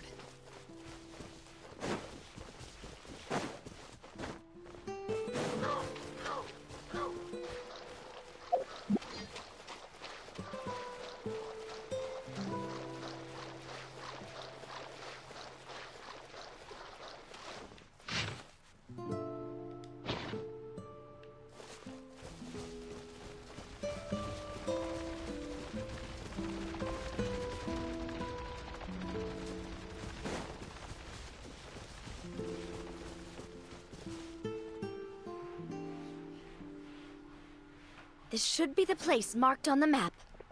This bit of rock certainly looks suspicious. Well, I'd say an investigation's in order then. Plus, if all else fails, we can just blow it up. Let me read. Just how long is the Clorinde story quest? Okay. Well, I've been playing for 4 hours, but I won't lie. There has been moments where I have stopped and had long conversation discussion. And there has been moments where I had to stop because I had to go handle something and come back. So, granted, those are like short intervals, but still, that contributed to the overall time of me playing. So, it's probably shorter than 3 hours, but I could be wrong. It could be just blatantly 4 hours because I've been informed by Man Diaz that I only got 2 more fights to do, and then boom, the story quest is over. Are you about to use Clorinde on this next section? Yes, I will. I will use her in this section, without a shadow of a doubt.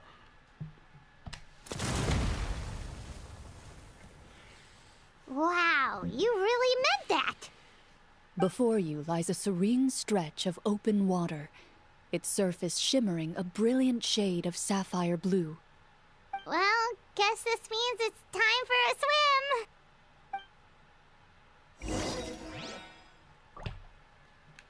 Wait a minute. Did this unlock... Hold up. Did this just unlock that underground location? Because I found out that on my map, there's like an underground location right here somewhere. But I could never find it. It's somewhere around here. It's some underground location somewhere around here on the map. And I could never find it. If any of y'all know where it's at, please let me know. Because I've been trying to find it ever since I was playing in Fontaine like a couple months back. I was trying to find it, but I can't find it. It's somewhere here, and it's aggravating my nerve. Hopefully this pathway leads to it. Got to jump in there?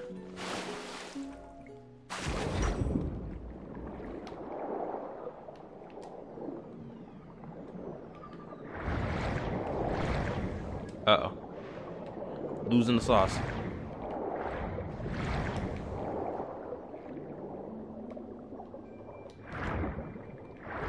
Where in the world? Oh.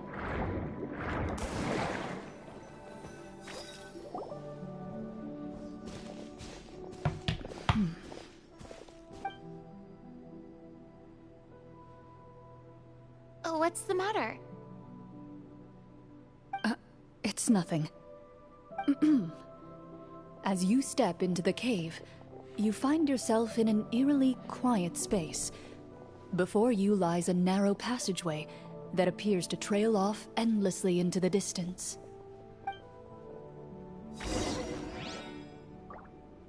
Great, now I gotta walk.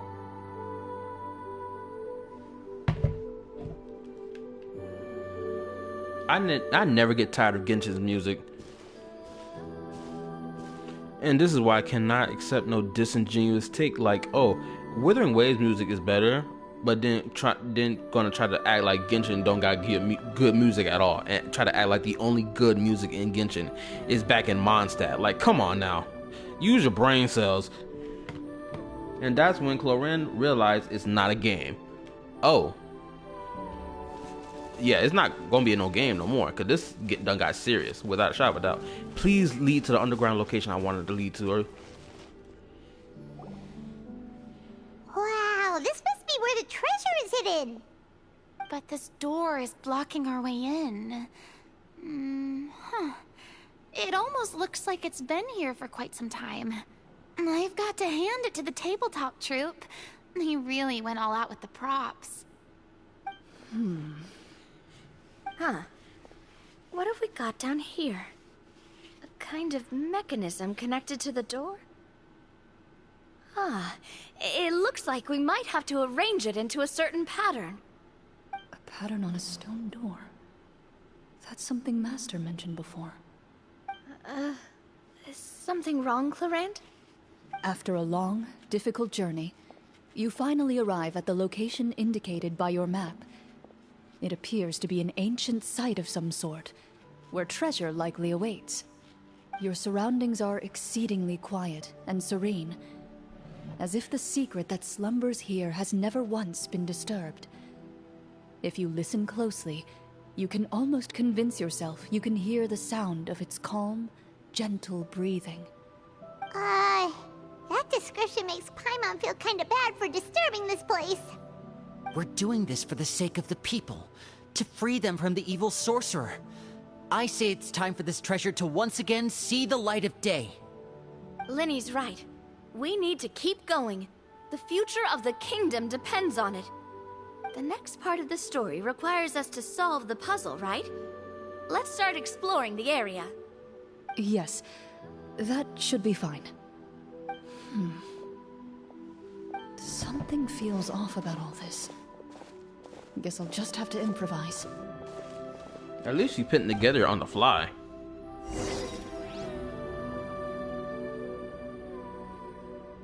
Oh, you're Genshin UID. Hold up, give me a second. Well, I'm gonna go ahead and do this while I got the chance. Where is it? Because I don't think I added any friends on this list. Hold on, let me enter this UID just before the stream ends. You know, out of respect. 8, 9.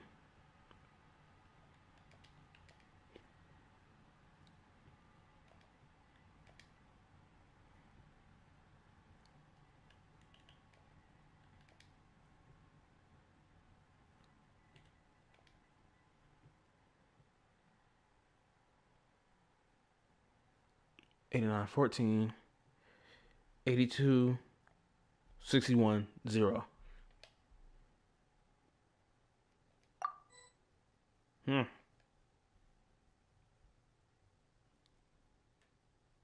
It says it doesn't exist, unfortunately. You do have me, though. Oh, that's true. Yo, DY, if you can hear me, your UID does not exist. Oh, that's right, Asia server. That's why it doesn't exist, because it's in yours is in the Asia server. Huh, I wonder, can I change my server? I'm pretty sure I can't. What? I'm pretty sure. I'll figure that out later. No. Mango. Ain't no way. Hold up. I just realized. I know I'm not friends with some of these people, but I know I'm friends with at least the top set. Mango, Mandiaz, Sam. I'm trying to figure out who the world this cold dude is. I don't remember half these people, but I know top 3. You need to remove the restrictions. You have to set it up for PlayStation. Oh, okay.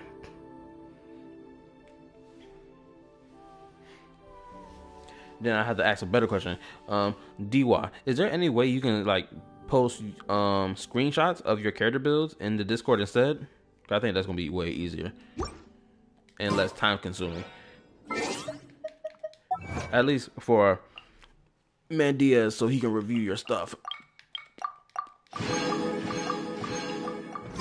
And I gotta hurry. I ain't got much time. I love the fact that the playable characters are walking around the room.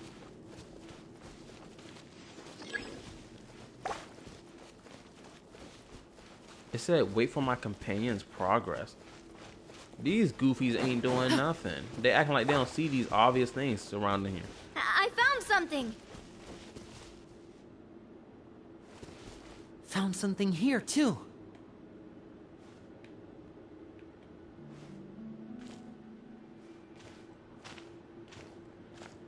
Now you see this? You see all the... Same here. You see all the playable characters being interactive into the story quest as well. That's what made this even more fun to play. It's like, thank goodness. Let these characters interact like they are part of the world.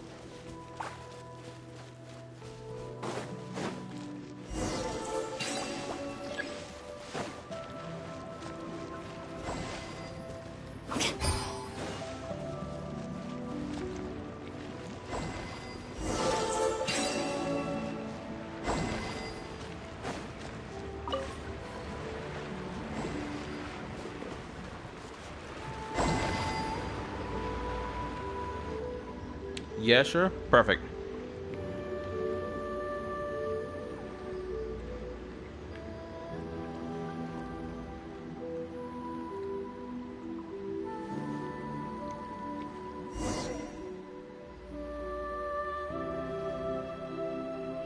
It worked! Something just appeared. Some kind of new mechanism, maybe? By solving the puzzles, you prove yourselves worthy of inheriting the secrets of the past. At the end of each puzzle, you're rewarded with With? a key.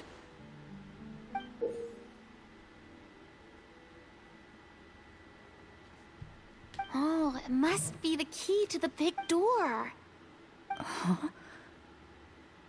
This is one of the Marechaussee Hunter keys that are passed down from generation to generation. It looks just like the one Master passed down to me. It is said that 4 keys in total are required to form the final, complete key. And it seems like we just collected 3 of them. That must mean... Yes, put it together, baby girl. What's wrong? You hear a few strange noises. Suddenly, all the torches in the ruin go out at once. Huh? What's going on? Did we fall into another trap? For the sake of immersion, please close your eyes, everyone. Without the torches, the space is now completely dark, and you cannot see anything.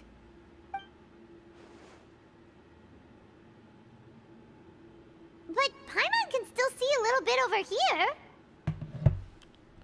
Paimon? Oh, right. Sorry.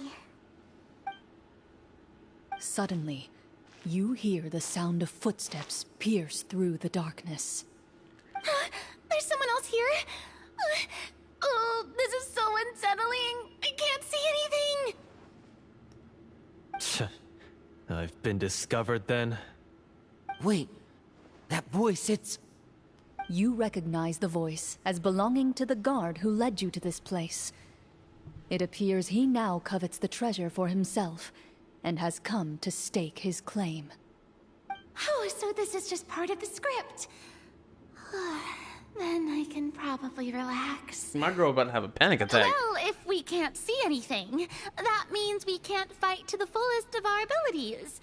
Should we retreat for now? Judging by the way he's holding his sword, he must be a real Marashose hunter. But this isn't part of the script. Retreat? That's not the hunter way. If it's dark for us, then it's dark for him. We choose to fight. Your choice is noted. Please keep your eyes closed until I tell you the torches have been relit. This battle will be in the dark. You got it. Well then, let us begin. Are we? Oh, really? Ain't no way we're doing this with our eyes closed. Had to separate the squad because nope. I thought you were supposed to be a hunter, bro. You fighting like a treasure hoarder. That's an L-mans for real. Into the shadows. Homeboy getting I'd like to smoked. try to hit him with my sword. Oh my goodness. Your She's strike is smoking successful. his right now. Ha! You're facing a veteran Marashose hunter. You don't stand a chance. Oh no.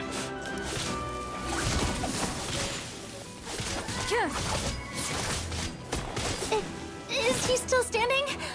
Goodness, he sure has a lot of HP. Wait, what? He ran off on me before I can knock his flat off. Is it over? Can we open our eyes now? The enemy is strong and relentless, but the battle is nearing its end. The torches have not been relit. You need to mix in shots with dash, press basic, then skill. Okay. But again, homeboy ran off on me before I can end his life, and I'm upset about that. What about now? Final strike. Ha!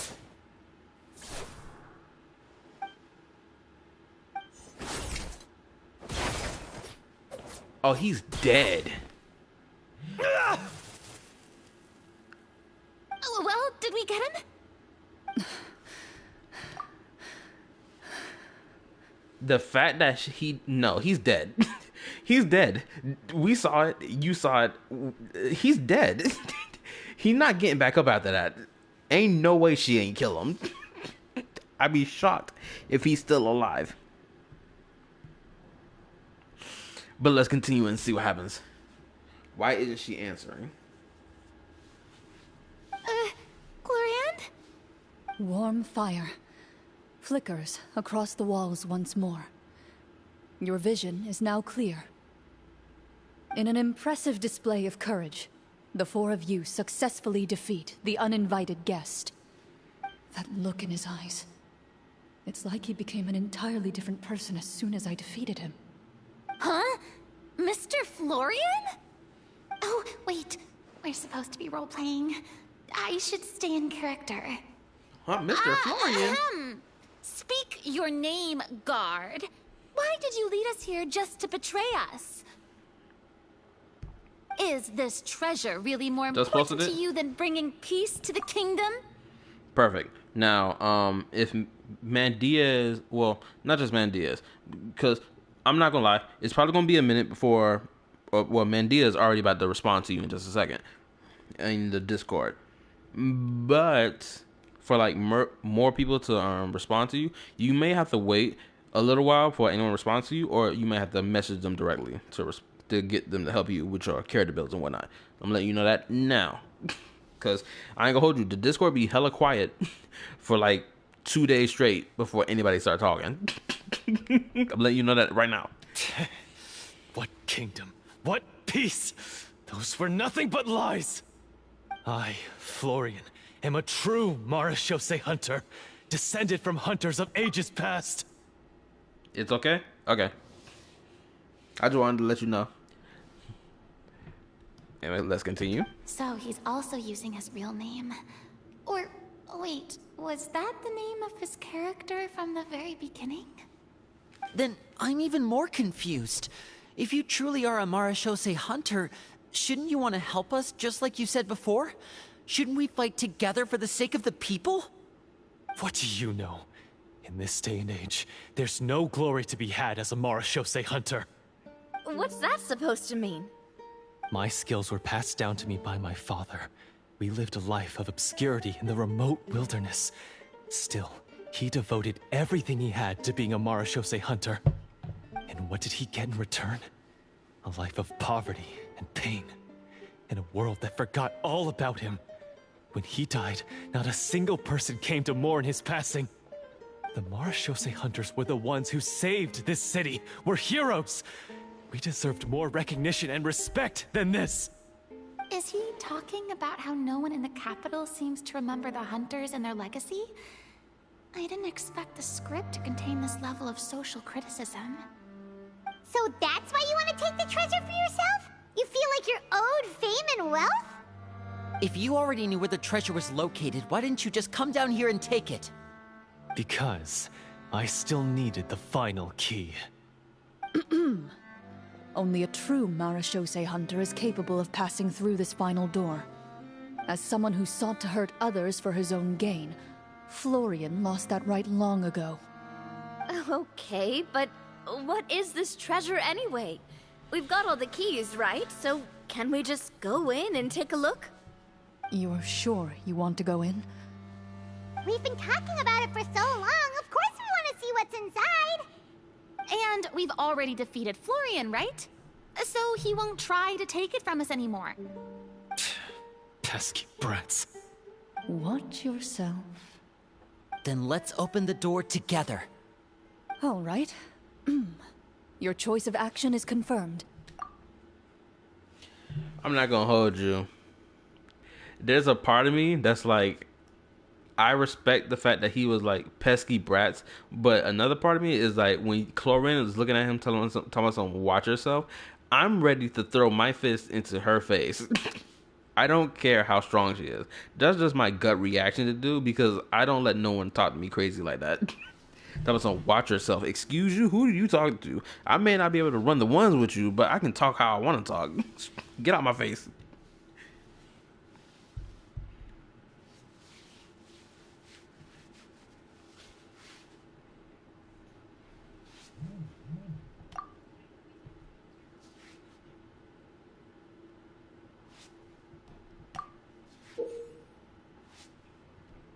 Before you, the door to the treasure, sealed and undisturbed for more than 100 years, finally swings open. You hear the shrill wail of the door hinge as it rotates for the first time after years of disuse, almost like a sleeping giant letting out an extended yawn. You get the impression that the secrets buried behind this door might be just as heavy as the sound you just heard. It's open! Come on, let's go in! Paimon wants to see what's inside! Ooh, me too! Oh my goodness, the goofiness is crazy. Uncovering hidden treasure is the most exciting part of adventuring. What do we have here? Uh-huh. Hold on, let me read. I gave my opinion on the build, a bit jealous that crit rate and crit damage, lol. I'm gonna look at it after I finish the stream. A stone tablet? And some shabby weapons? You call this a treasure vault? Looks more like an abandoned warehouse. And it's an accurate thing to say. Paimon has had accurate descriptions of every damn thing when it comes down to treasures or boxes holding items that's supposed to be quote unquote important. She's always taught like this for everything, from relics, family relics left behind, from quote unquote important, items left behind, and so on and so forth. If they look like junk, they look like junk, B. It's as simple as that. And people acting like Paimon be talking out of turn every time she open her mouth and talk about it. Like, did people forget that Paimon loves treasure? If something don't look like treasure, she don't care for it. Maybe the troop ran out of budget at the end? They provided a super immersive experience at the beginning only to drop the ball at the most important part. They could have at least filled this place with cardboard Mora or something. Wait, I get it now. Paimon, this is the real Marashose Hunter treasure. Huh? This is it? The Marashose Hunter treasure is just a stone slab and some broken swords? I can't believe it. I refuse to believe it!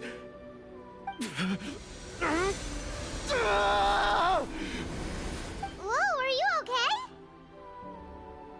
okay? The Marashose Hunter before you appears to suffer a serious mental breakdown. He needs to leave the room for a moment to collect himself. Homeboy about to crash One of you out. seems to understand the significance of the treasure already. If the rest of you wish to follow suit, you may remain here in the meantime and explore your surroundings. He about to have a full-blown crash out moment.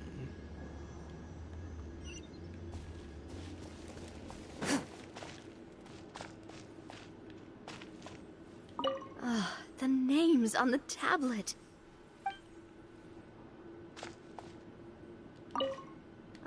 Then What is the treasure supposed to be? The names on the tablet. Walter. Why did that Walter name sound familiar to me? Oh wow, they have bows in here too?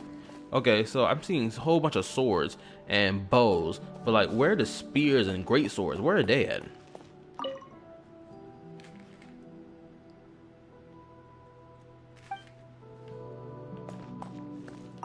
The old and broken weapons.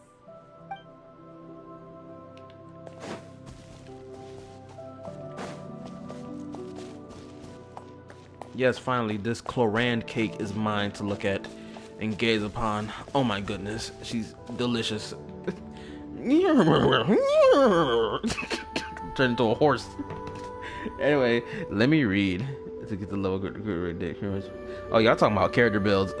Never mind. I'll leave myself out of that discussion.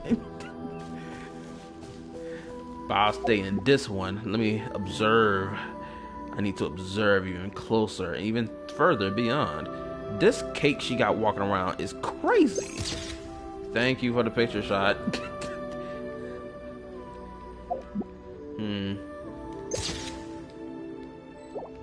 I'm just taking pictures just cause. Don't even worry about what I'm doing. Yeah.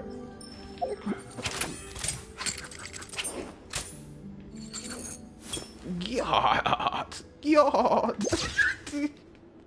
Okay, that's enough of that.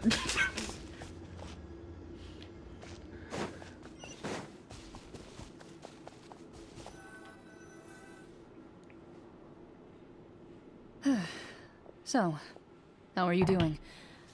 Feeling any better? What just happened? Do you remember how you got here? Or what happened to your body just now? I remember now. I brought you here because I wanted to... The explosives in the cave! You mean these? Huh? How did you... I could tell something was off the moment I stepped into this cave, so I kept an eye out. I've already dismantled the whole thing. So the strongest champion duelist in all of Fontaine saved the day once again. Guess I shouldn't be surprised. It would seem your skills as a Marashose hunter are as sharp as ever. I deserve some answers, don't you think? Tell me why you wanted to lure me here. Everything you said earlier sounded like the truth. Luckily, your monologue was dramatic enough to convince my friends you were just role-playing. I don't know. I just always felt like there was something in my heart that didn't belong to me. Something agitated and angry. Who knows? Maybe it was my own anger all along. I could never really tell. The feelings about my father and the other Marashose hunters are real.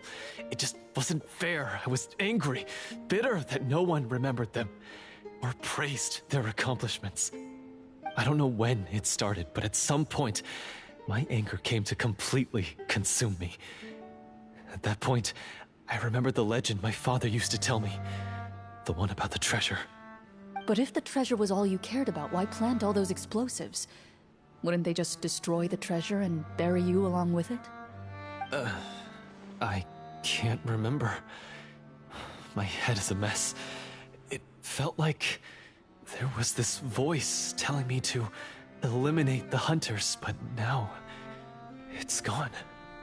From your description, I suspect you were dealing with a Devorator. Devorator? Oh, your master... your father, I mean. Never talked about it? It was a kind of monster that was active several centuries ago.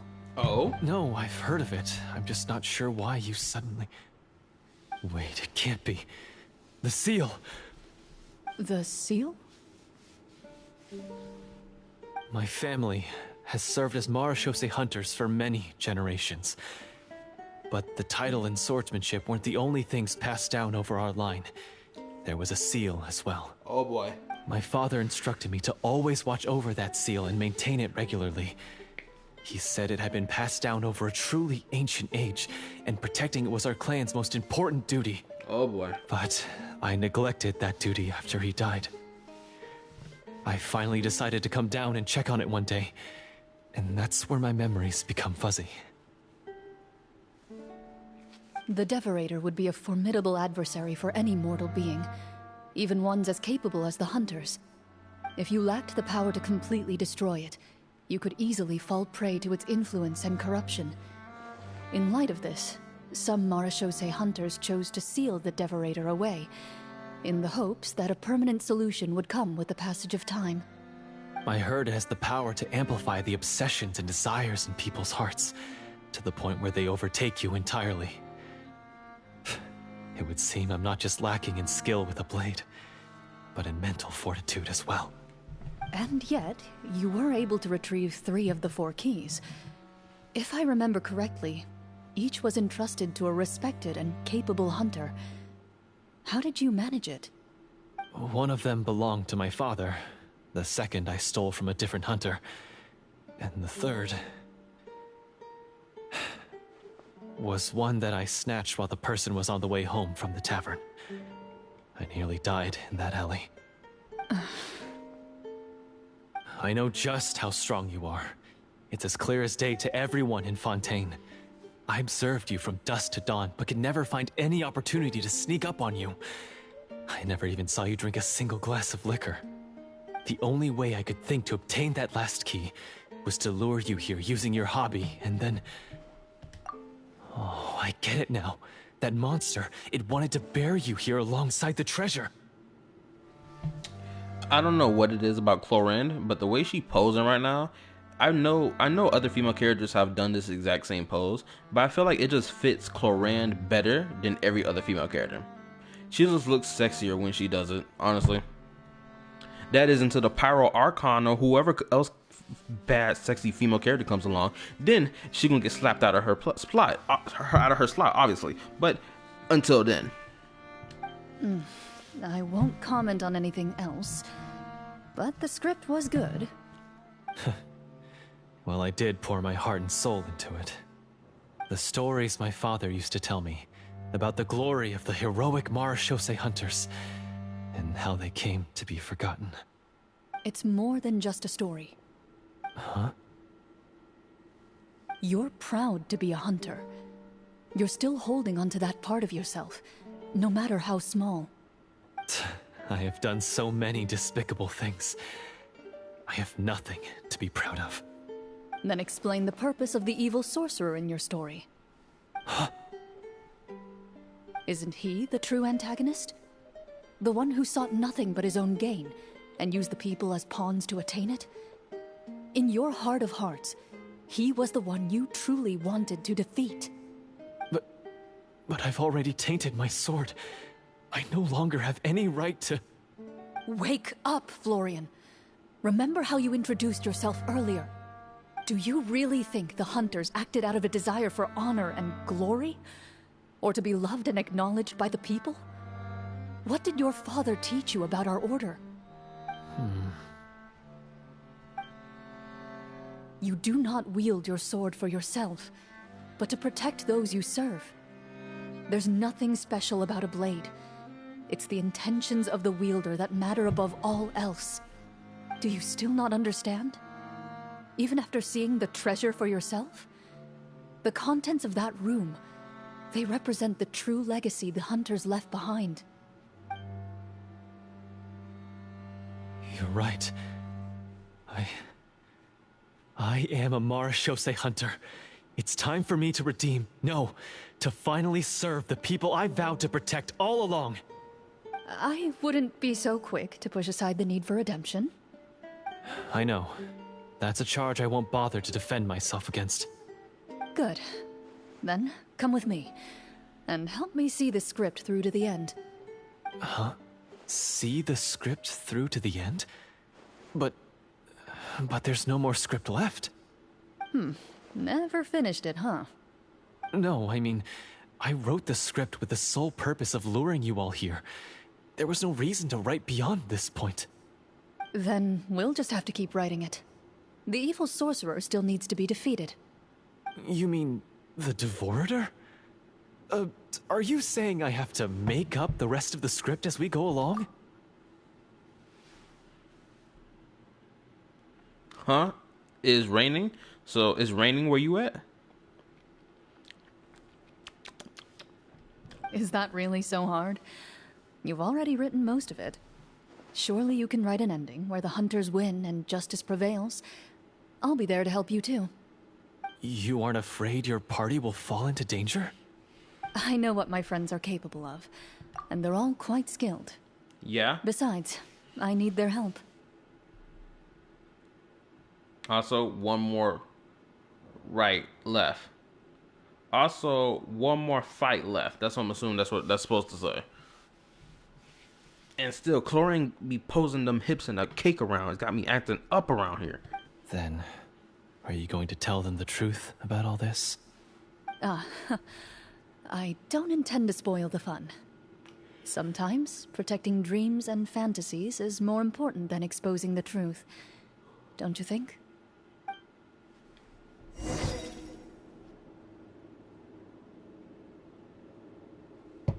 Okay, let's get it.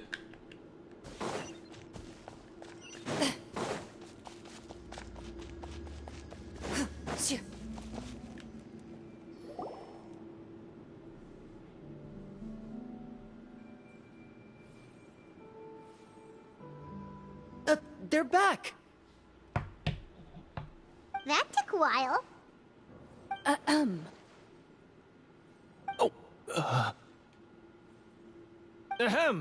My fellow Marashose hunters, please forgive me, for I have sinned. Tone it down. Sorry. After crossing swords with you and witnessing your courage in battle, I've rediscovered my true self and regained my pride as a Marashose hunter. Oh, do I smell a redemption arc? I confess, I was brainwashed by the evil sorcerer. He asked me to lure you here so he could bury you in this cave. That little... Wait, you're saying all of that wasn't you, but the evil sorcerer? That's right. He's adept at manipulating the hearts and minds of the people. I fell under his influence because I did not possess a strong enough sense of will. Huh. And how are you going to prove that you're a changed man? We're not going to fall for the same trap twice. To be perfectly honest, I only came to my senses after seeing the treasure. It reminded me of my father's past teachings. The treasure was actually... The names of all the Marashose hunters from ages past and their weapons? Wait, you already know? Of course. Don't underestimate a veteran role-player's exploration skills. Oh, wait, I mean Marashose hunter Navia's exploration skills. We just finished reading through the content of the stone tablet. That tablet recorded the lives of some fascinating people. For example, this Marashose hunter called Est. She inherited the responsibilities of the Golden Hunter and passed judgment on many people. But in private, she had a very easygoing personality. Her favorite pastime was singing and dancing with her friends, and she was said to have a beautiful voice. So, she was just like you. Oh, you really think so? Well, when you put it that way, I suppose I also have a few things in common with this Walter. Working as an executioner, he supposedly used a countless number of tricks to confound his enemies in battle. Oh, if only I could have seen the feats of magic he pulled off back then. Their lives were all so exciting. You could write so many cool books about their accomplishments. How could they have all been forgotten? Because they chose to be. To hunt monsters that only appear in the shadows, you must also operate in the dark. To be a marechaussee hunter is to willingly give up on wealth and fame. Then this stone tablet must have been left behind by their companions. That's right. Few marechaussee hunters ever revealed their identity to the public. They always protected the city from the shadows. The only time they spoke of their accomplishments would be at night, when they gathered with their fellow hunters in front of the bonfire to share stories of the monsters slain by their hand. So, this tablet was created not so that the hunters would be remembered by the people, but so that they would be remembered by each other. No wonder this place was so well hidden. You regard the stone tablet in solemn silence. The names of your comrades etched onto its surface serve as a reminder that you are never truly alone. The tablet proves that, although a hunter walks a shrouded path, it is not a solitary one. Salute the there will fallen always be those who walk beside you. A fact that remains as true today as in ages long past. Let me read. Blah, blah, blah. Salute the fallen hunters. 07. 07 equals salute. Oh, okay, that's what 07 means. Thank you for clarification. Their legacies shall continue to be passed down from generation to generation, as everlasting as the stone onto which their names are carved. Father, you once told me that I should seek out the treasure if I ever became lost. So this is what you wanted me to find. Salute. I decided to trust you, Florin. I'd like to do an insight check on him.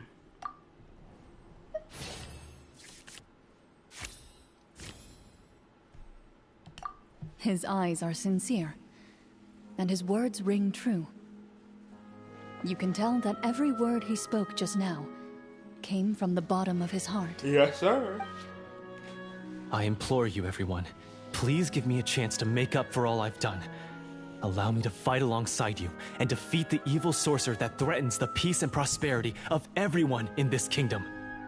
Well, I say we let you join. Sounds good to me too. Everyone makes mistakes. What matters is what you do to make up for them. I have no objections, but... Mr. Florian, do you even know how to defeat the evil sorcerer? When he took over my mind, I gained some insight into his thoughts. Every time I thought of the treasure, he reacted with a strong sense of fear. Huh? He's afraid of the treasure? But there's nothing here except some broken weapons and the stone tablet. Paimon doesn't understand that the Devader, or whatever they call that lame-o monster, right? It's afraid of the Black Air Force energy that is radiating gloriously from the stone tablet, the stone slate. You feel me? The damn thing is so afraid of it that it's like, oh my goodness, those hunters, they gonna spin the block again on me from the afterlife. They gonna raise their swords and their bows, and I'm cooked. I gotta get out of here. Gotta skedaddle. That's exactly what it's thinking. Well, I mean, you're not wrong. Exactly. You don't think, bro? It's clear as day. The Black Air Force energy is radiating greatly. What if the secret's hidden inside these weapons? GM, permission to investigate.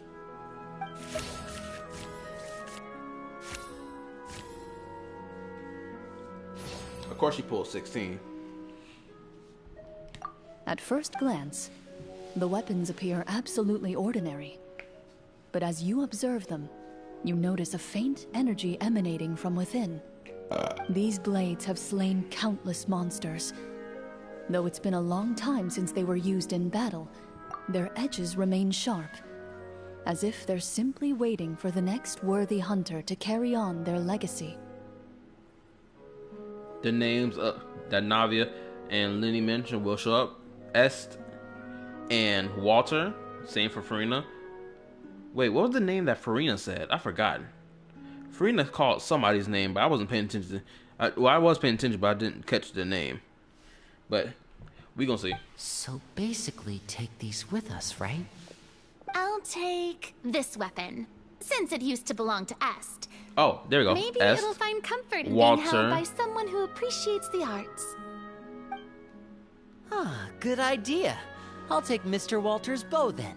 From one archer magician to another. Okay, then it was Charlotte. I mean Navia, whoever she called. Paimon's gonna pick a cool weapon too. What the Traveler gonna grab? As you grip your weapons, you can almost feel the will of past hunters coursing through your being. It's a feeling of courage, determination. She'll mention the name a later? silent Okay, vow cool. passed down from generation to generation that says, eradicate the monsters, no matter the cost.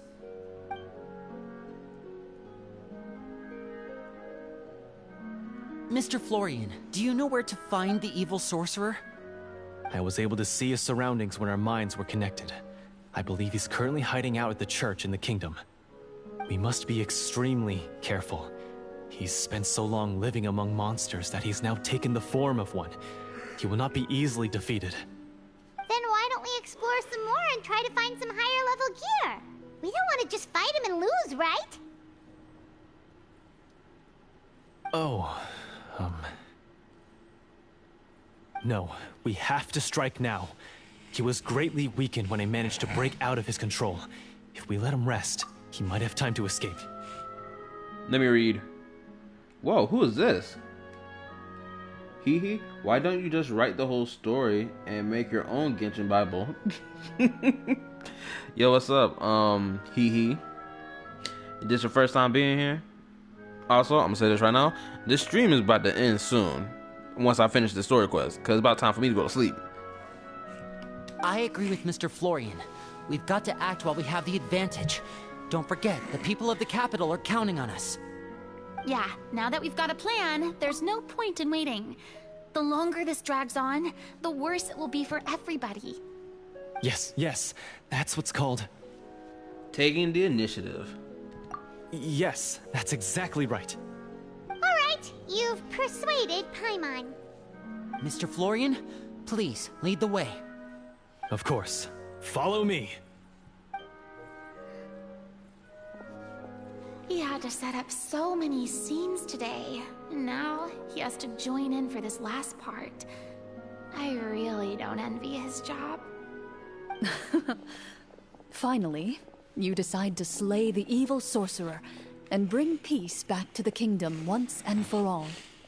As you walk away, you feel the gaze of the stone tablet at your back, as if all the hunters of the past are wishing you success in the battle ahead and awaiting your triumphant return. Time for the final fight. Yes, hopefully this final fight goes fast. And not only that, it's so weird to me that so many people... I've had so many instances of people hop into this live stream, and then I ask them a question or whatever, and they don't even last past like 2 sentences. Or even 3, which really sucks. But it's cool and dandy. Shoot, I didn't get to hit him with the line of, yo, make sure you hit the like and subscribe before you go. I didn't even get to hit him with my sleazy, you know, support your boy line yet. And they dip out before it's too late. No, they dip out before I even get a chance to spew my line. But it is what it is. Hopefully I can hurry and bang this out and get it pushing, because I am tired.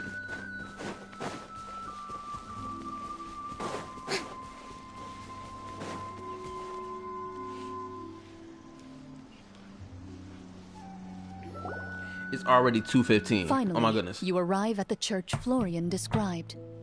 As you approach, an ominous aura surrounds you. You get the sense that your enemy is close at hand. How strange. This uneasy feeling seems so real. How did they manage that? You have a total of 6 likes so far. Really? Hold up, let me check myself, because I'm shocked by it. 5-hour long stream.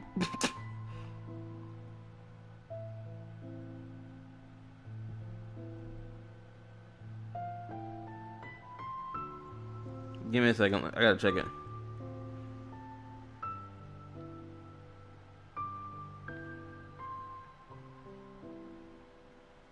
Oh, dang. Well, mine's telling me 4. But if it says 6, I'll take it. Now, it is oh, time now for it's telling the me final 5. battle. Let's go.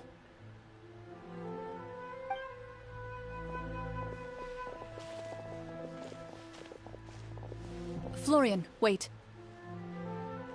What's up? What's fine? wrong? Yo, fine piece of ass. I think you should wait outside. You've already been corrupted by the Devorator once. It could easily re-enter your mind and take control of your Devorator, there we body. go. That's what it's called. I don't think it's a good idea for you to be this close. If it corrupts you again, it's possible you might take on a new form entirely. That's exactly why I have to go. Why I should be at the very front. You mean... Yes. I intend to lure it into my body. No, not the self-sacrificial risky. play. If things get out of hand, I might have to kill you. Do you understand how dangerous this is? I understand, but if I do this, you'll have a clear and visible target. The Devorator will have a hard time passing up a chance to enter a body it knows how to control. Oh, You no. won't have to worry about any of your friends being taken over. You're not like me, Miss Clorinde. You're a just and powerful Marechaussee hunter. The monster broke free due to my error. It's only right that I shoulder the responsibility for its destruction. This is... something that I have to do. Consider it a duel to restore my honor. My only request is that you give it your all. Now I gotta pit homie in the dirt. I understand. No. As a champion duelist, I hereby accept your request for a duel, and extend to you my most sincere regards. Thank you. The battle He's is now upon us. cooked. Let the Devorator once again tremble under the blade of the Marechaussee hunters. I'm sad. Homeboy not making it to see another day. He's cooked. What's funny is that what he did was the solution to actually kill the monster. My bad, I can't see the rest of that was typed, but I get the sentiment. Homeboy is Dunzo, Bunzo, Wazozo. He's cooked. He ain't walking away from this.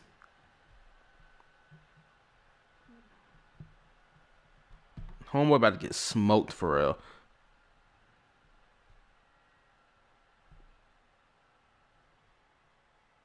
Oh, I do got 6 likes. Oh, I appreciate the like, Diwa. Thank you for supporting your boy. Oh my goodness, this cutscene is wild.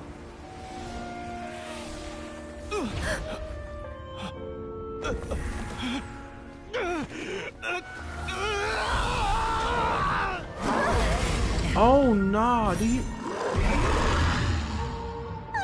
So lifelike.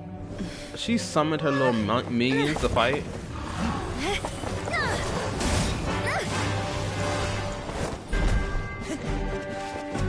Did homeboy really turn to a goblin? I mean, to a... Oh yeah, let's get in there. Get in there, traveler. Oh yeah.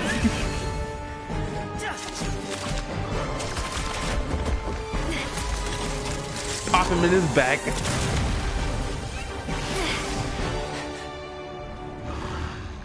Homeboy really turned into a goblin. I mean, into a goblin. This foe is not invincible. A golem. There we You go. hold the treasure, the power to defeat it, in your own 2 hands. The treasure? You mean... the names? It's the Marechaussee Hunters' names. How are we supposed to... You forget, Paimon? The Traveler There's always still wields one a... skill we saved until the very end. The Traveler always uses a dull sword fight anyway. not for fame, but to aid the people whenever they are summoned. Walter the Marechaussee Hunter, master of 1,000 tricks, executioner of the Phantom Hunters, I call for aid!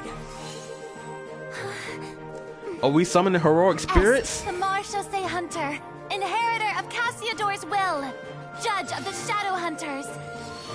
Answer my call! Traveler, if you don't open your mouth. Petronia, protector of justice and order. Nah. The hunter I respect the most. Thank you for saving my friend, the best one I'll ever know. Please, lend us your strength.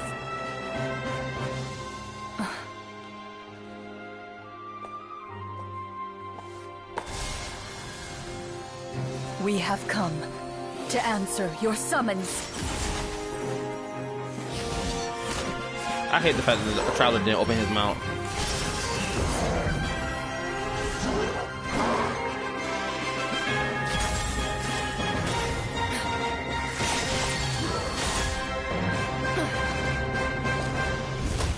She smoked homeboy. And so, the monsters were eradicated, and the sorcerer was defeated. At the cost of his life. You hate to see it. Also, I appreciate it, DY. Even still, that you liked the stream hours ago, I still appreciate it. Peace soon returned to the capital. Those in the court, manipulated by the sorcerer, also recognized the errors of their ways. Some remembered the names of the heroes who saved their kingdom, but others simply continued their lives none the wiser. Homeboy is dead on the floor. Story of the Marechaussee Hunters. They pursue the phantoms in the darkness and exterminate all who pose a threat. I will also say this. The fact that the Traveler didn't open his mouth and call forth his heroic spirit of one of the Marechaussee Hunters is kind of BS to me, honestly. He should have opened his mouth and summoned his heroic spirit so we can get down and dirty and, you know, get to swinging and binging, right? I'll also say this, just for the shits and giggles. At least the Traveler can handle fighting a golem. He couldn't run the ones with Arlecchino. He should have been doing some of this legwork action he was doing in this fight against Arlecchino. He may have done something. They will always protect the city and those within it, even should all memory of their accomplishments be forgotten by the very people they serve. I'm assuming we've finally reached the end of the script. Yes, you've reached one of the better endings. It's a pretty solid story overall. I thought it was just an ordinary adventure at first, but the further we got into it, the more impressed I became with the production and the plot. That final battle especially. All the effects were super realistic. And I will also say this. I find it extremely cute, very cute, that Farina had to summon her little hydro friends because she was shaking in her boots like Ho-Ho from HSR the moment the golem showed up. Homegirl put the sword up. She was like, "Oh my god, what's that? Zoinks, jinkies." Oh, right. Yeah, totally. That's a really good point. I never expected the weapons we picked up from that vault would have that kind of effect. Yeah, mine nearly scared the daylights out of me when it started glowing. I took a good look at it after we got out, but I don't think it ever lit up again. Oh, we should probably give these props back, right? I'll just leave mine here. Did you have a good time? Of course. Let me know if another script like this comes around. LMAO. Sure, LOL. no problem. Then I'll head back for now. I think I need some time to fully digest everything that just happened. Yeah, and we got cooked human being who got smoked on the floor. So yeah, we got a lot of cleaning up to do. Once Mr. Florian is awake, please pass on my regards to him. He must be extremely exhausted to have passed out cold like that.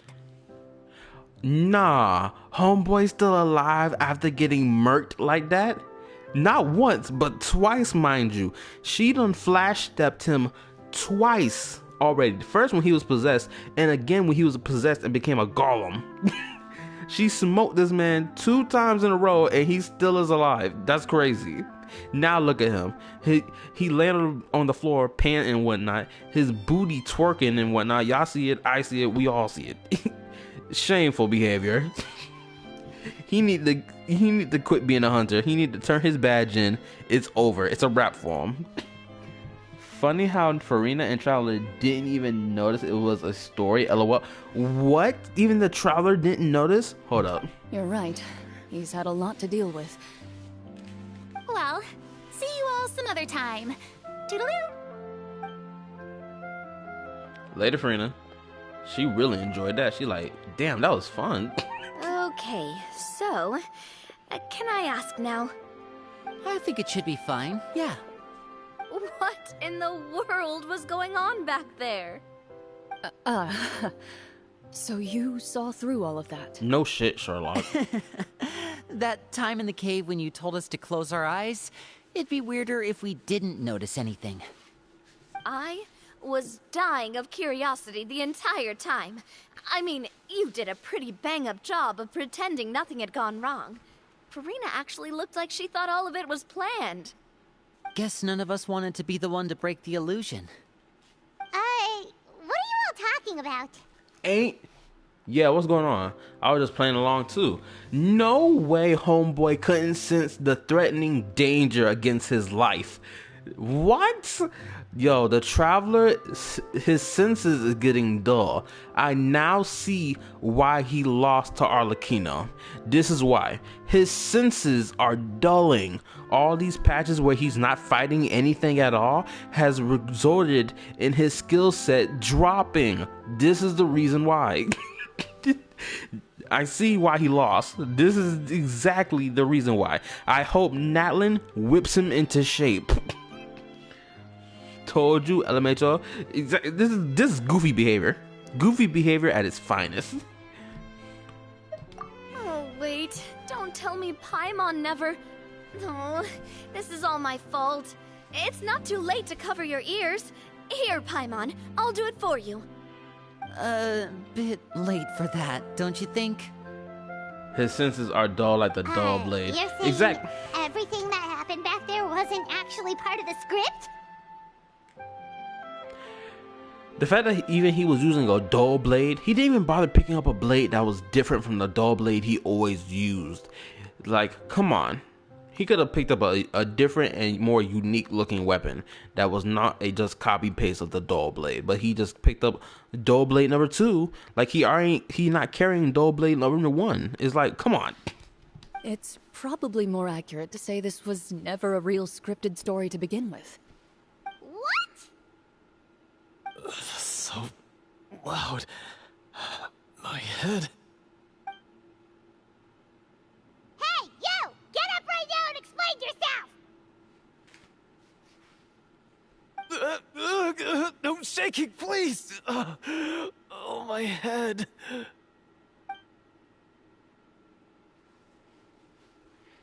Did Paimon just hear that right?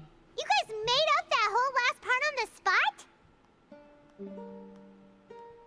It's not nice to lie to people, but Paimon's gotta admit, that was a really good story, Florian. Oh, and nice improvisation, Clorinde! Yeah, it was like watching a magician improvise a spectacular magic trick after forgetting an important prop. If Paimon knew something was wrong with that vault, she would have floated straight in the opposite direction. Everything was under control. As if you've ever described a situation as being out of control.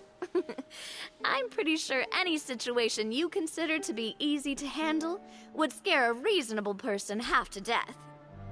Guess I'm just used to it.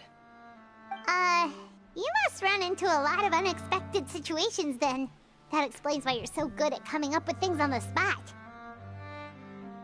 As for you, Florian... I know there's no excuse for what I did. I'll turn myself into the guards at once, confess my crimes, and accept any punishment that comes my way. I would say you've already suffered more than enough. What? You may have been blinded by fame and fortune in the beginning, but your actions during the final battle had proven you to be a true Marechaussee hunter. You'll be far more used to the city above ground than below. Your job as a hunter is more important. But... Of course, you'll still need to take the keys and pay a personal visit to the 2 hunters you wronged. Prepare to accept any terms they give you as well. Yes, of course. As far as I'm concerned, though, your showing in the duel was enough to prove your honor. It's Silver Sword? Nah, it's a dull blade. Unless you're talking about Clorinde's sword. Now that screams Silver Sword to me. Then I'll do exactly as you said. I'll go return those 2 keys right now. Thank you so much, everyone. I'll do my best to prove myself worthy of the second chance you've given me. I swear this on my name and honor as a Marechaussee hunter. Until we meet again, everyone.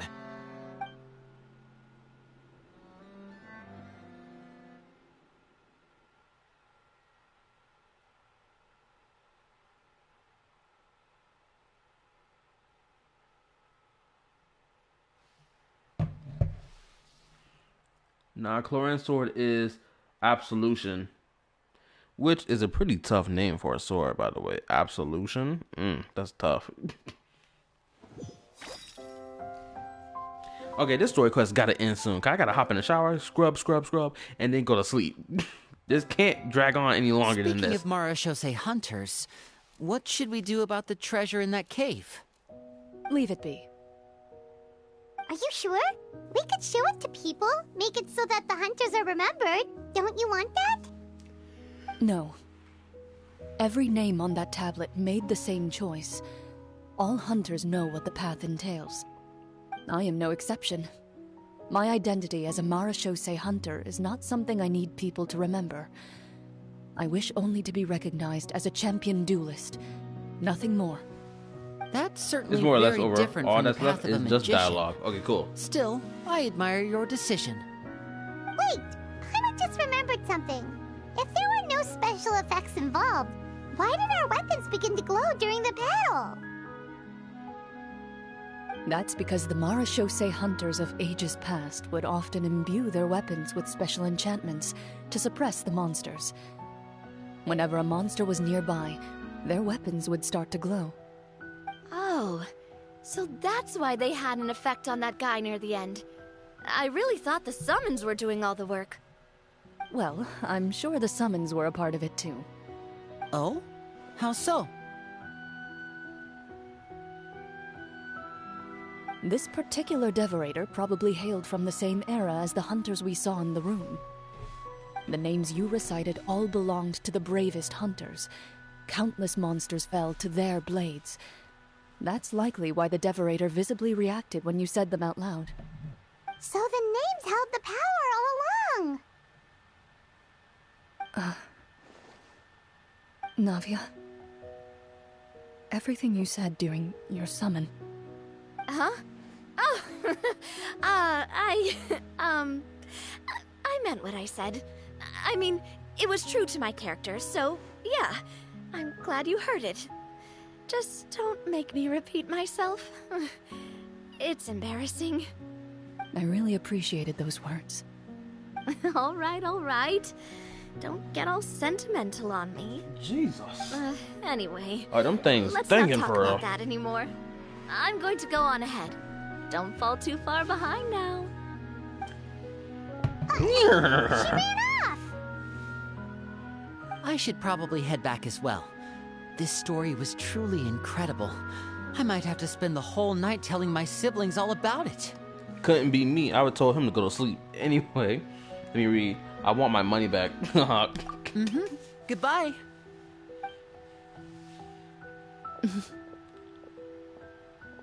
Traveler, should your name and deeds be forgotten, what do you think the significance of your journey will be?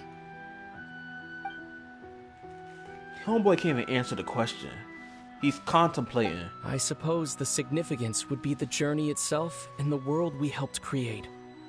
There's still value in the time I shared with everyone here, in the things we were able to accomplish, even if no one remembers them. A great answer. I'll remember it. What would your answer be, Clorinde? Me? The Marechaussee Hunter says nothing in response to that question. Perhaps her answer lies in her silence. An unspoken vow left to echo through the night. The path she walks needs no explanation. That's tough. She sat there and monologued her way away. Well, she monologued as she walked away, which I respect. But that's the end of the stream. We made it in time. It's 2:40, which means I'm probably gonna have about 5 hours of sleep. That depends on if I hurry up and end the stream. So yeah, like and subscribe for everyone who's watching and still watching, and for you who is continuing to watch in the future and all that other good stuff. So yeah, that's it. I gotta go. Bye. Good night or good morning. Later. I'm out.